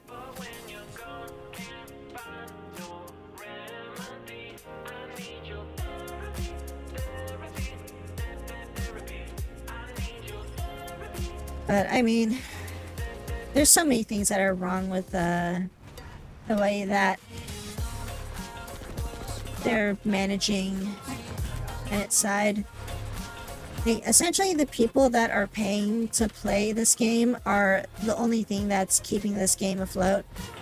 They're not really advertising to get new people in. They're basically relying on everybody that is essentially long-term investors in this game, in that they just don't want to see the game go, so they basically have a subscription for that reason and that reason alone. Because in most situations, you don't need the battle, or I mean not the battle pass, but you don't need the subscription, because the main thing the subscription does is give you priority pass. The other thing would be extra XP for leveling up, and a lot of the long-term players that are willing to invest into this game, they're probably already max level on multiple characters.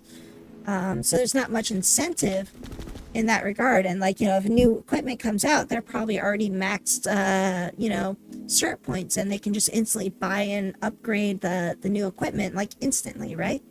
So, that must be part of the holiday thing, that little hat thing that person had on. I don't have a spawn point out there.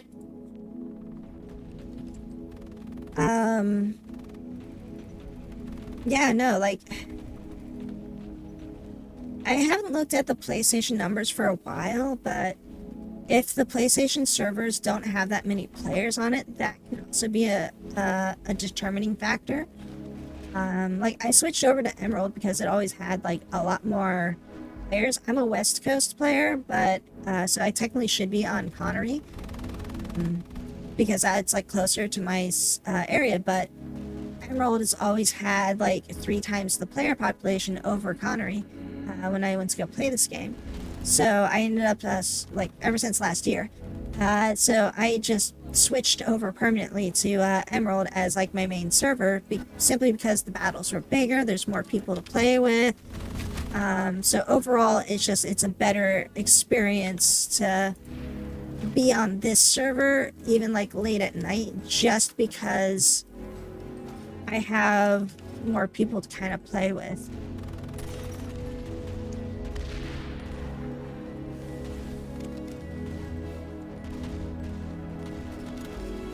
So then, like, you kind of run into the whole issue then, where you're more or less dealing with population. So the fact that there's no crossplay is a big issue, I feel like. Like, I understand, like, you know, they don't want to crossplay because, you know, PC versus console. PC have a little bit more advantage, better frame rate, things like that. While console needs, like, limited, have lower draw distances and stuff. But I feel like if the console players were allowed to play with the PC players, they would be more willing to spend time and money on this game versus just being in their own separate little server. Because it doesn't really make sense, I think, overall, for them to limit the player base that way. Because like, you'd be getting in such bigger battles if you had access to the PC servers with, like, crossplay. We had 659 players because we had a player event with all outfits, and they had an all-out war. Okay, that's cool. That's a community player-based event, or that's pretty awesome.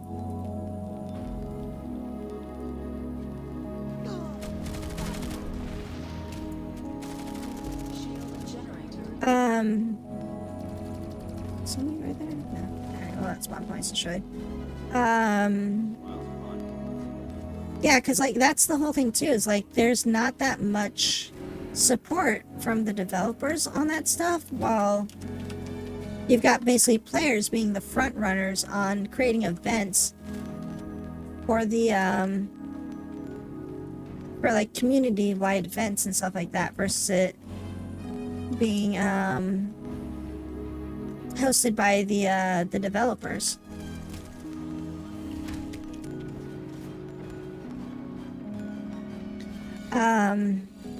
But yeah, I mean, like, 600, like, almost 700 players. That's actually really impressive for the console.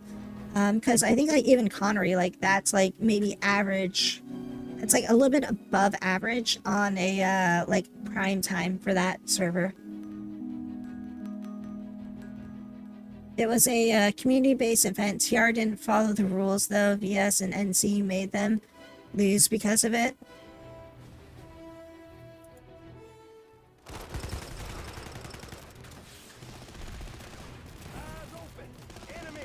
Oh shit, I did not mean to jump down here, but here we are. I think that was a router I spawned on.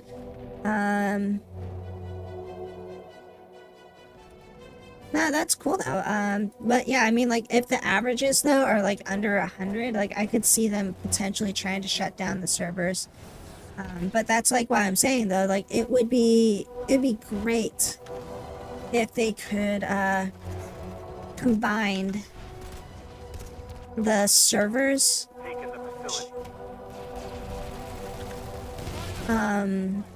for players, so that way you'd have, like, you know, the players and everybody like that, like, you'd have populated servers for the console players, and then you have more population for, as well as like the players on PC. What was that?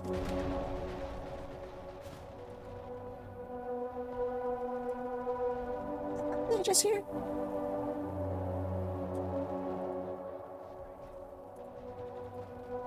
I swear I just heard something.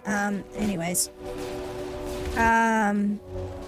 So like, you know, you'd have more players and everything like that for PC, as well as there being more players for the console players, so that way you have an overall higher population. Because that would be a good, I think, baseline combination for increasing player count on all platforms without merging servers. In terms of like, you know, oh, we'll merge West Coast and East Coast together. Who's gonna be the side that has the worst ping, though? You know, because like, you know, people play on West Coast because that's their server, and they get like, you know, under 20 ping on West Coast, and they don't want to play on East Coast because it's you know, because they don't want to deal with like, you know, like 75 plus ping at that point, right? Seriously though, did anybody hear somebody just like talk a while ago? Like, I'm trying to figure out if somebody like jumped into my Discord and said something, or I've got like a motherfucking ghost in my room right now.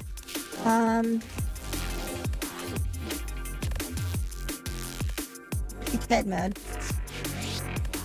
Do you think my neck should be big with this, or should I like have a tiny neck along with it?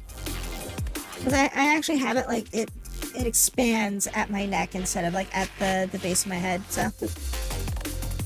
Hands! Minions have spawned. Thank you for the follow. Very much appreciated. I hope you enjoy your stay. Loud.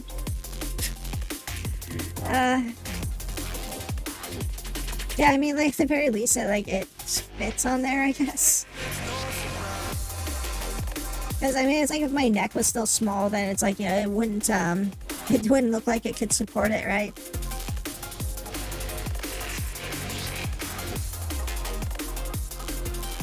AK if crossplay would work because PC have higher sensitivity rating, sadly. Yeah, so that's the only thing that is kind of like the biggest issue, is when you go from console versus PC players. Consoles aren't too keen on doing it because obviously a PC player has better aim with a mouse. Like 1-for-1, you're always gonna have better aim with a mouse and keyboard versus a controller player. So then it's like, do you add auto aim in? And then it's like, if you add auto aim in, does that give the console person too much of an advantage when they've got auto aim? And then you also then you get the stigma of like basically players calling out other players because it's like, oh, you killed me because you had auto aim, you know, you dirty console player or something like that. Okay, so I like Metal Gear. I like Metal Gear Solid and everything like that. I played the Metal Gear Solid online game that they had, and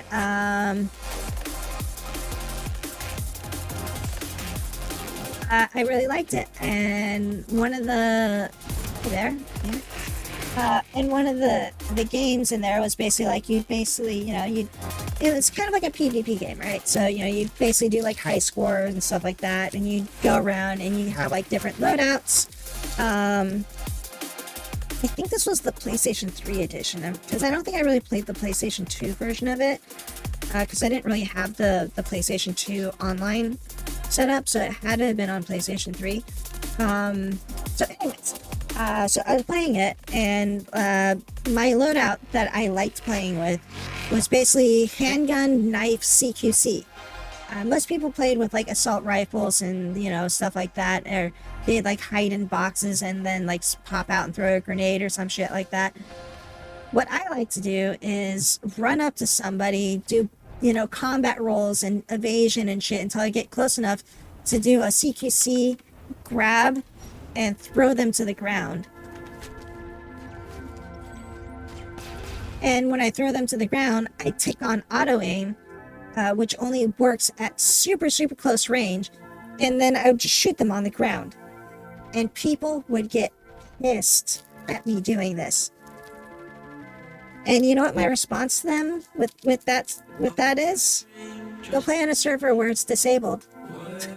Because it's a server option. When you search for a server that you're going to play on to have auto aim on or off, you're playing on a server where auto aim is enabled and it's allowed.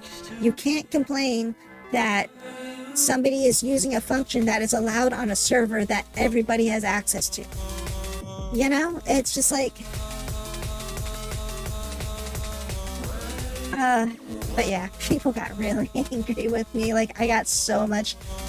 I remember seeing people just like cursing me out in freaking like general chat because I would kill them that way. Like, they would get so frustrated because it was such an easy like way to kill people. And it's like, because like you just run up to them, you punch them and knife them or something like that, just throw them on the ground and just beep, beep, beep, beep, beep, beep.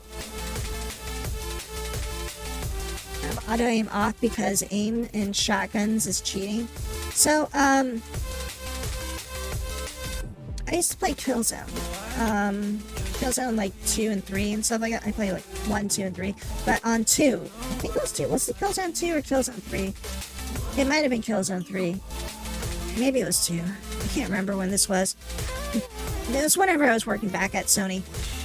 So I was playing that game, and I loved playing that game. Like, that was actually like my favorite title to be moderating on, because we had some really nice tools for that game for like moderation, because literally like our moderation tools for that, like we actually got the developer team to give us shit so that we could go into the game, go into spectator cam, like fly around the map, lock onto players, follow them, just literally hit a button to bring up all their information for their PlayStation login IDs, kick them out of a game, ban them from the game, give them temporary server bans and stuff like that.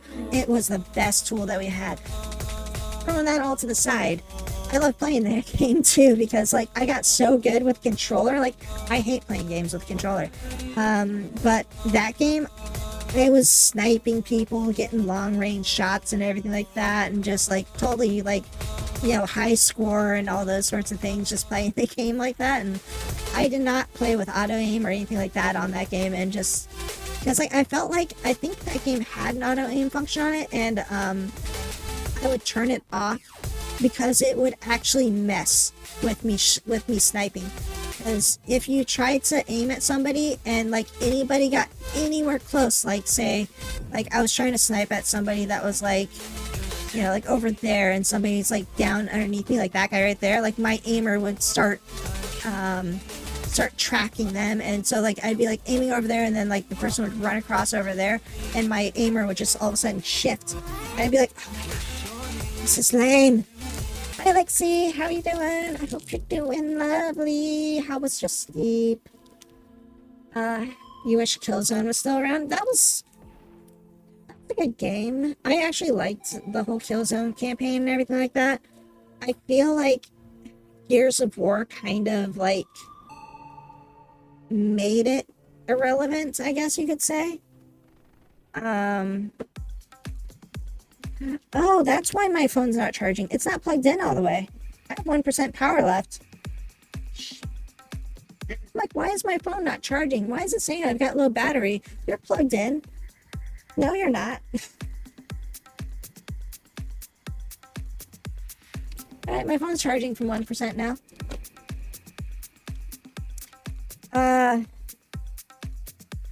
You must construct additional pylons.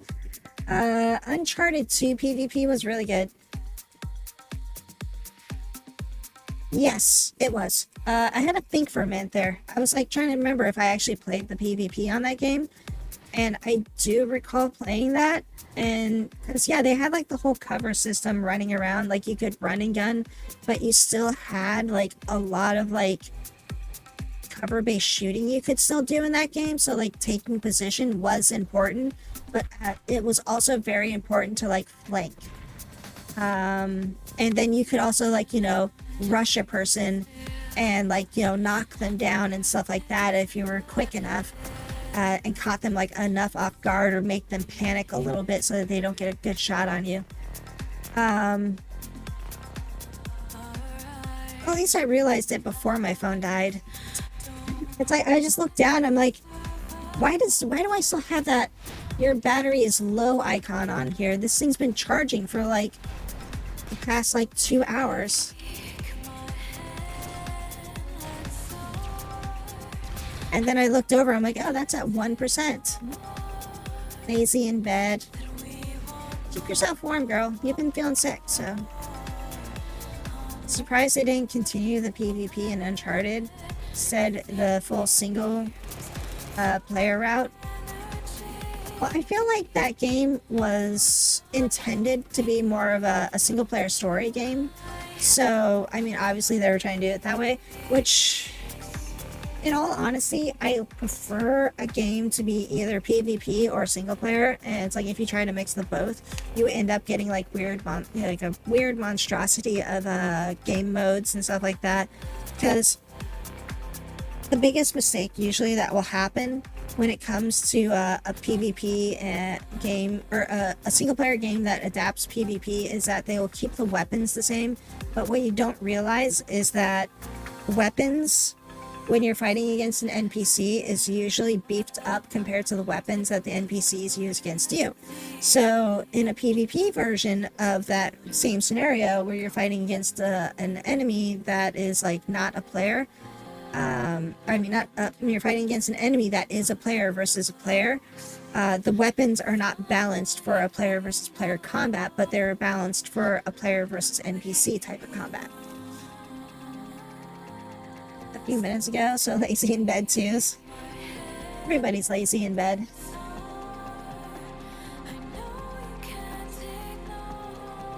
That was like the biggest concern that I had with the clients when I was working on that game, is the whole fact that they wanted to keep the PvP gear the exact same as the PvE gear. So it was just like this weird setup where weapons were essentially super overpowered when you were in PvP land, so they kept having to like dial back the PvE stuff. So like everything was like, we did a whole pass of everything being balanced for PvE, and then like later on in our roadmap of development, before the release, we had to we were starting to get all the PvP stuff together as like a later stage of it, because we wanted to get the full single player stuff set up, because we needed to make sure all the single player stuff was ready because of the TV show that was associated with the game was not going to wait. So did I just shoot, like, did somebody shoot my rocket as I fired it out of the chamber? What the hell was that? So we were starting to work on the PvP stuff, and they decided that they wanted the PvP weapons to do the exact same things as the PvE stuff, and not make like a different model between, or not model, but like a different configuration between the two. Which that more or less meant we had to spend a lot of hours redoing every single encounter in the entire game, because weapons behave differently. So the amount of damage a player was doing was less. So basically we had to scale back NPC health. We had to make sure encounters still had the correct amount of enemies in it, because, you know, the amount of damage that a player could do versus the enemy, versus, you know, like, is there not enough enemies for them to fight? Is there too many enemies to fight? Are they now running out of ammo? Do we need to put more ammunition pods down for them to use? You know, it's like there's just so many things that got revamped like right there, you know, when they were trying to reconfigure everything to be the same. So, you know, that added on, like, that basically meant we had to like retest everything for every single player encounter that we had already tested before.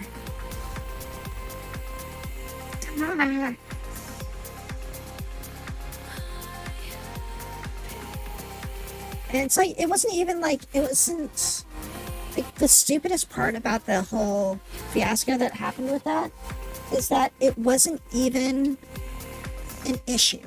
Like, it was just a preference.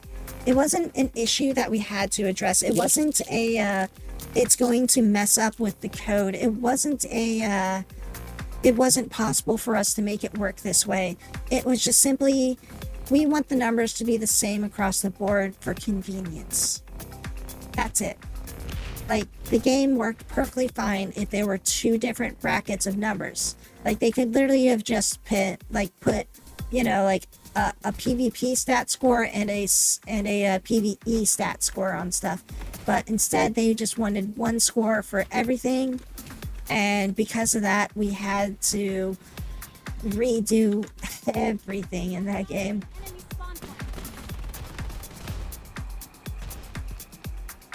Yeah, so basically, like, there was less numbers for people to see on a screen. Shit, it's like it was too far down. Which was just, it was just so weird that they wanted to do it that way, even though we had already gotten everything tested out. And it's like, they could have, like, I don't know. I mean, I guess that's, like, if you wanted to even everything out, that was, like, the way to kind of, like, do it, I guess, but... Because, I mean, like, the other way would have been, like, just leave it all the same, but then, like, increase player health. But then it's like, if you increase player health, then the enemies, I guess, would have to do more damage, and then you still have to go back and test everything through from start to finish again, so... Yeah, I don't know. There was just, like, it's, like... The simplest solution would have been just like, hey, here's your PvP number and here's your PvE number, just like, you know, in brackets next to it or something. But no, they wanted to make it the most complex way that essentially took the most amount of time out of everybody. Yeah, no, and that, it sucked for me specifically too, because I was actually, the content that I was basically dealing with was, encounters and stuff like that, like outdoor dungeon encounters. So basically, like, all outdoor, I had to redo like all the testing I did on like outdoor dungeons. Like, I mean, at the very least, I could like skip through the encounter phases and stuff like that. Like, I didn't have to focus on any of that stuff, but I had to rerun all the encounters to make sure, like, you know, I set my character to the proper level, have proper level gear for the area, go into it and basically make sure I don't get overrun and like just basically stomped out and all those sorts of things.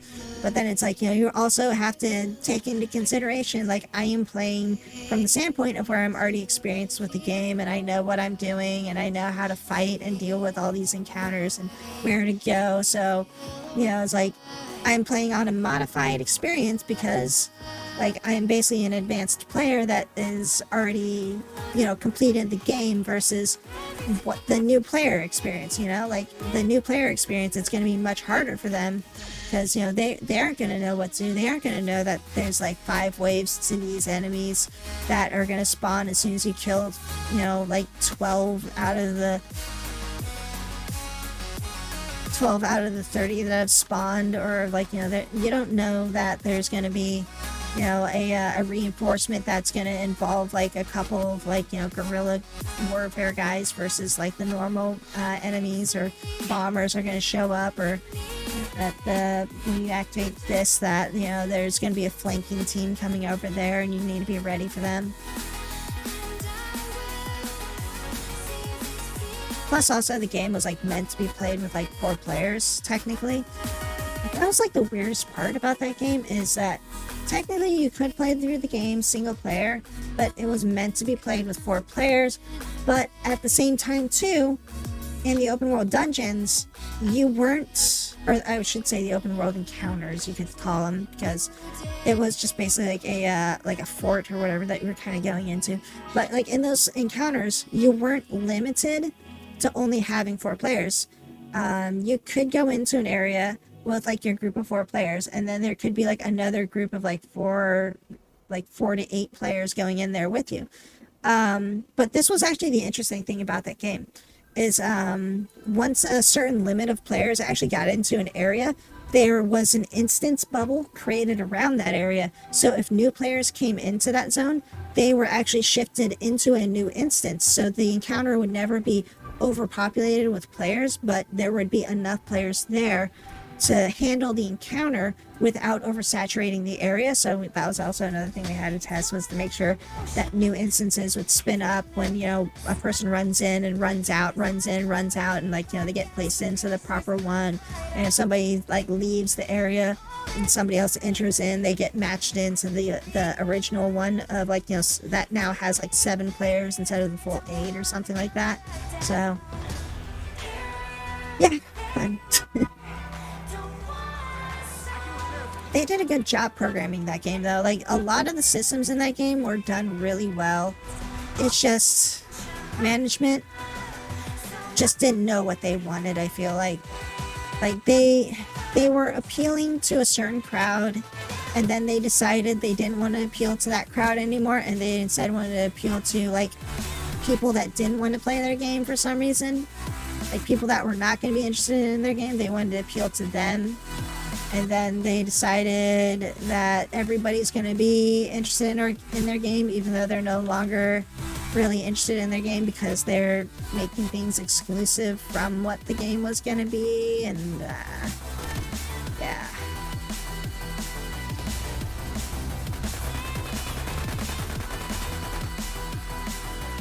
Yeah, no, I think that was like one of the biggest issues with that game that really kind of shot in the foot, is they made a game that was built to be a pretty good hardcore, like not like super hardcore, but like hardcore enough shooter that it would require you to actually be like a decent player of a game, not like, you know, like basically like if you're like super noob or whatever, like you'd probably be having a bad time with the game. But if you're at least like, you know, decent with games, you could probably get through it.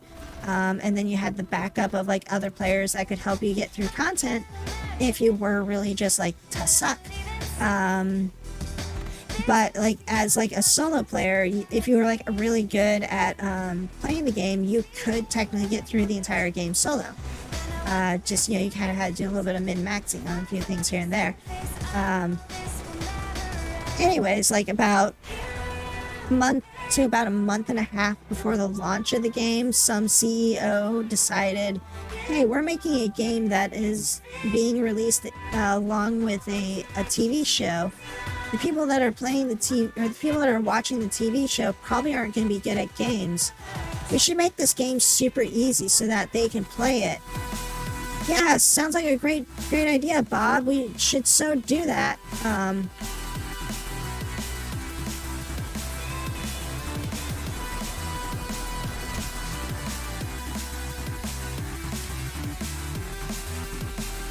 So basically, Bob got his way, and everybody decided to back Bob up on making the game super easy for absolutely anybody to play. And a shitload of work later, the game is now easy enough for anybody to come and play the game, while all the hardcore people are going like, wait, what the hell is this? This isn't what we played in the beta.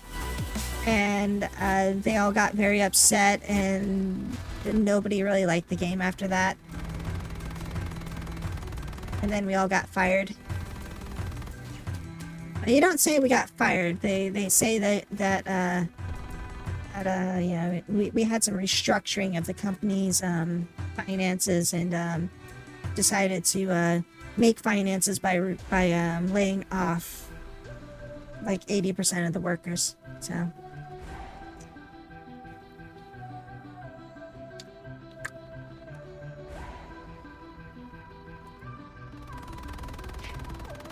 Not bitter.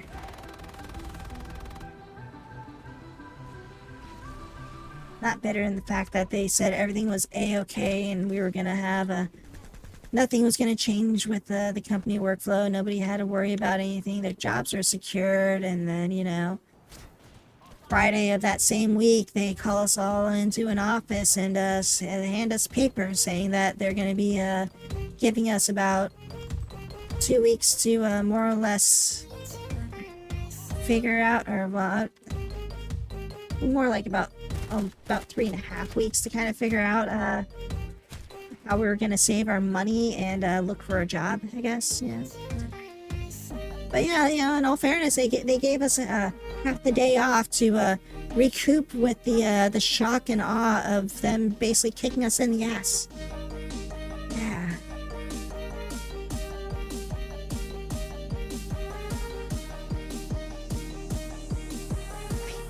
Companies. They're assholes.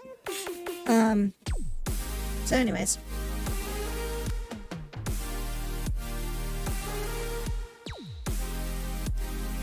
No, servers are dead for Defiance. That game's no longer running. You might be able to find the show on Sci-Fi or something like that at this point, because that's what it was originally on. It was basically dead before it really got anywhere. I think, like, the game lasted, like, maybe about, like, a couple months before they decided that they were gonna lay people off. Which, I mean, in all honesty, like, most of the time, game companies will lay people off after the launch of a game, but it's usually, like, all the people that they have on contract. I was a full-time employee, so it was actually kind of, really shitty of them to like, lay off the full-time employees. Generator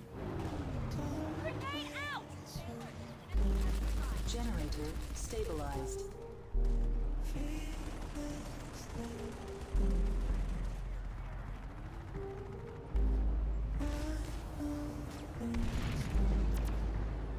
Shit, another one. But yeah, so yeah, they just got rid of, like, pretty much everybody except for, like, a skeleton crew just to finish up some of the DLC with that place.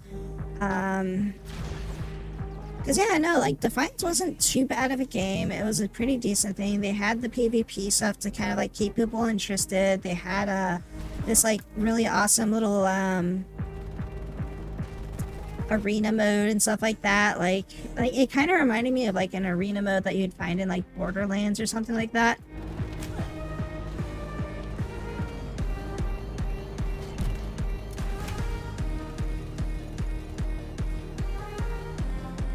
It was a decent third-person shooter, yeah.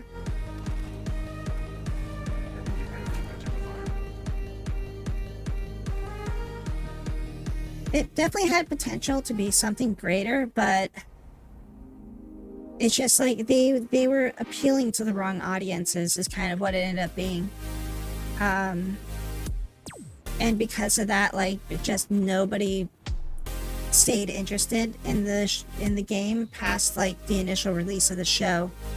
And the people that were running the show, I just feel like weren't... I would say they did a bad job of the show, but I think, like, the material of the show was, like, maybe just a little bit dry.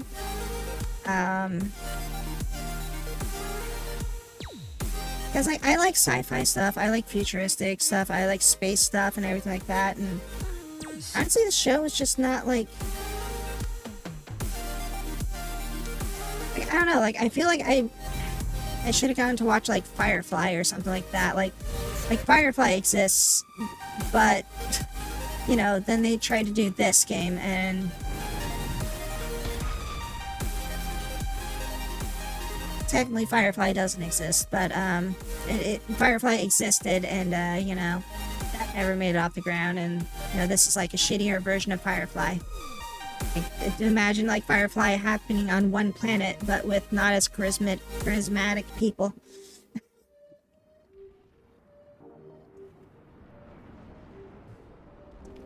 I haven't played it, and I don't have it in my collection. We'll have to look for it. Oh, Defiance? Yeah, you can. I don't know if they even allow... I don't know if there's any single-player offline play on that game, because it was all run on servers. And the servers shut down, like, 4 years ago, I want to say. Like, 3 years ago? 3 or 4 years ago. So that game, I don't think you can play it anymore. Like I said, I think the only thing you can really see is just the TV show that they made for it, which I think surprisingly had like 3 seasons. Show me what you're made of. So I mean, like, that's the best you can get for the Defiance experience is the TV show that, you know, eventually got canceled.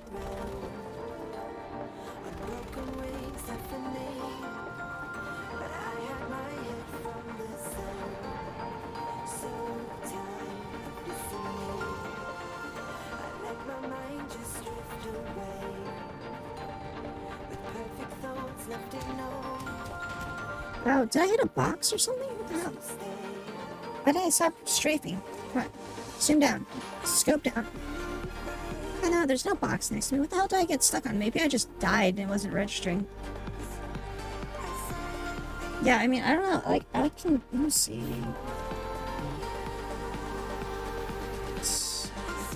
Video game.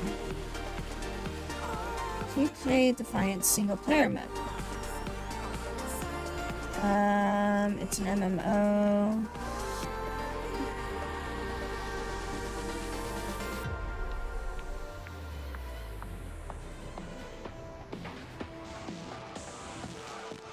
Not really an sort of response to that, but I think, like I said, I'm pretty sure that without the servers, the game doesn't work.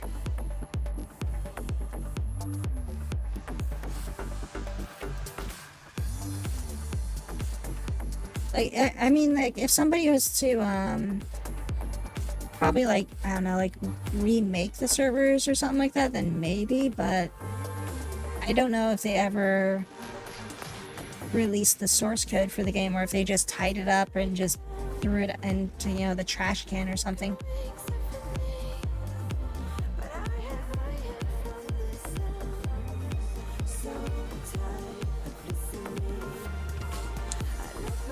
Because I could see them, like, because there is potential that, like, you could possibly, because the game was out on PC, consoles, and all of this other stuff like that.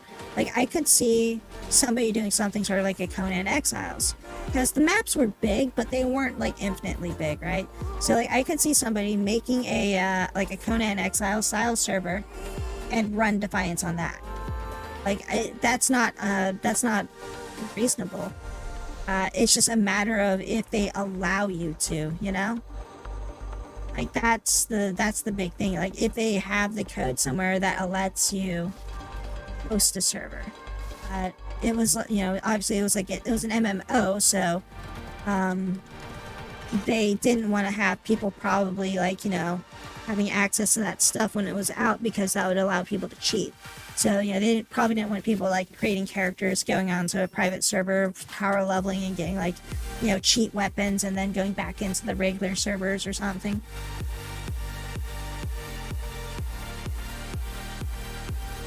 Yeah, that's kind of what I was reading too, that it was, like, MMO only, because, like, I mean, there's a possibility that they might have, you know, had a thing where they, allowed it to be, like, you know, on the way out type deal. Like, they're like, okay, well, you know, you guys all bought the game, so, you know, here's the server code if anybody wants to run it.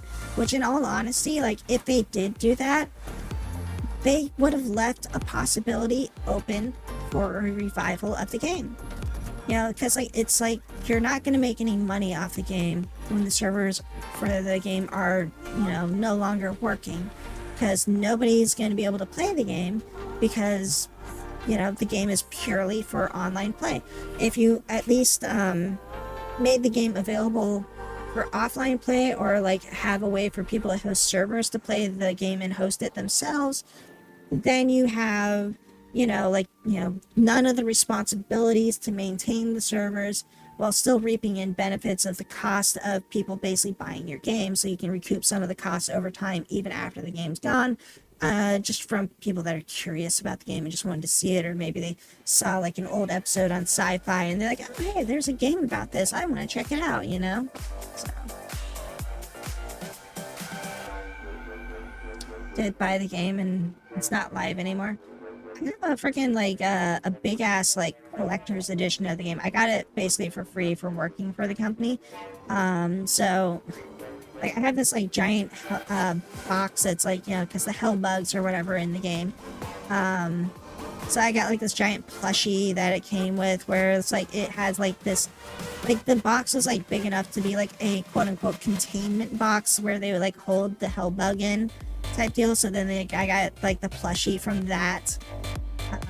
Just nice little plushie that my freaking niece has tried to steal from me a few times. Yeah, it's just like, you know, you get this little like plushie thing that I came with, and then you got like the game itself, and then just like a few little maps and stuff like that that came with it. So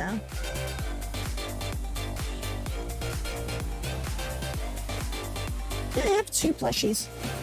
I've got like a big Hellbug plushie and then like a small Hellbug plushie. So like one of them is like probably like a bit bigger than like a hand, like maybe about size of about like maybe I guess a few hands together, and then like the big one that I have is like maybe about like I guess like 3 to 4 hands or something like that, but it's like also pretty big as well. So it's like the big one is big enough to be a pillow, like a small pillow. But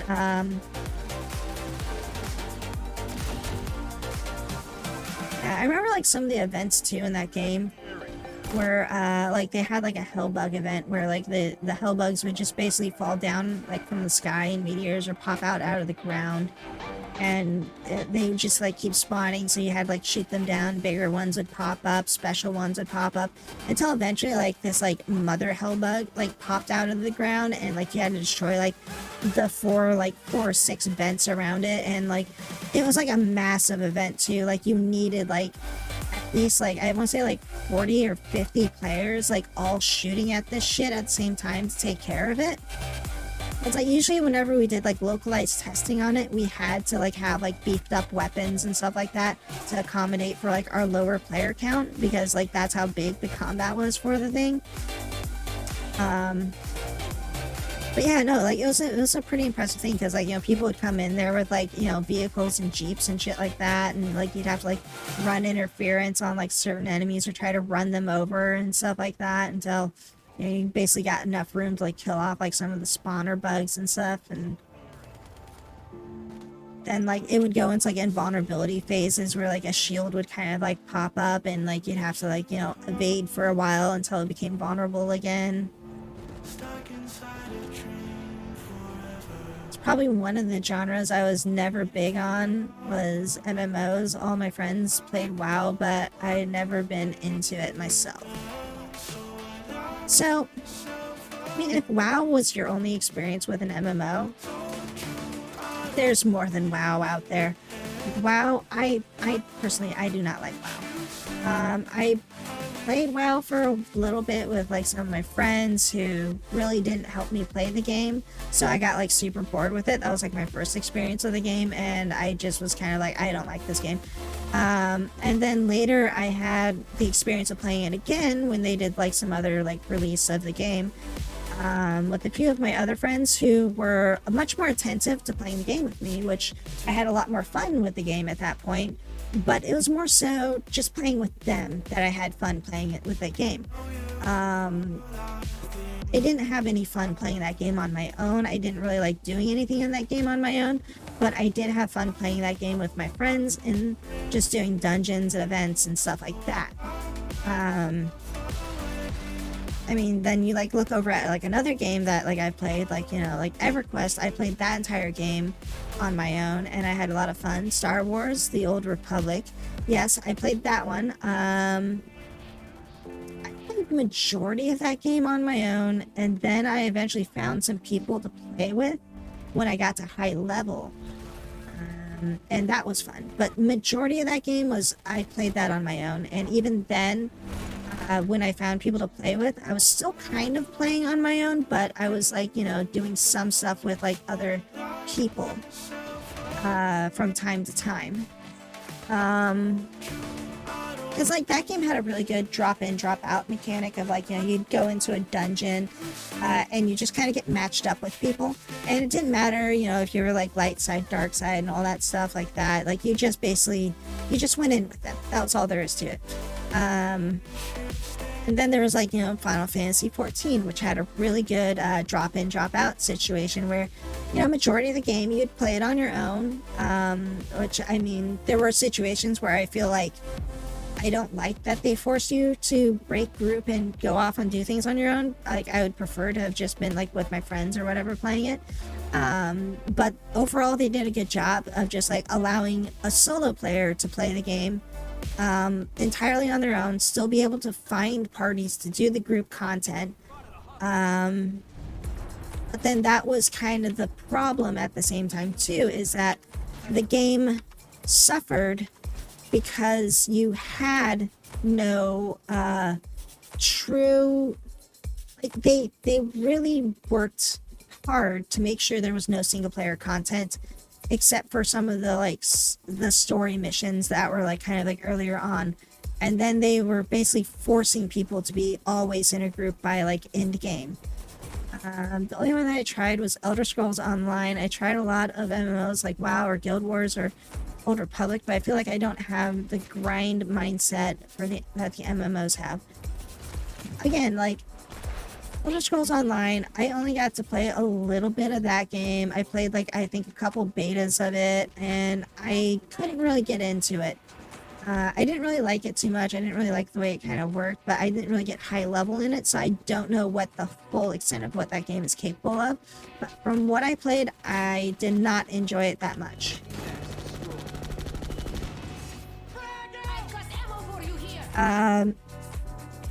Yeah. With something like Guild Wars, though, like I had a weird experience with Guild Wars. I played the first one of it. I thought it was a cool concept, but all I played on that game was the PvP. I did not really play any PvE, and apparently the PvE part of that game was actually really good. But everybody that I was like hanging out with like in those days, like they wanted to play PvP. They only wanted to play PvP. They didn't care about PvE stuff. They were PvP fanatics, which is probably why they loved WoW so much. But so anyways, I don't know, like I didn't like the PvP that much. And then, you know, Guild Wars 2 eventually came out, and I was already kind of like meh about it. And like to me, Guild Wars was a PvP game, and I didn't like it. You know, that's what Guild Wars was. World of Warcraft, same thing. All my friends, they were PvP fanatics. They loved playing PvP. They didn't care for the PvE stuff, and I love PvE stuff. I don't like PvP stuff that much. Shit. Like I don't like PvP stuff that much. Like there's some exceptions to it that, like, you know, PlanetSide, Overwatch, stuff like that. Like games that are built to be a PvP game. Like I don't mind those as much. Like, you know, this is still like kind of like mass combat and stuff like that, so like I can get into it. Like Battlefield and things like that. Like I like those sorts of games that are purely built to be a PvP game from the start to the finish.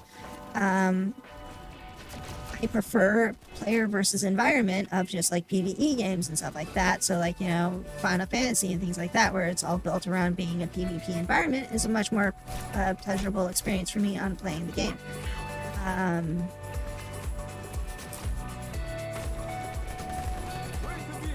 So it's kind of annoying that it's like, you know, the stuff that I would have liked to play probably in WoW is the stuff that none of my friends really like to play. So that was like, kind of just totally sucked for me, I think, which is also really annoying because like I was the one that kind of like introduced a lot of them into like playing MMOs and stuff. So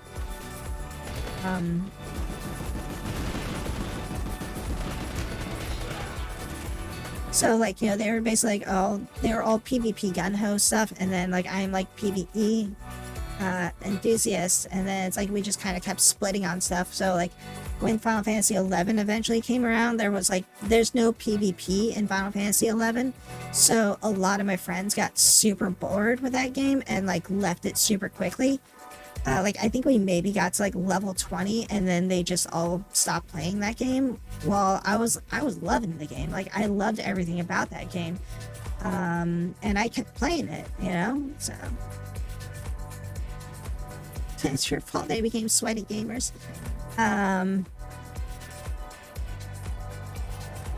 yeah, no, like that whole thing is just like Like, even in this one game that we were playing called what was it?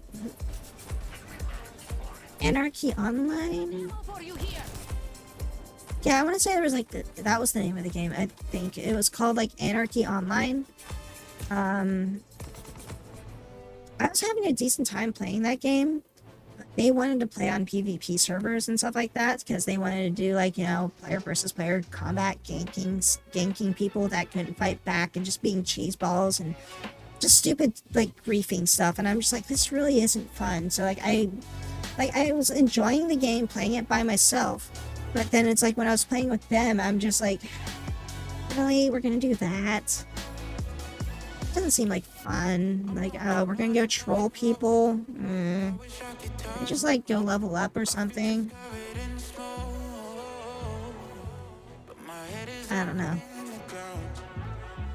I don't know. I just don't get like the whole aspect of like being a butthead to people when it comes to like MMOs or like online gameplay and stuff like that, or like, you know, exploiting things to make it like so that other players technically are at a disadvantage because the game code was written bad or something like that. Hello? What? Hermit Crab? Is that somebody in my chat? Hermit Crab, is that somebody in here? I was confused.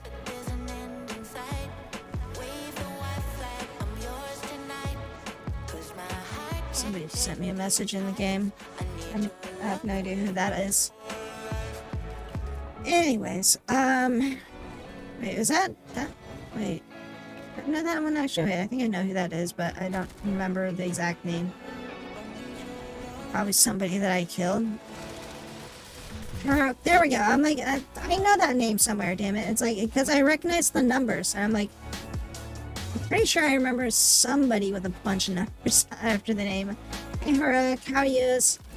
What's happening? Are you on one of the other factions trying to shoot at me or something? Just woke up? Alright. Hope you had a good sleep then.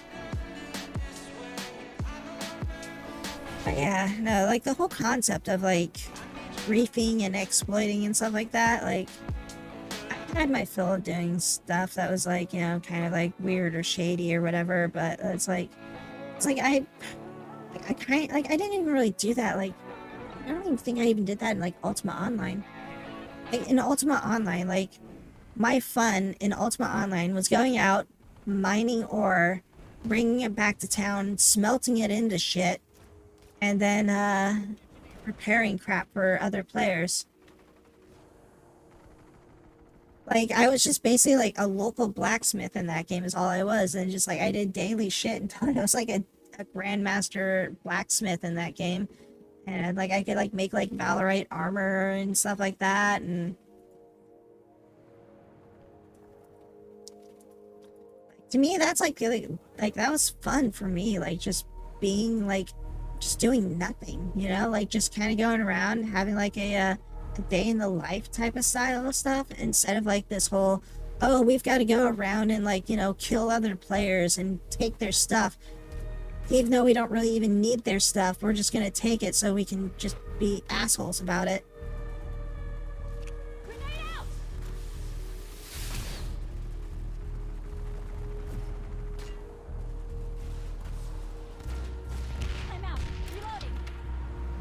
Enjoyment is seeing them, my friends is sitting there just to kill low level ones.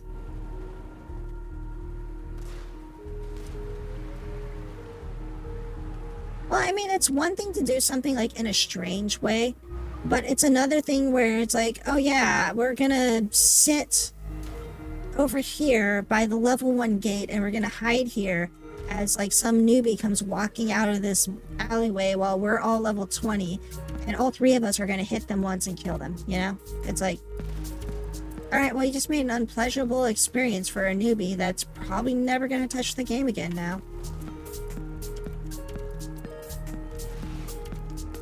So that's happened to me on games before. Like, I remember, like, this one weird-ass, like, vampire game or whatever that I was trying to play. Like, shit. So, like, there's this one game, like, some MMO that I, was checking out.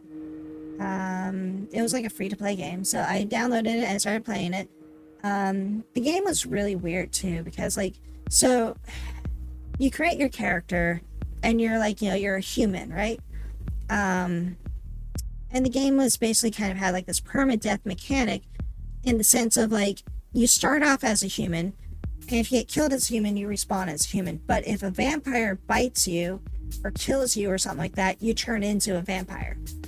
And I had just started the game, and like I had walked out of the newbie area, like completely unknowing of like what the hell was going on. And like, I literally took like 2 steps out of the quote-unquote safe area of the game, and some dude just like runs up and bites me and kills me and then runs off, and I'm like, what? And then the next thing I know, my character is now a vampire for the rest of the game, and they don't let you restart. And I'm like, you'd have to create a new account if you wanted to restart. And I'm like,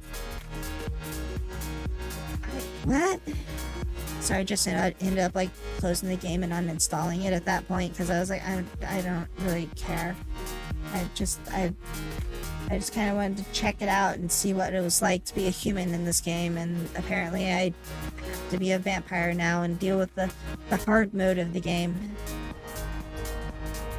Not really, yeah. I mean, they just were running around the edge of town looking for people to kill that didn't know how to play the game.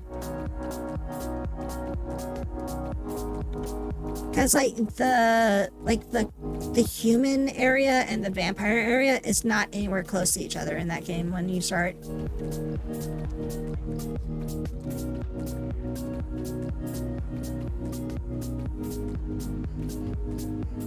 Chat suck. But no, it was just somebody that was more or less griefing. Which is like, it's annoying because it's like, you know, it's a brand new game.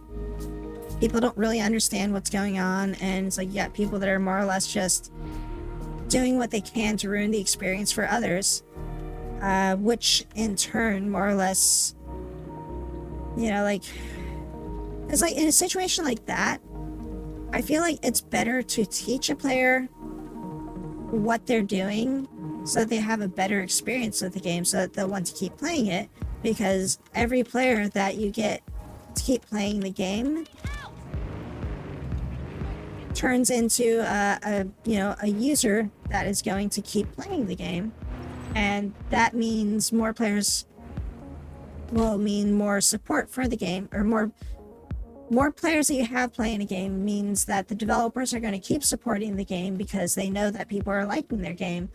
And if you're forcing users away from playing the game, especially during like the beginning period of like when it's being like people are just now starting to play your game, it's really bad, because then you get the reaction that people are only playing your game for a short period of time and then leaving, which means they're not finding much enjoyment in your game and they are not coming back. And that means that your game is not liked and it's not enjoyable for people to play, and more or less that you need to abandon this project and start working on something else. So that person that had enjoyment ganking all these people that were like low levels, not figuring things out, essentially, you know, like they had their fun little 5-minute, you know, run on the game, but that's it. You know, they're not going to be able to get to like the high level stuff that was planned out. They're not going to see any of the cooler things that probably was like on the pipeline that the person maybe had designed up. Because like, you know, like, oh, I really like the design of this game and what types of ideas this person has. But now it's all thrown in the trash because the response was the game wasn't fun because I got killed 5 seconds after logging in, you know? And I didn't know what happened. So look at RuneScape started in 2001 and people are still playing it. It was probably a dev that was just ganking the low-level players. I doubt it. I mean, if a dev is doing that, they're basically sabotaging their own game for the most part. You would never want to do that, like, as a dev, unless if you really just don't want people playing your game. I mean, there are people that will say, like, oh, a game should be ridiculously hard with no tutorials and, you know, a player should just figure out by doing or something like that. It's like, yeah, okay, I can see there being games that are like that, but at the same time, you're given a factor to still kind of learn and play the game. If you give the player zero chance and you expect them to succeed, then they're not going to play. If you give the player a chance to at least comprehend what's going on before you kill them, then they have a chance to maybe react and count it towards, oh, well, I just wasn't ready, I'll try that again, versus that hit me out of nowhere, how the frick was I supposed to deal with that? And if you're getting how the heck was I supposed to deal with that, that's more just random chance lottery that you even, like, you know, survive for even a few minutes in a combat situation or whatever. And you know, it's like people want to play a game and have some fun, but they don't want to, you know, like, just essentially like hit a brick wall. You know, like if your gameplay content is to hit a brick wall as soon as you start playing,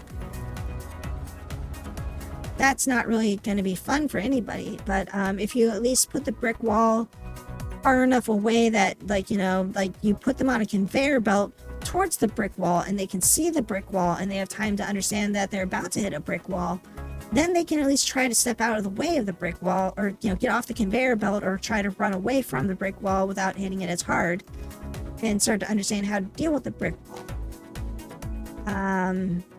If the brick wall just falls from the sky and it's auto-lock homing onto you, there's nothing you can do, and you're just, you know, it's like, okay, well, a mechanic just hit me and I don't know what it is, where it came from, or how to even deal with it. So, like, I mean, it's just kind of like, you know, player development, you know, like, you're allowed to make a game difficult. You're allowed to make a game easy. You're allowed to make a game the way that you want it to be. It's your own design. But if you're going to make a game that you want people to play, it's got to be playable. It's got to be, you know, like, at the very least, usable or something like that. Like, you know, like, there are games out there that are super hard, but there's still a rudimentary learning cycle to it. I thought I got shot by the tank, but I got shot by a goddamn plane.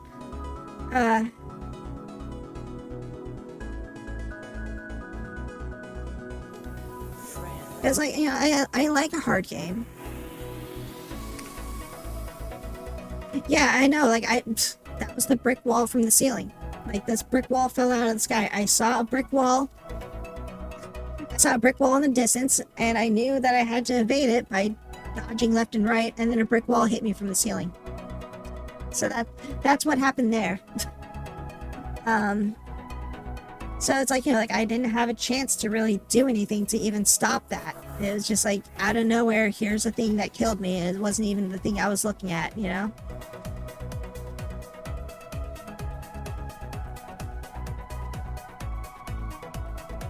And then instantly, the thing that I was looking at to kill basically killed the other person that killed me. So it was just like, why do I keep spawning here? Is there any? I mean, it is Nason's Defiance, so there are no other fights. This is what I hate about this whole setup with Hazen. It's Nason's Defiance or bust, you know? There's nowhere else to go other than running across an open field and hope for the best. I hate Hazen.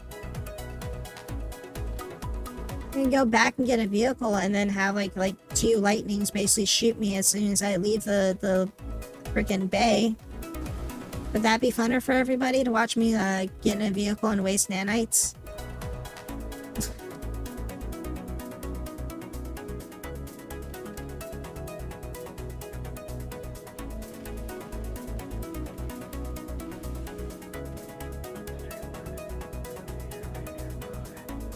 Housing sucks for flying.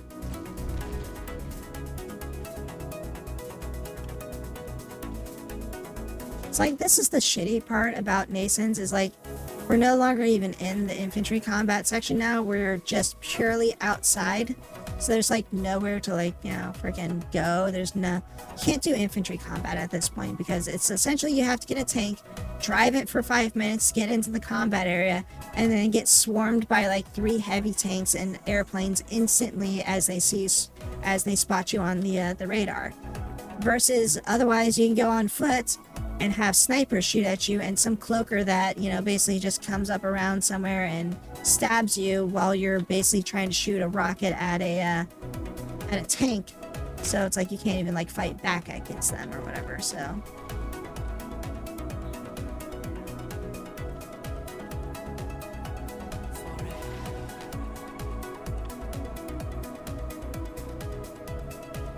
one of the rockets in them. So it's just like, yeah, this entire area is just, there's nothing to really do other than just run out and get shot and just pad somebody else's score. So your playthrough, either way, you're enjoying it.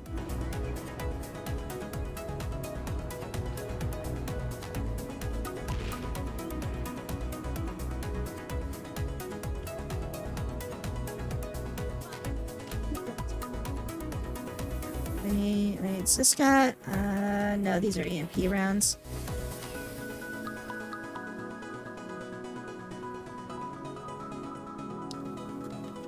And I just wish that late night PlanetSide worked a little bit better.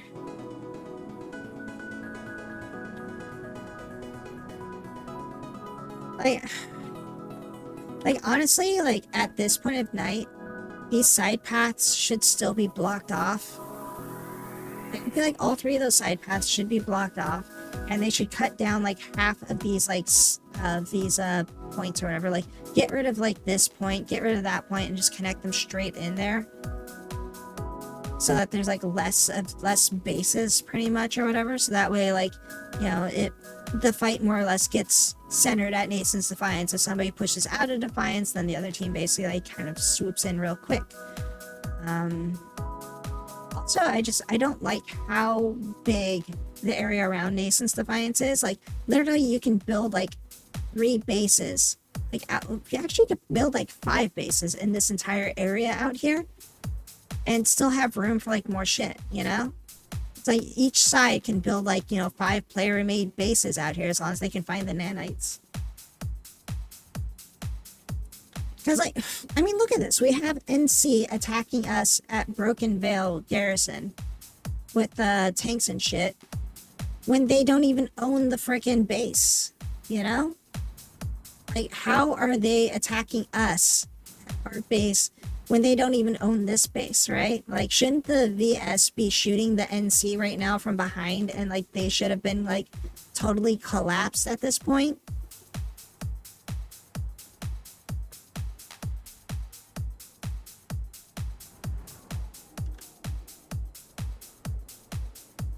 Where's the vehicle pad? That's right, it's over there. I go this way, it's down there. I'll tell you right now, though, like, if there is somebody that's camping this vehicle pad and shoots me, I'm going to end the stream.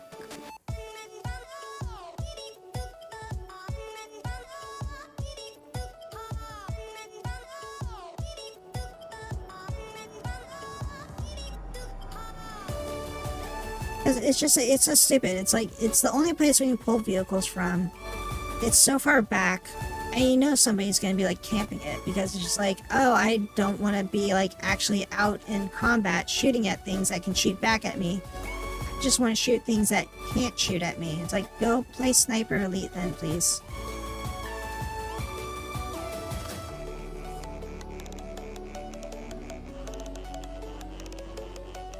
Actually, I kind of do want to play that game sometimes, Sniper Elite 5. But crank that up to like super hard mode and everything like that with like bullet drop, wind, and all those sorts of things like that.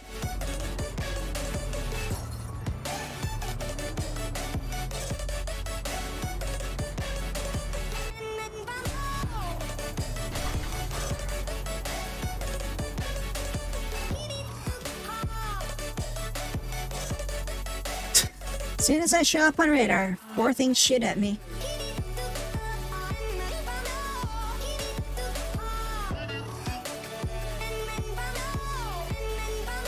Surprised that other tank wasn't shooting at that Sunder over there.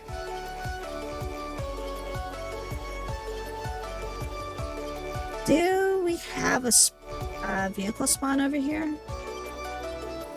Do we have an open vehicle spawner over here, or is it locked? What is it if they do? There's an aircraft spawner. Or no, that's just an aircraft. I think I saw a vehicle spawner out here. Did I? Oh, there is one over there. Alright, so where's the sniper on this one?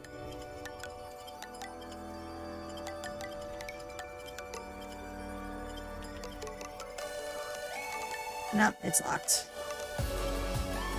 That's what I figured.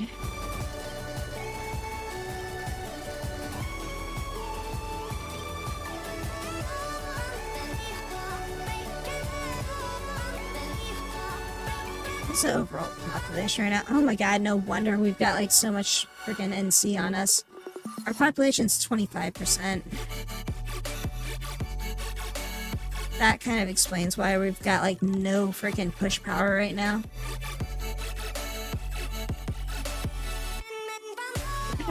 What time is it right now anyways? It's like 2 a.m. So, I mean, I think at this point, it's either we switch games or we call it quits for the night. What do we want to do? Do we want to switch to a different game or... Surprise, my tank hit you? But it wasn't just your tank. I actually got hit by, like, at least 2 tanks, and then I was being hit by a, some kind of turret that was, like, in the base, and then also the Sunderer was hitting me as well.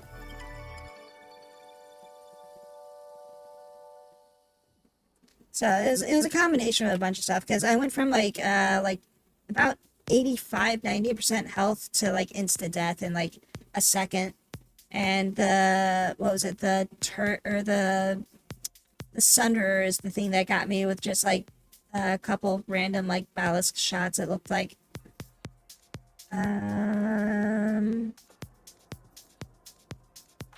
Let's see, we've got RimWorld, we got Dark Tide, we got Battlefield, we got Overwatch.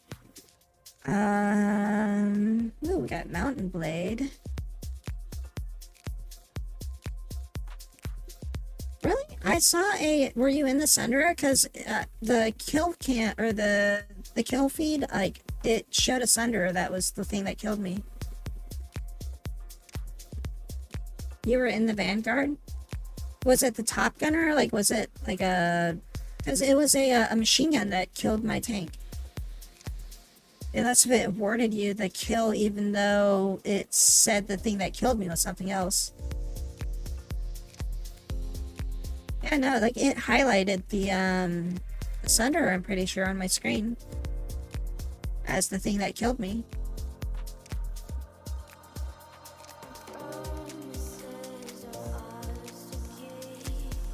There were 2, no, I blew up inside of it. There were 2 tanks that were over there.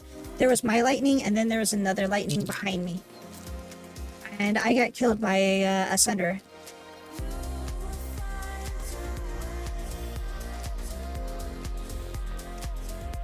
Maybe you got the other Lightning that was behind me. They were like half dead, and then they pulled back.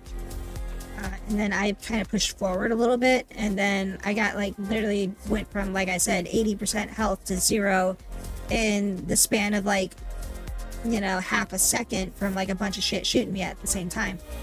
And the last thing that hit me was a turret shot from the Sunder. I don't really want to play Heartstella. I don't want to play Valkyrie. I don't feel like starting a horror game right now. I don't really want to do a tactical game.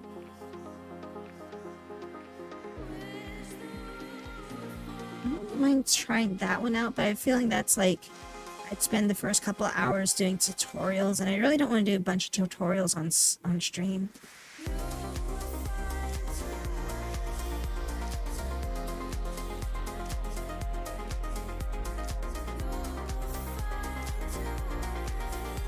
So, I don't know, like I said, it looked like it was the Sunder that got me when I was looking at it, but I usually don't really pay too much attention to kill feeds for the most part. I just was like, oh, it looked like the Sunder got me.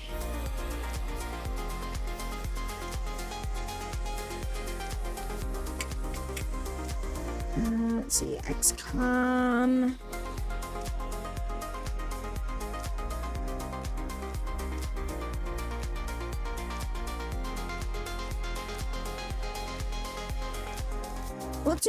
I think I'll do like maybe a mission or two on Dark Tide. I think is what I'll probably do.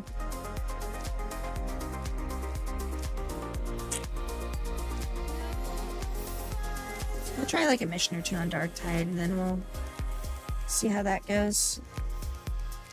I'll probably call it after that, because I mean a Dark Tide mission is like about half an hour.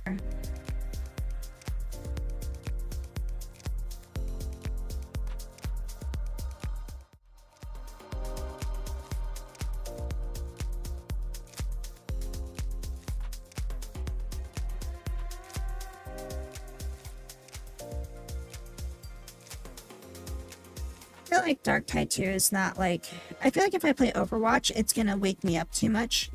And it's kind of like late at night. At least with Dark Tide, like I can... It gets intense on Dark Tide, but at the very least with like Dark Tide, I'm not going to... I'm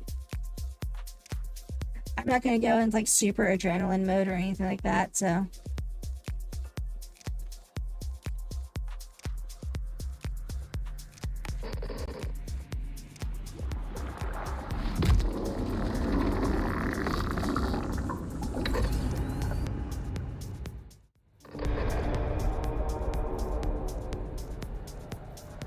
Yeah, I mean, that's about how long a mission is. Like, anywhere from, like, 20 to 30 minutes, as long as you live through it. I mean, if you die, then it could be, like, anywhere from, like, 5 to 10 minutes, but...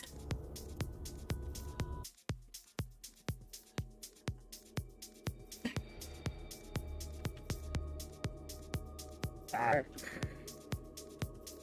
Tide. 40K. Dark.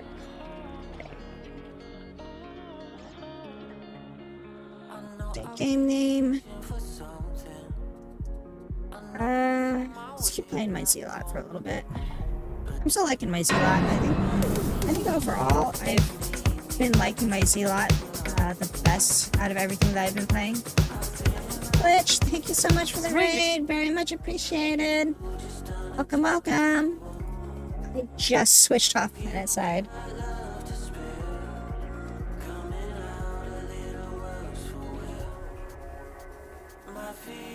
Yes, that's glitch. They're playing some the DayZ over there. How was your DayZ? Was it full of the days of the zombies and everything like that? Literally just got off. I mean, it looks like they weren't playing PlanetSide, so, but yeah, no, it was going good. We were playing some PlanetSide. We got stuck into the Hazen fight where everything sucks and nobody likes to play. So I just kind of got a little bit tired of that stuff, so I just kind of ran out of the Nascent's Defiance area. We were kind of getting under pop, but I mean, like early on, the battles were doing pretty good. It's pretty good times with the battles earlier, but it was just kind of winding down over there, so I figured let's do something with a little bit more action. So we're gonna do Dark Tide for a little bit. many zombies were doinked upon. Yes. Is that game nowadays anyways, because when I played that game, it was still pretty early access. Like, it was like back when it was still the Arma mod. It was when I was playing it. Efficiency. Yeah, I'm gonna buy that. So, like, so basically, like, there was this weird ass glitch in that game where basically, like, when I played it, that all zombies outside basically ran like 1,000,000 miles per hour. So you had to, like, basically be inside. And, so, like, if you ever shot a gun outside, you were, like, instantly swarmed by, like, 1,000,000 zombies. So you couldn't fight outside at all. So you'd have to, like, run inside of a house if you were to ever try to use a gun. And then, like, you'd have to wait to see, like, what comes into the door from, like, miles away and stuff like that. It was so stupid and broken. I'm assuming it's had a lot of improvements since then. Oh my god, are there no regular Rank 4 games? Here we go. 1,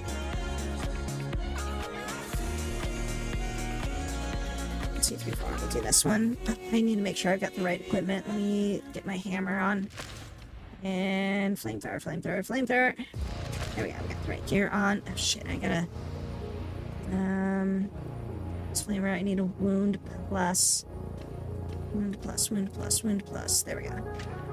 I was testing out some setups on my stuff, so I need to change these back. Yes, yes, yes, and this. Okay. I got my build ready. Sorry, I had to make sure that was all great. Alexandra and Brick Diesel. Perfectly balanced now.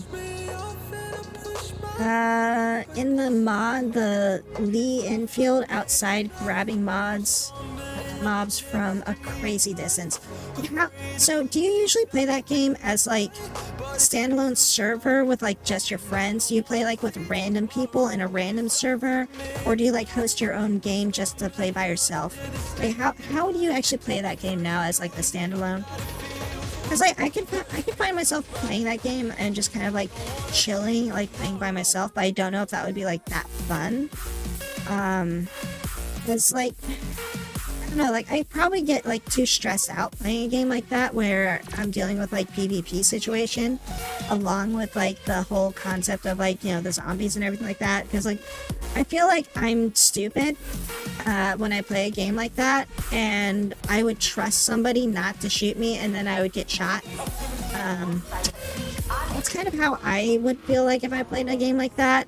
Like I just feel like I would not play it the proper way, and I would get sad and not want to play it anymore.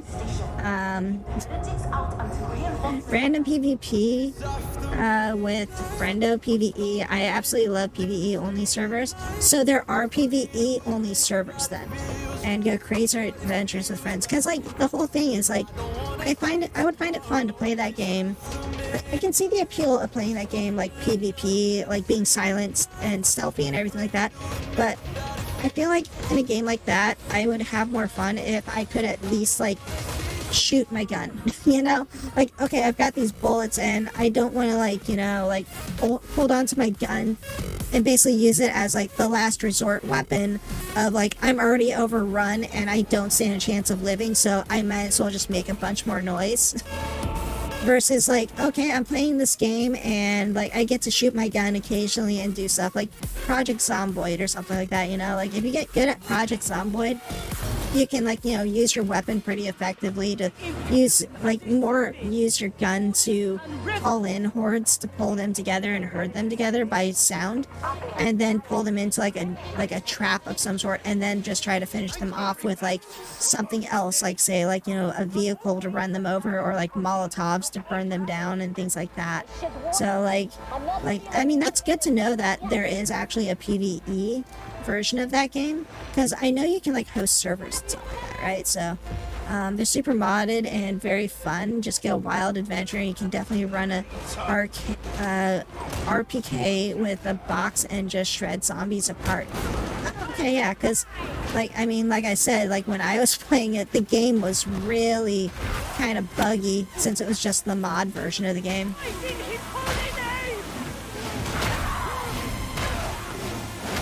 Like I had some fun with it, but like I was playing with a group of people that like I kind of worked with, and they were kind of running the show for the most part. So like I was just kind of following them. Are you running into that wall? Game.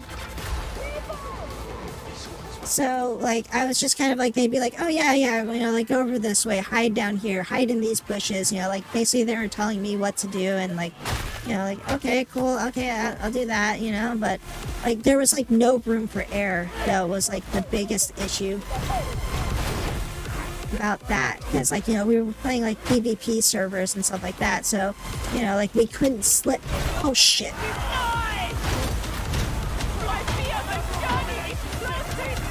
Oh my god, I hate gunners simply because of that bullshit. They were just pushing me back and I couldn't move into it. They're super modded. It's totally fair. If you ever like to play a super casual with some dorks, you're always more than welcome to jump in. Thank you very much. Yeah, I think a sniper got them. Yeah, because like I always thought that rumors are brutal. Oh yeah.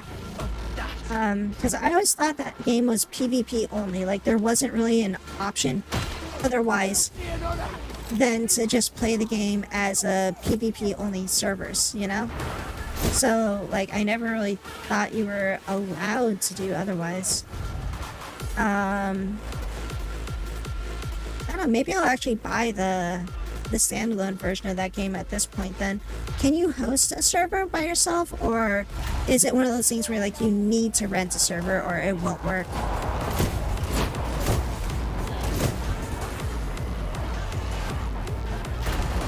Shit. We gotta clear out the small guys first. Maybe they can kill the big guys. So I can kill the big guys here, but I think it's better that I focus on the small guys until we can clear them out.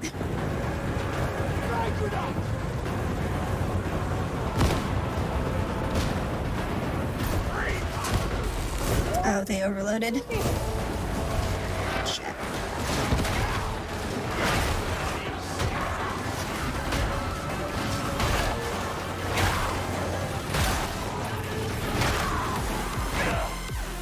Where's my gun?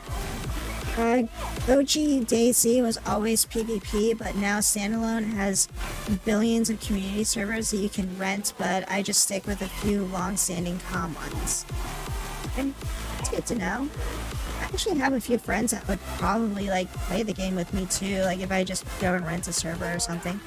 Oh shit. I didn't see you. Can you kill that thing that's shooting at me? No? Okay, cool. Jump off there, or is that gonna hurt? Where are we going? Just run this way.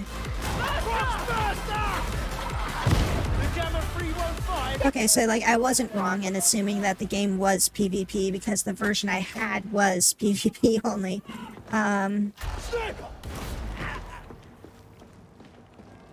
Yeah, no, like that game was always, it always felt like it was interesting, and I liked the concept. Shit.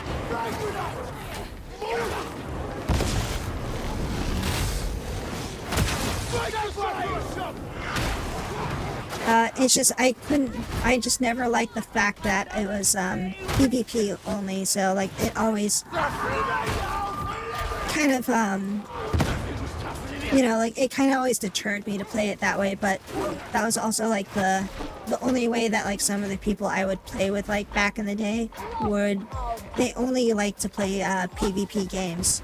So like I never really had a choice in the matter, so it was either PvP or, you know, like basically I had to go find something else to play.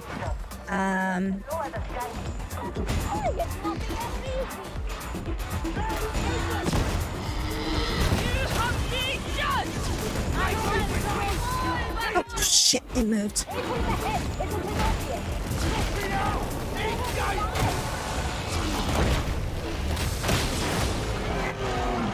chunk that freaking thing down. Many such victories. But yeah, no, like at the very least, like because that's a game that's been out for a while that I could probably get on sale. Like, I mean, we got like winter sales coming up pretty soon, so I would not be surprised if a game like that showed up on sale. I'll throw it on my wish list and just kind of keep an eye out, see if it goes down like a 50% or something like that. Like, what's the standard price for it right now? Is it $30 or is it like is it only 20 or something? Because it's definitely been out for a while, but I mean, like Arma itself, I think Arma is more expensive than it is. It's a more, I guess, like mainstream established game or something. Oops. Let's do that. Check. It's not cheap off sale. Okay. Well, I mean, I would expect it to be at most like $40, honestly. But I mean, like, if I'm gonna grab it, I probably wouldn't want to spend more than $20 on it, I'm guessing. Plus, if I'm gonna try to get other people to play it, I probably would have to, like, end up buying the game for them. Otherwise, they would not be interested in checking it out, I would assume.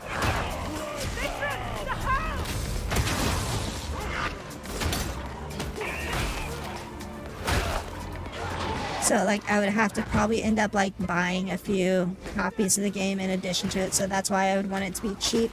So, I mean, like, if I could get it for under $10, that would probably be the best case scenario. Shit. There's a pox burster coming up behind me. Shit, this down. Should I just heal right now? I'm down a whole bar. Time for healing is at hand. Out there in the next area.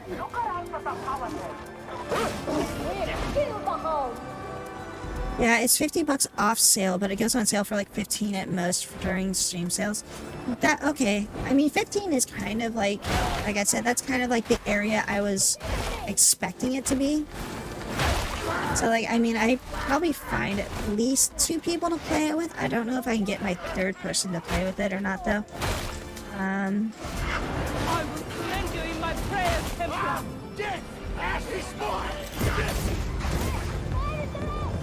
Just burn these guys down. Pilgrims to war!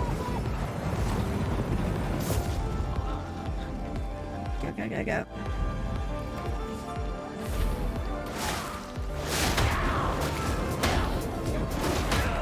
Because, yeah, I mean, that game's definitely been around for a very long time. Because that was based off of Arma 2 originally, I think, wasn't it? Paid full price, but also like 500 hours, so I can't complain. Oh yeah, I mean, that's totally the thing, right? And it's like, you've got the value out of the game for buying it at full price with the thing, so I mean, there's no point, or there's no problem with buying a game at full price if you played it, right?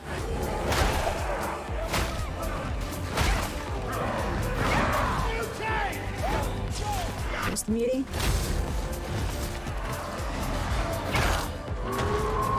Throw her out again. Kill these things off out here.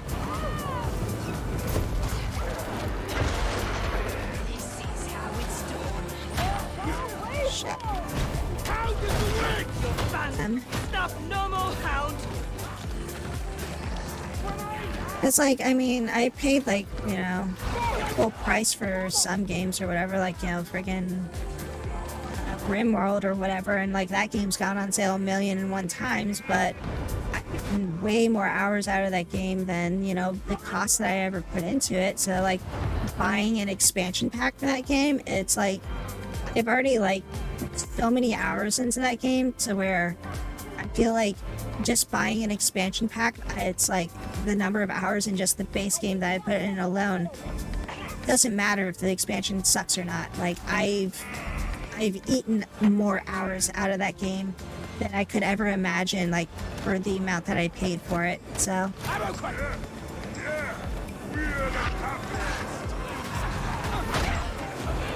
You're a Ogren do.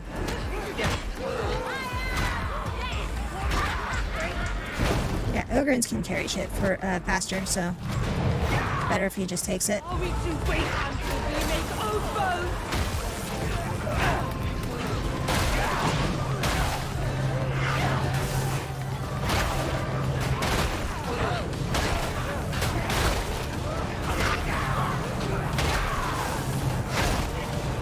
and some things is kicked in, so I can basically hit everything.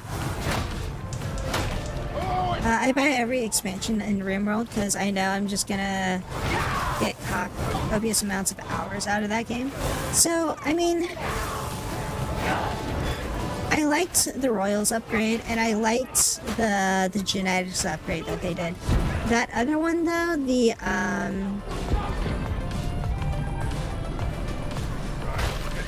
one that they did with the religious stuff or whatever, I didn't like that one.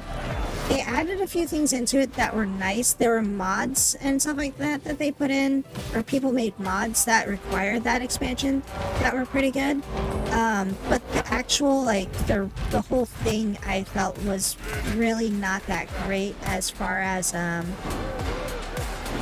gameplay mechanic of, like, managing your pawns,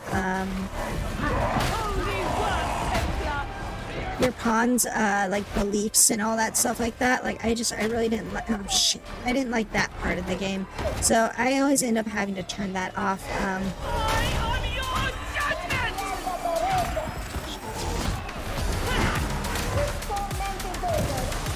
Shit. I do that on a regular enemy. Unfortunately, I must do some sleep, so it was awesome to see you. Maybe slide into my dumb rat DMs and can get some random games on. Okay, sure thing, yeah. I mean, I'm always good for...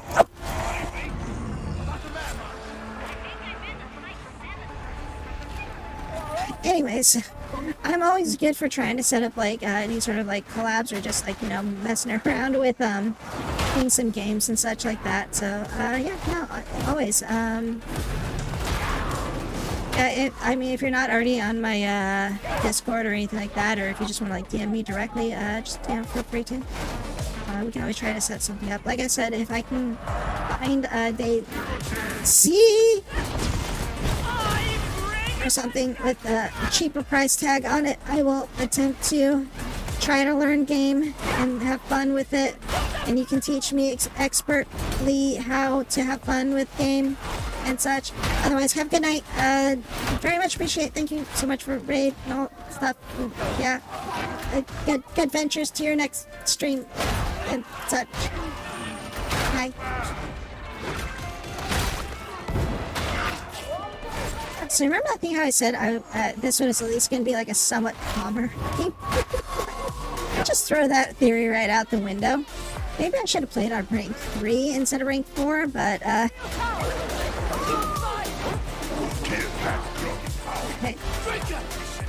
Nighty night. Yeah, I don't know. It's hard for me to keep track of everything. That's Discord.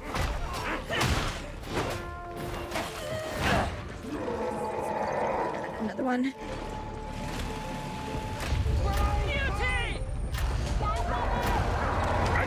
Oh shit, there goes all my shields.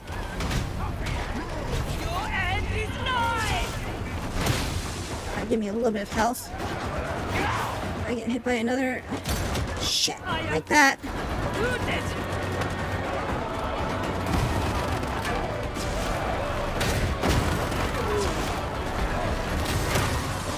Shit, I didn't kill it. Get my flamethrower out, please cover me.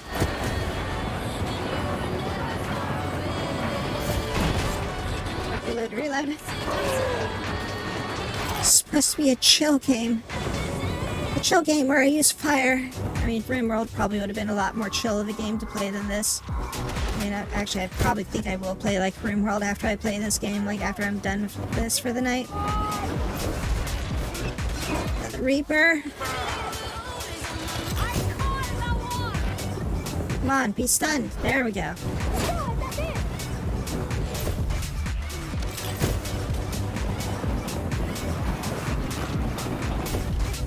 Surprised that we're still alive, to be honest. No. No, stop it, stop it. Shoot! Why is every single gunner trying to kill me? Bullets. Or fuel. Okay.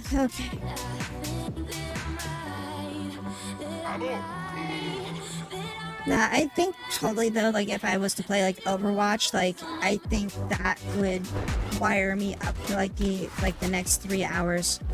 Like, at least with this game, I feel like I will probably wake up a little bit playing this game, but at the same time, it's not going to like make me want to keep playing for like another 6 hours because I'm like annoyed that I didn't get a win, you know?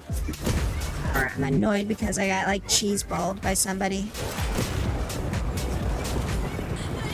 Oh shit, I'm just dead. Again. There's a heal thing, I think, isn't there? You know what? I am not yet called to the throne.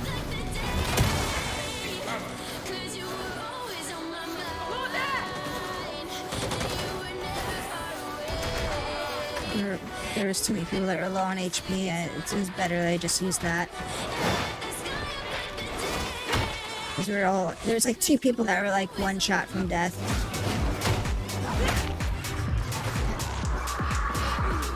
And we really needed to heal. See, there is a heal thing here, but we gotta find the heal capsule, and I feel like we were probably gonna die before we found it. Usually the capsule thing is somewhere down here. Shit. It sounds like we got a Beast of Nurgle, or no, a Plague Ogrin. Okay. Plague Ogrin is not too bad, because we can also use this heal thing after.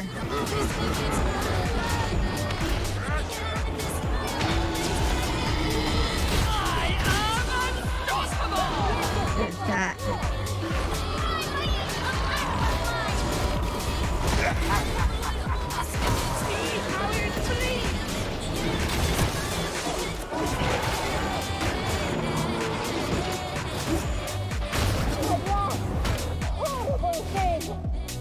Just having a nice little sit, that's all. Somebody pick up the heal canister.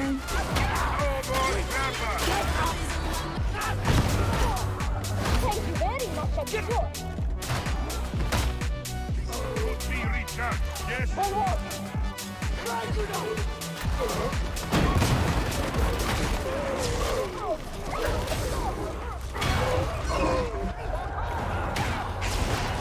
There is no food too strong for us. You.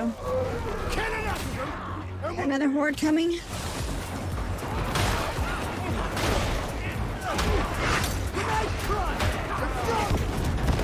Oh crap, come on. Careful with that.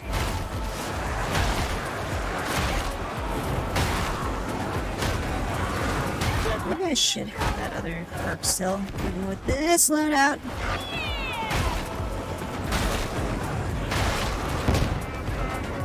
Hey, where'd they all go? And now we got a mutant coming from them. They're dead. Okay.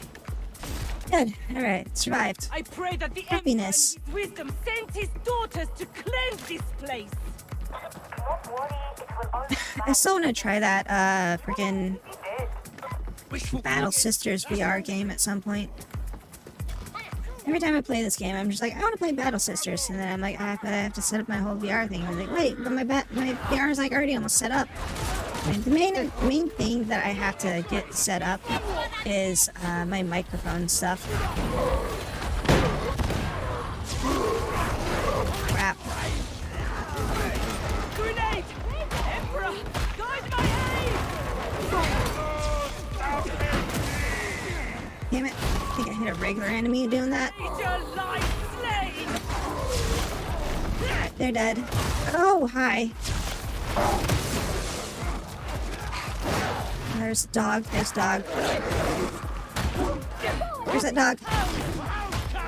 Okay, our dog is out of the way. Now we got a Tox Burster.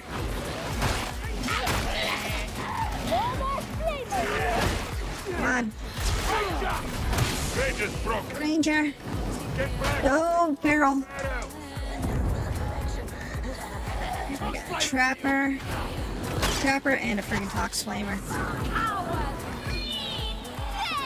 Was she exploding her head, or what was that sound? Why was she being all echoey?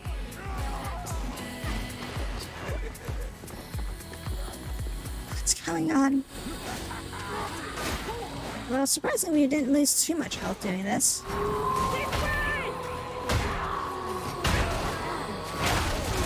Ow, ow, ow, ow. That hits all my frickin' shield.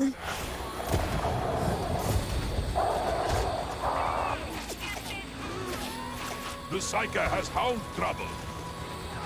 What are they doing back here? What's going on?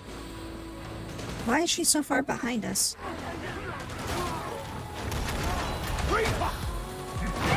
Don't have any. This is our stuff.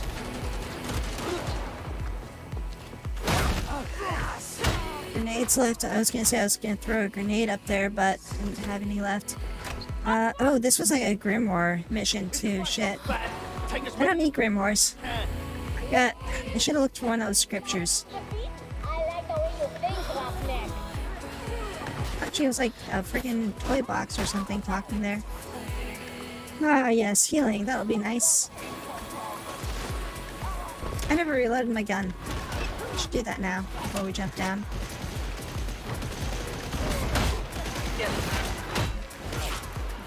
Wait, did we jump down? Wait, where? Okay, there's... Nope, we're all still up here. All my stuff is like close range, so I can't really...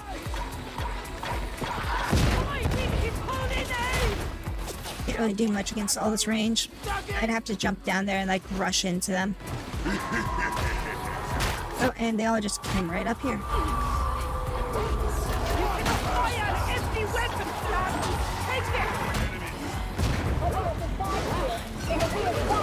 Another one?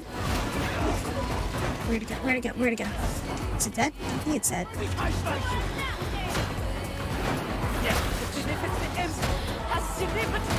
Okay, we got...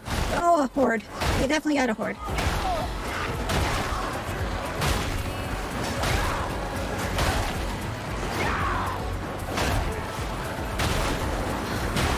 Since I get my momentum thing up, like, I can do a full swing through, like, a horde as long as I don't hit, like, a heavy unit.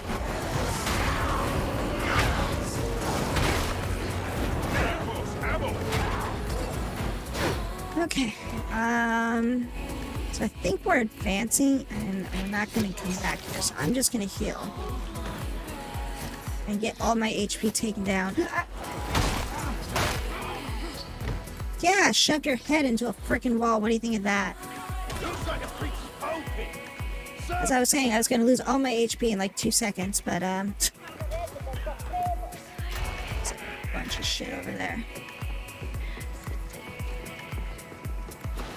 Still don't have any grenades. I think that's like a flamethrower situation that we're running into.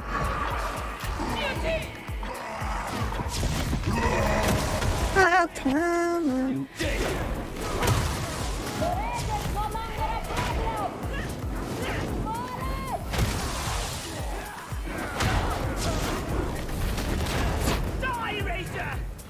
Like I said, I'm really good at killing like heavy enemies and groups of enemies, but long range enemies I can't really do much against.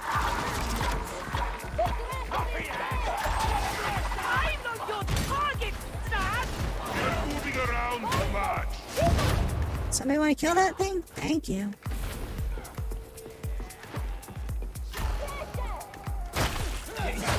Shit. No, get this guy out of the way. Okay, somebody killed it. That's good.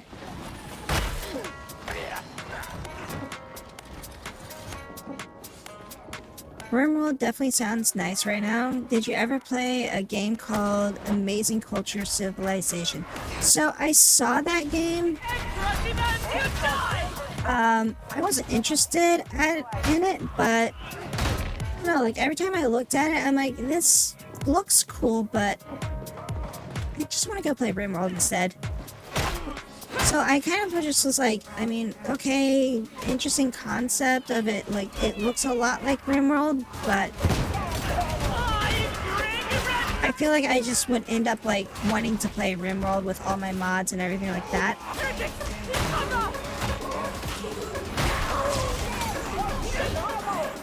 So I just I just never ended up buying it. Like, it was on my wish list for a while. Yeah, pretty much. That's kind of what I was getting out of it. Plus, it's like, you know, you weren't gonna have all the mods like you have already on RimWorld and all that stuff, and they had like basically kind of like the deity system, it looked like, already like implemented before they did. Jump down. Ow. Wow.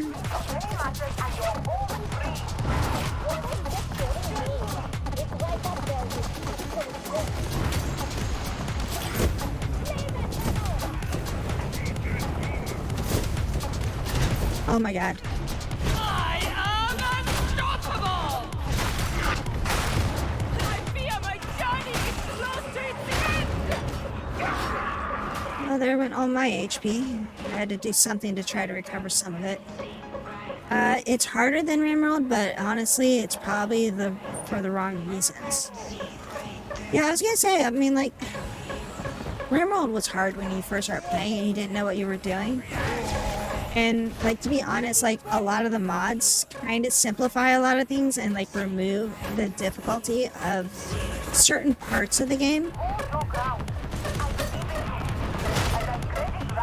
I mean, to say that it's, like, it's an easy game is, like, it's only as hard as you kind of want it to be. It's what I feel like what RimWorld is.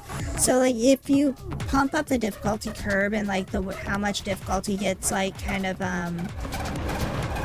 added to the game whenever, like, you know, like, good things are happening versus, like, your wealth and, like, your overall economy of the game, like, the game can start to get, like, really hard really quick. So, like, if you can't keep up with the curve, the game's difficulty can overwhelm you super fast. But at the same time, too, like, if you know how to manage your difficulty curve in that game, you can basically negate it. And, you know, the game just never really gets, like, gets that hard.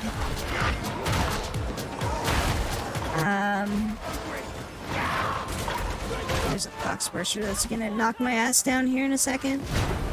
Yes. I did not get much HP from doing that. I need to use the heal thing. You need, like, a freaking opening to do it. The beneficent emperor is my god. Opening, but I can't do it if I'm all these enemies. Okay, I got an opening now. There we go. Okay, I'm good.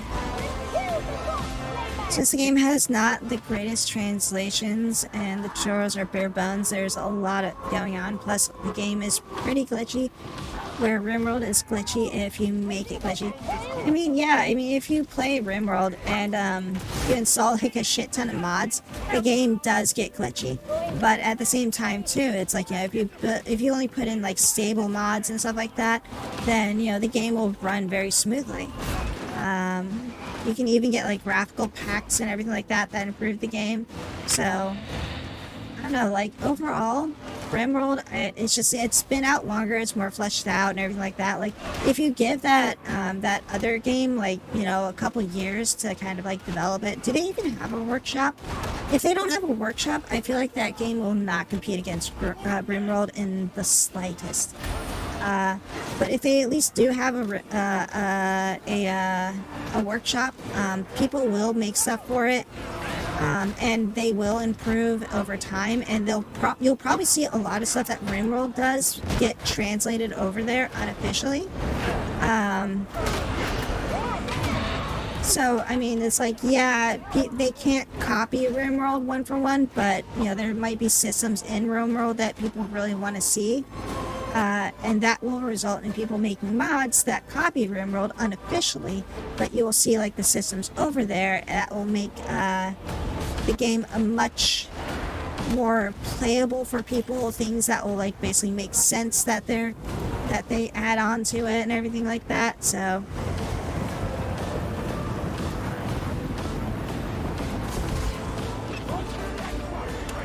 My work is far from over.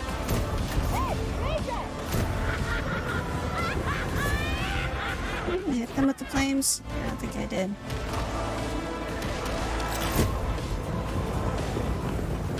But yeah, so it's like, you know, it's a brand new game. Like, I mean, in sense of it being like it's less than a year old, while RimWorld has been around for like what, 6-7 years as like an official full release 1.0.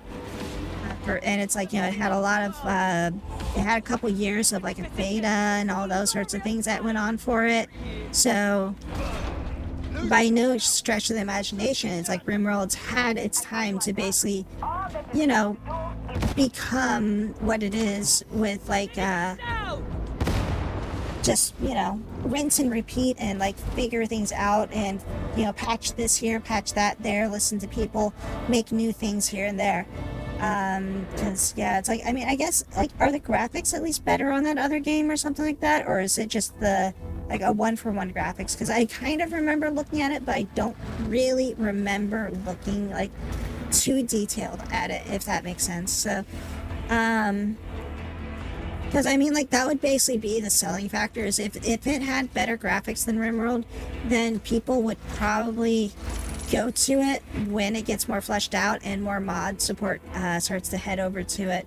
Because there's a lot of mods on RimWorld that I feel are kind of abandoned, because like either people just, maybe they got busy, or they just don't really play the game anymore, so they just didn't really care to update it. So like, you know, there's been like, you know, updates to the game that have broken old mods, and then some people will basically copy the old mod and then make the fixes themselves and be calling it like, you know, like blah blah blah, like version of the same mod or whatever. And then like if the other person ever comes back and fixes the original mod, then they'll be like, yeah, mine's now obsolete, the original one's fixed and it works and stuff. And but then that person might end up not playing anymore when the other person comes back to fix the original mod, and then now you got like two versions of the mod that are there, and then it's like all confusing and stuff. So it looks similar to RimWorld if RimWorld had a bird eye view with the more 3D stylish graphics. What now?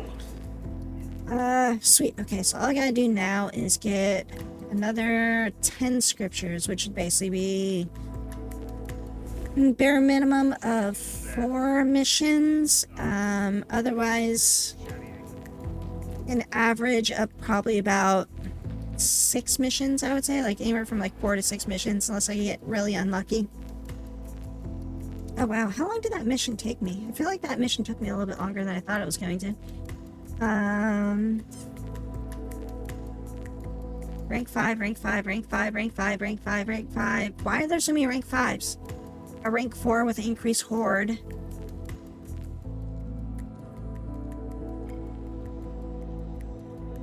There's no other rank 4s. And it's a freaking assassination with a grimoires. That's like twice as horrible. I hate assassination missions because bosses are usually pretty evil.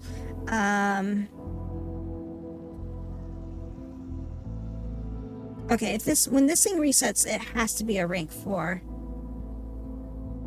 I don't really want to wait for it though.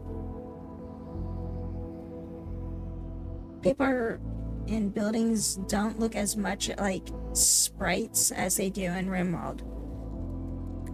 Like, I think that would be one thing I would kind of like to see, is like the RimWorld graphics get like a little bit of an overhaul. Because like, I mean, like, it's cute that they've got the whole, you know, like the floating, like, you know, torsos and stuff like that, but I would like to see like a full version of it where like you actually had characters that were like, you know, legs, arms, and all that stuff, and they actually like bent down to pick something up. Like, I mean, that's a shit ton of animations and everything like that, but like that's kind of what like I would like to see, like if they ever made a RimWorld 2.0.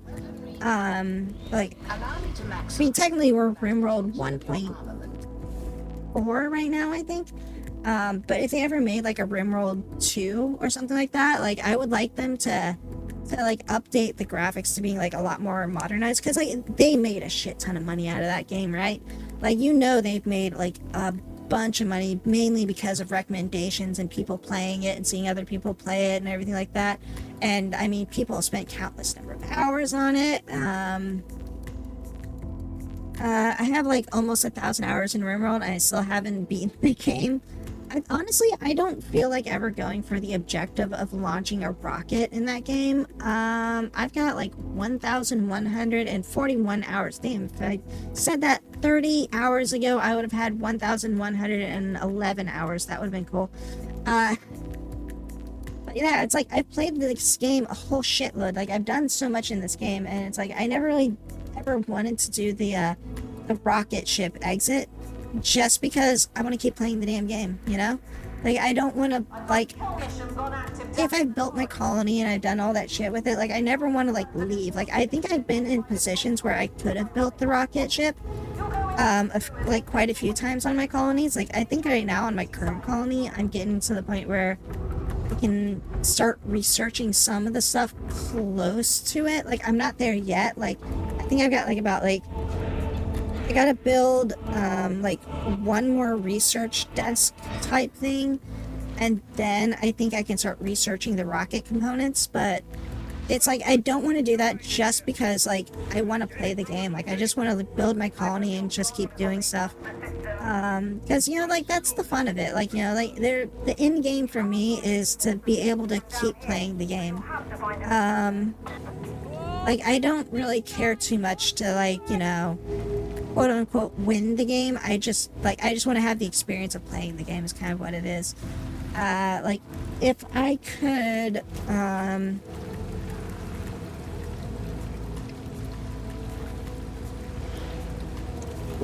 there was a hydrate there. Like, yeah, I was gonna say, like, if I could, I would like to be able to make, like, multiple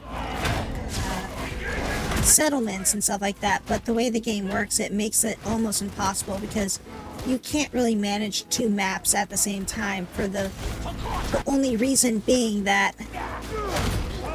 it's just like, you know, you need to micromanage everything on your map in case something goes wrong. You can automate a lot of things, but you still need to step in and basically take control to deal with something in the colony at all times. Like, and it's never, you know, it's never just as easy as let them deal with it, because, like, if combat happens in that game, you have to respond. You have to send your characters out into position and take care of, oh shit, I got a trapper coming up behind me. I gotta catch up with them now. What the? He was going for me. He was definitely going for me. How many freaking trappers was that? Shit. Oh, you shot it, you piece of junk! Why would you shoot it? I punched it. Got a present for ya. Got that rocket dropper.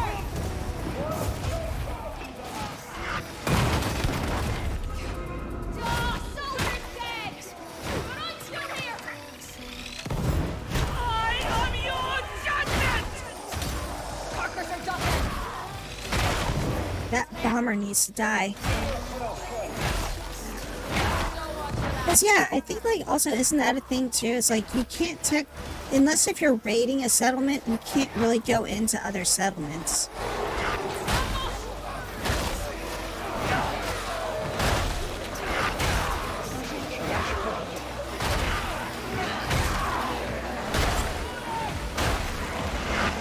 And even then, like, usually those settlements are just kind of like a base that's just kind of, like, set up. I did not reload. Reload.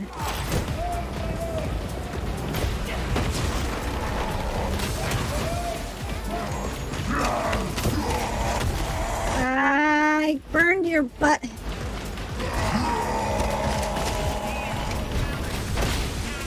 What? That did not kill him. Oh, shit. I should have wound that up a little bit.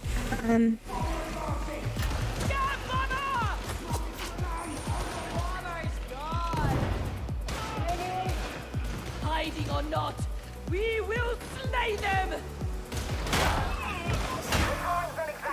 Boink. Oh, I'm starting to get a little bit cold. It's getting cold outside. Guide my hand! Boink. Reload your your weapon, Templar!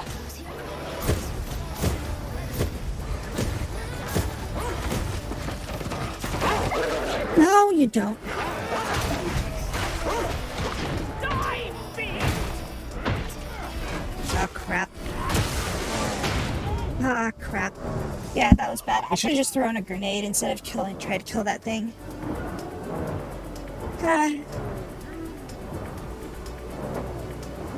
But can you actually go into, like, a settlement, like, to visit it? Because I thought, like, the only way you could see a settlement is, like, if you raided it, right?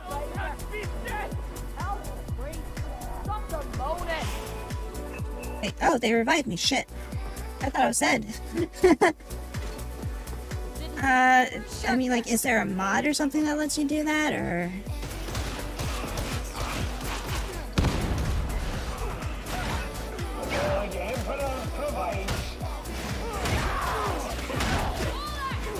That's a mauler right there. Or a ranger. It'll be hard fighting before we're done, but the Emperor stands with us.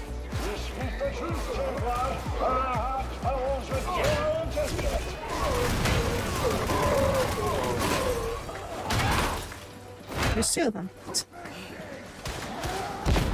But yeah, no, like, I like playing Rimworld a lot. I just started kind of getting back into playing it with the new expansion, the biotech thing and everything like that. Freaking A, like, I had, like, such shit luck in that game. Like, one of my characters is, like, the character that I was using to be, like, royals or whatever. Like, so basically she had, all the stuff for, oh, hey, how you doing today? So basically it was, like, my character that was, like, the royal or whatever. So she was basically, the one that more or less had, like, all the abilities and all those sorts of things. And the high royal ranking and all those sorts of stuff. And, she got freaking KO'd on this mission. Like, basically I had this stupid mission where I had these, like, 4 people show up that were like, oh, we just got rescued from a place, but we all can't walk, so you gotta put us in beds. And they gave me, like, 3, like gunner people to, like, kind of help me, like, defend them. And they're like, oh yeah, we'll send 2 sets of mechanoids to attack your colony, because they're in pursuit. So I'm like, okay, maybe I can deal with it. And it was like a shit ton of, like, you know, mechanoids or whatever.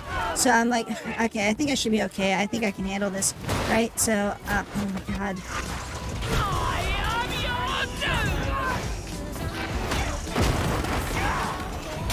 Alright, can you please get in range of my mace, you invulnerable to flame pyromaniac? So, like, I'm down with, like, you know, the first set of it. Oh, son of a bitch! I'm not gonna be able to finish the story. Damn it. So, I finished off the first set of mechanoids. I was, like, mortaring the shit out of them and stuff like that. Because, like, they didn't have the long-range shield stuff, and they were, like, just kind of like a activator and stuff like that on it. Eventually I take care of it, right? Like, you know, like, I kill off all the stuff. I'm like, okay, that wasn't too bad. Then another colony lands, like, pretty much, like, right at my front door. I'm like, oh, crap, or whatever. You know, like, alright, well, here's the second one. So I start dealing with them. And, during the fight, like, my main character basically gets, like, frickin', like, random shot by, like, some, you know, rocket launcher that manages to, like, kill her perfectly. But the mission had a resurrection serum in it, so I'm like, well, guess that's going to use right away. So I put her in the freezer after I finally finished up with all that shit, right? And I'm like, okay, well, I just gotta wait another, like, you know, like 2.5 days, and then, you know, this mission will be done, and they'll come pick up these people. And that's another mech colony that just showed up. That last one was a random event. This is the actual second colony. Shit. And I saved my game and turned it off because I'm like, I'm not dealing with this right now. My main character's down right now. That's the way that damn game goes all the time. It's just like, you're like, okay, I think I've got a handle on it, and then it just throws shit in your face. I play with one of the custom storytellers. I use the the Kaji storyteller. She focuses more on like multiple raids happening at the same time. So basically, like, you can get like, you know, like multiple raids from like the same faction, or they could be different factions. So literally there's a chance that two different factions will attack you at the same time and they'll fight each other, but they're more likely than not it's going to be the same faction that's going to be just coming in from different angles. So like, you'll have one faction that's like, you know, that'll pop in, they're attacking right away, and then the other one will pop in and they'll attack after a while. So you'll have like a back-to-back like siege of enemies happening at you at the same time. Because yeah, like usually what the storyteller does is usually it doubles down on like everything that happens is kind of what it does. So yeah, a lot of people play with Random Randy, but I like playing with this one because it's a little bit more organized, in the sense of like, usually like when things go bad, it kind of doubles down as being like just even worse, instead of it being random of like, oh, here's a toxic cloud field that will last for like 3 days, but then you'll have another one that's an acid storm rain right afterwards that will last for like 2 years. Or like, you know, basically like in my version though, like in the one that I use, like it'll be like, okay, here's a mech cluster that landed in your area with a psionic drone, and then there's another mech cluster that landed on the map far away that you'll have to deal with like pretty much right away after you deal with this one that's on your map. Let me see here. Subscribed, pharmacy, vanilla,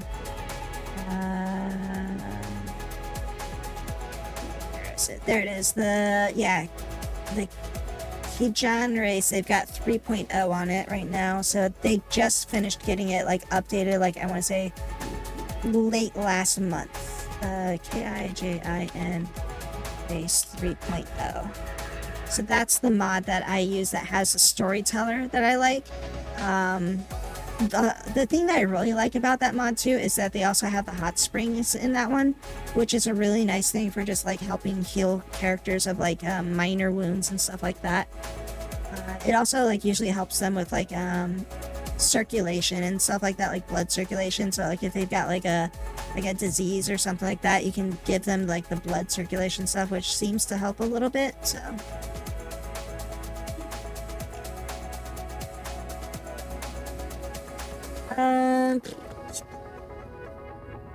okay, things and stuff. Howdy's, hi. Anyways, I think it's late enough at night. We did the 2 rounds, like I said we were going to.